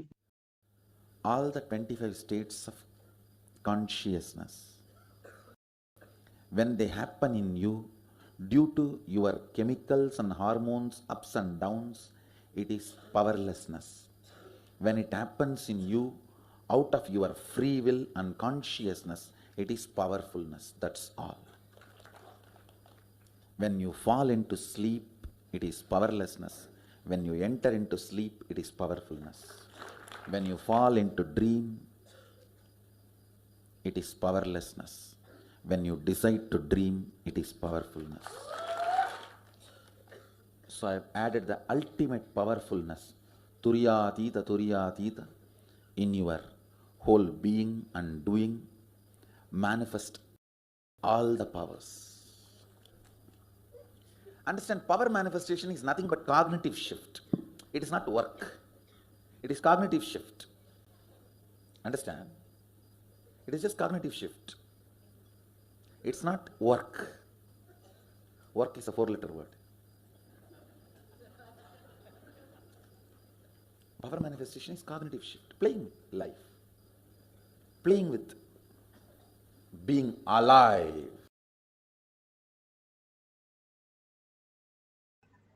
Beautifully, Bhagavan explained what is power manifestation. Power manifestation, becoming alive, becoming superconscious being to receive what Bhagavan is blessing to our reality. Again and again, raising ourselves to the highest superconscious space is the power manifestation that Bhagavan is making each one of us after every initiation, making us receive the prasada. It is like going to the temple and receiving the prasada that you can experience as your own reality. It's a science because millions have experienced it, and each one of us are here, taken the birth to experience the superconscious breakthrough. As Bhagavan puts it, in each of the power manifestation pokes hole in your self-doubt, self-denial, self-hatred, dropping all that and living as Paramashiva as your reality. Science of power manifestation is authentic, time-tested, scientific, and foolproof. For each of the powers, the pramanas, the evidences are stated here. The Shastra Pramana are the eternal, unchangeable truth revealed in the source scriptures, the Vedas, and the Agamas. Apta Pramana are the experience and the results of the Aptas. Aptas are millions of rishis, munis, ganas, nayanama, alvars, siddhas, yoginis, yogis, even asuras manifested all the powers of Paramashiva. Atma Pramana, account of His Divine Holiness, Bhagavan Nithyananda Paramashivam, this millennium's avatar's personal experience of power manifestation. Bhagavan's very own Leelas to showcase how a cognitive shift and initiation can manifest all these powers of Paramashiva. And beautifully, Bhagavan himself is in Kailash Kotyad initiating all of us into the science of power manifestation, which Shakshi Pramana, experience of millions of devotee, disciple, followers all around the world, manifesting all the powers of Paramashiva. Pratyaksha Pramana, the scientific study measuring the effect of being in the enlightened state. Again and again, there are many millions of methods, but most simplest and easiest method to have a superconscious breakthrough, the enlightenment, is doing the power manifestation. All that requires is entangling with Bhagavan in the superconscious space and manifesting the powers and having the glimpse and recognizing your Paramashiva space as daily ritual and manifesting this Paramashiva as your existential reality. Let's go to the Shastra Pramana. The Shastra Pramana are the eternal truth revealed in the source scriptures, Vedas and Agamas. This is from Vijnana Bhairava Tantra. Vijnana, consciousness. Bhairava, one who experienced the consciousness. Tantra is the method to experience the consciousness. Here from Vijnana Bhairava Tantra, Dharana 59, Dharana 36, Sutra 59. For the power of Dharana 36. Gatadibhanjane drishtim bittistyakta vinikshipet tulyam takshanat gatva tallaya tanmayo bhavet. Gatadibhanjane drishtim bittistyakta vinikshipet tulyam takshanat gatva tallaya tanmayo bhavet. Beautifully, Bhagavan Paramashiva says, just fix your sight inside the pot or any other object with a single pointed awareness, dropping the idea of the object, having the length, breadth, enclosure, characteristics, forms, shapes, all supports, dropping at the very moment. You experienced, the yogi experienced that absorbed into the depth of the object instantaneously, enters to the space of uniting, and absorption into the complete oneness happens. Bhagavan Paramashiva says how you can experience the oneness with Paramashiva, how the methodology, the technique, and how we can experience the quantum Paramashiva space in us, which is the existential reality. Waking up to the Paramashiva space more and more, we manifest the powers of Paramashiva. And why is it said as simple as even simpler than a blink of an eye?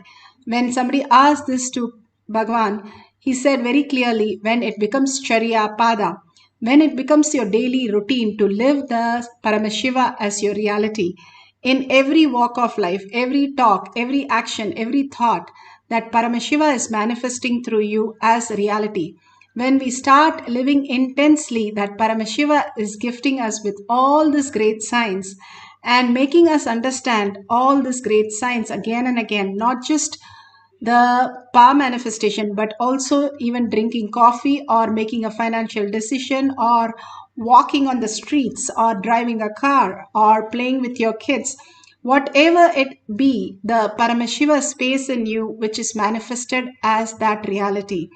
In spite of our incompletions or our confusions, it is happening again and again. When we are a small kid, we try to pose ourselves as an adult and try to think we are so mature. And when we are adult, we pose ourselves like we are so matured and we already know anything, know everything. When we join a college, we know that we are already there. And even before the degree, we behave like a doctor or an engineer or a lawyer. How we perceive all this becomes the reality. Bhagavan says, create a space for power manifestation, that you see yourself as manifesting that power very clearly without self-doubt, self-denial, self-hatred.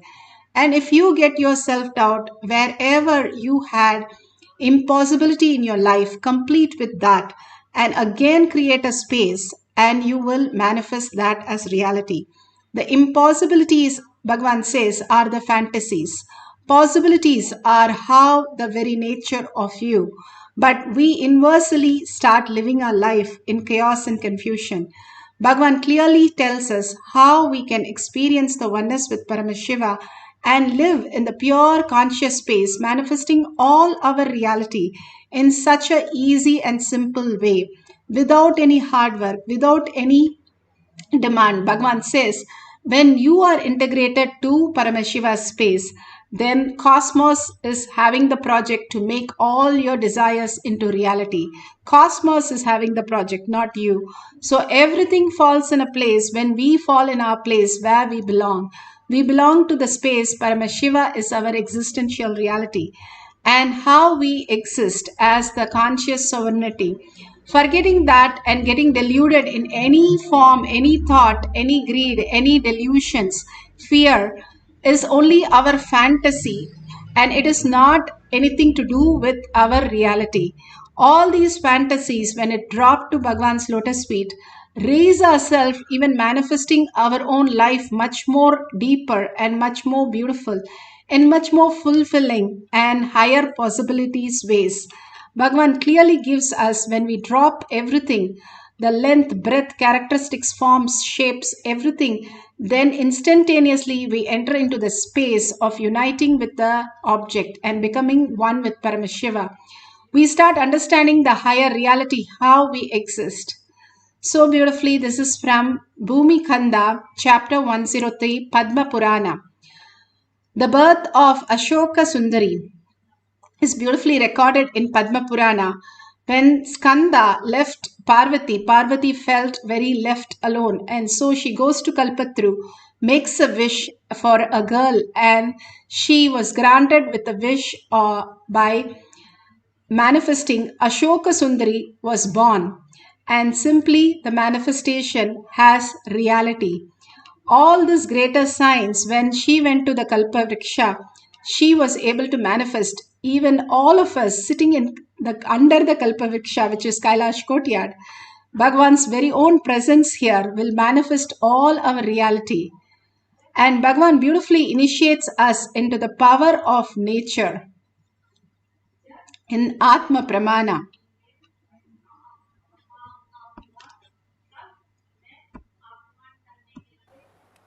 Falling in tune, making that object to do what you want, ability to manipulate, ability to make it still, like these 8 abilities. Now, I'm going to initiate you. You will be able to do this 8 action with 8 objects. The first object, earth. Second, water. Third, fire. Fourth, air. Fifth, sky. Sixth, your own mind. Seventh, animals and plants. This is the major chunk of initiation. 8 powers into 8 objects. 8 into 8, 64. This is the major chunk. In this, the most difficult is expressing these powers on your mind. You can actually tell a plant, it will do.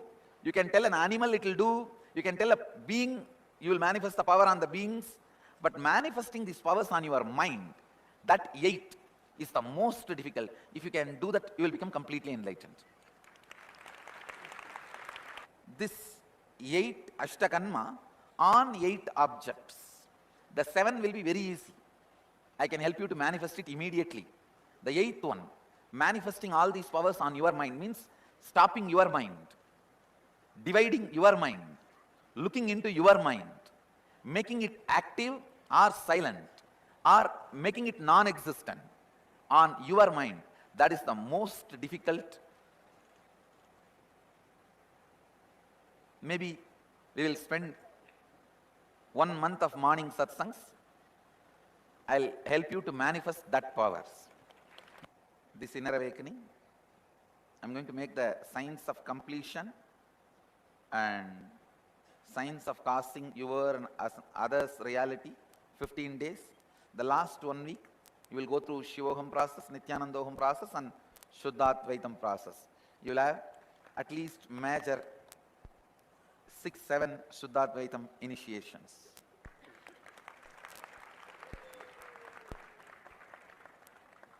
So, inner awakening is all about completion and experiencing Shivoham and manifesting the powers of Sadashiva.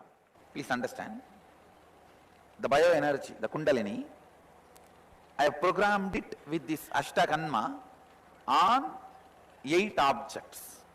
See, the whole Agama, the Sivajnana Upanishad, that part which Sadashiva describes, when he described, he gave the process initiation, both. So I just picked up that process and initiation, programmed it into the bioenergy, Kundalini Shakti. Like a seed farm, I am going to throw literally on every one of you. If it just settles on your bio-memory, that's enough for me. After that, manifesting it, I can do it easily through two-way video conferencing, through satsangs. Through the morning satsang itself, just by seeing you, I can make it manifest. Only for putting the seed, we both need to be in a breathing space physically. So even if you missed any session, this session is enough. The seed will go inside and we can start the manifesting process.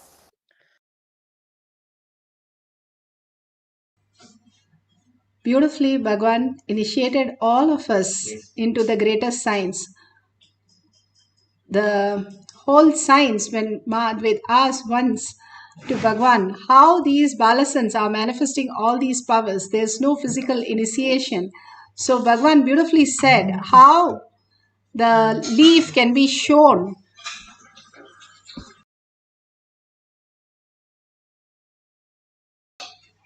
All the leaf that he showed, he said, I programmed this and I give it to you. Simply, you will be able to manifest. Same way, Bhagavan says any word, it's like programming in the master computer. And simply all other programs which run this master source code and which will also implement all this in the program. All these greater signs again and again given to us as initiation for us to understand how the greater science and the higher reality where Bhagavan is more present than us to manifest in all of us. Balasans of Nityananda Gurukul used to have plants where they will speak to the plants and ask it to drop the thorns. We had about 80 to 100 plants where it dropped the thorns. Some thorns and some plants all the thorns. How the inner space is, and same way it is manifested as reality. You can take 2 cups and you can grow like fenugreek seeds or some seeds where you can name one plant as anger and one plant as love. The more you are engaging with those thoughts current, you can see how the plants are reacting. Actually, in adults, both do not, even the love do not flower so much, but in the kids we can see a huge difference. If there are kids in your house, you can ask them to grow these two and see a huge difference. The plant which is written love, it'll be blooming and it'll be growing so fast, so healthy and so vibrant. The one which has anger, and the kids anger are even more pure. Because why it is pure? Because they don't have after, they don't carry it forward like adults. We only brood over something, but the kids, when they're angry, they are simply angry, and after that they don't have any thoughts about it, and they don't have any incompletions about it. So their anger is very pure, even their anger. So you can see the plants in a different way how they respond. And the more the kids are able to drop their anger and violence inside, the plants, the rose plants will drop their thorns. And simply in Balasans, we were able to see this beautiful happening. And beautifully, Bhagwan explains about the Emoto, how he did a research and how the water crystals, when it was frozen after chanting the mantra or after holding so much of love and gratitude, the crystal formation is completely different. And even the gratitude, it even forms a heart inside the crystal in the shape of that. Beautiful, all this science tells us how the nature works with us, and we are filled with 70% water. And if you see on the high tide or low tide days, the ocean starts having higher tide and higher waves, because it is also made of, earth is made of 70% of sea water, salt water.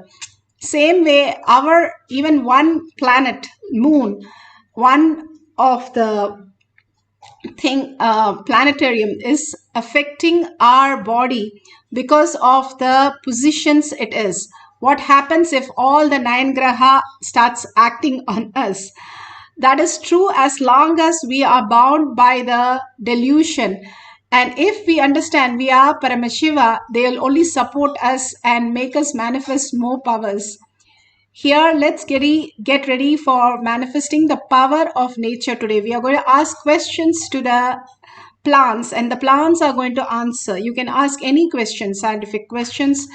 Your question should be such that you can measure the answers, so that you can really understand how the plants are understanding even your words. And you can write down few questions. If it is a home pet plant, they will answer immediately yes or no. The way they shake their leaves, you can see the answers and you can write down. If you do not have plants in the house, you can ask the trees or the plants outside your house, and you can get the answers. Whatever they are trying to tell you, note it down and start observing. You will start understanding their conversations. Simply, all the plants do talk to us. Bhagwan beautifully says all the Siddhas never had any of the scientific labs. All they used to do is surrender to lotus feet of their guru and say tell the herbs to reveal themselves, and the herbs simply revealed all their knowledge to the Siddhas. That's how they knew about lot of herbs and how they really have effect in our life. Bhagwan says even if you walk with bare foot around your home, the plants that are grown literally creates the vitamins and whatever nutritions your body needs. The Bhuma Devi, she is the mother planet Earth, and she knows exactly what to feed you, and she will have all those items in those plants to give you all the supplements. Such a beautiful space to work with nature. That's why when we go to a nature like either ocean or we go to a hill station, we feel so complete, because we are by nature, we are nature itself. So let's sit straight with the head, neck and spine in a straight line. Continuously hold Paramashiva, the beautiful Darshan, the initiation, and Chidambara. Today Bhagavan gave a beautiful Darshan and the Abhishekam, what he spoke about. All that hold in your third eye, living through your third eye, manifesting through your third eye is how we exist. The lower three chakras is only for detox. Continuously detox your body so that your gut is not running your brain, but the superconscious reflection, the buddhi, intelligence is running your life. More you detox, more intelligence happens, more the auspiciousness starts happening in our life. Absolute unclutching, even unclutching, complete completion becomes very easy when we detox our body. Panchakriya, Haritaki, castor oil, neem juice, and the herbs Bhagwan has given so beautifully to cleanse our pitta, vada, pitta, kapha, so that we are in the sattva, the space of pure receiving space, getting our body physically ready for Bhagwan to manifest the Chidambara in each of us. So unclutch from all the thoughts that you have, understanding that whatever we are perceiving is nothing different from the dream state. Everything, your relatives, your own people in your house, your job security, your gender, your nationality, your language, everything, whatever you're perceiving is nothing more than a dream. But the way you perceive it is not wrong, but not the person itself. Everything exists in existential reality much more in an intelligent and much more in a beautiful way that we can perceive when we start declaring ourselves as Paramashiva. How we said first, we'll create a space that I am manifesting the powers and I can see it manifest.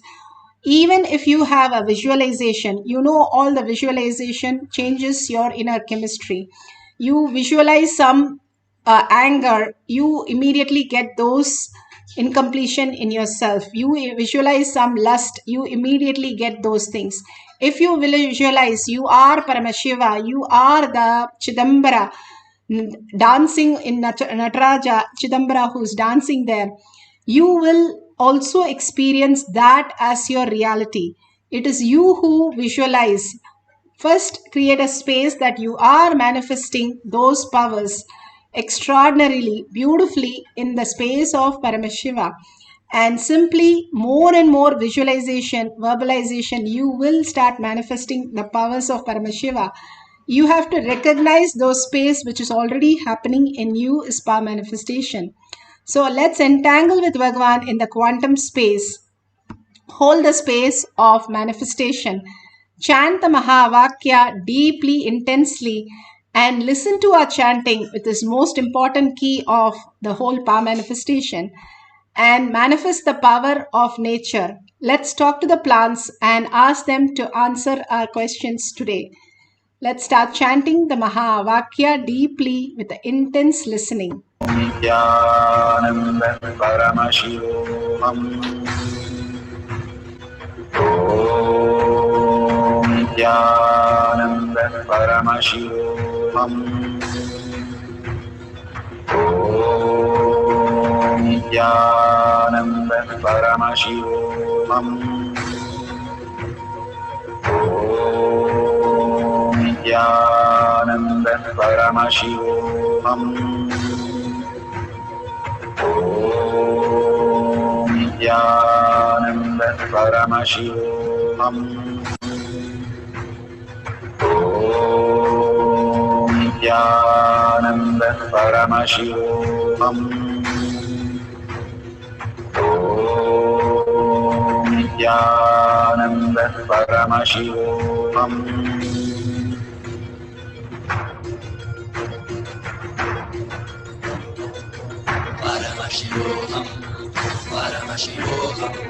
Let Paramashiva's third eye manifest in all our third eyes. Let the Amrita pour, let the Vani open up, manifest in all of us.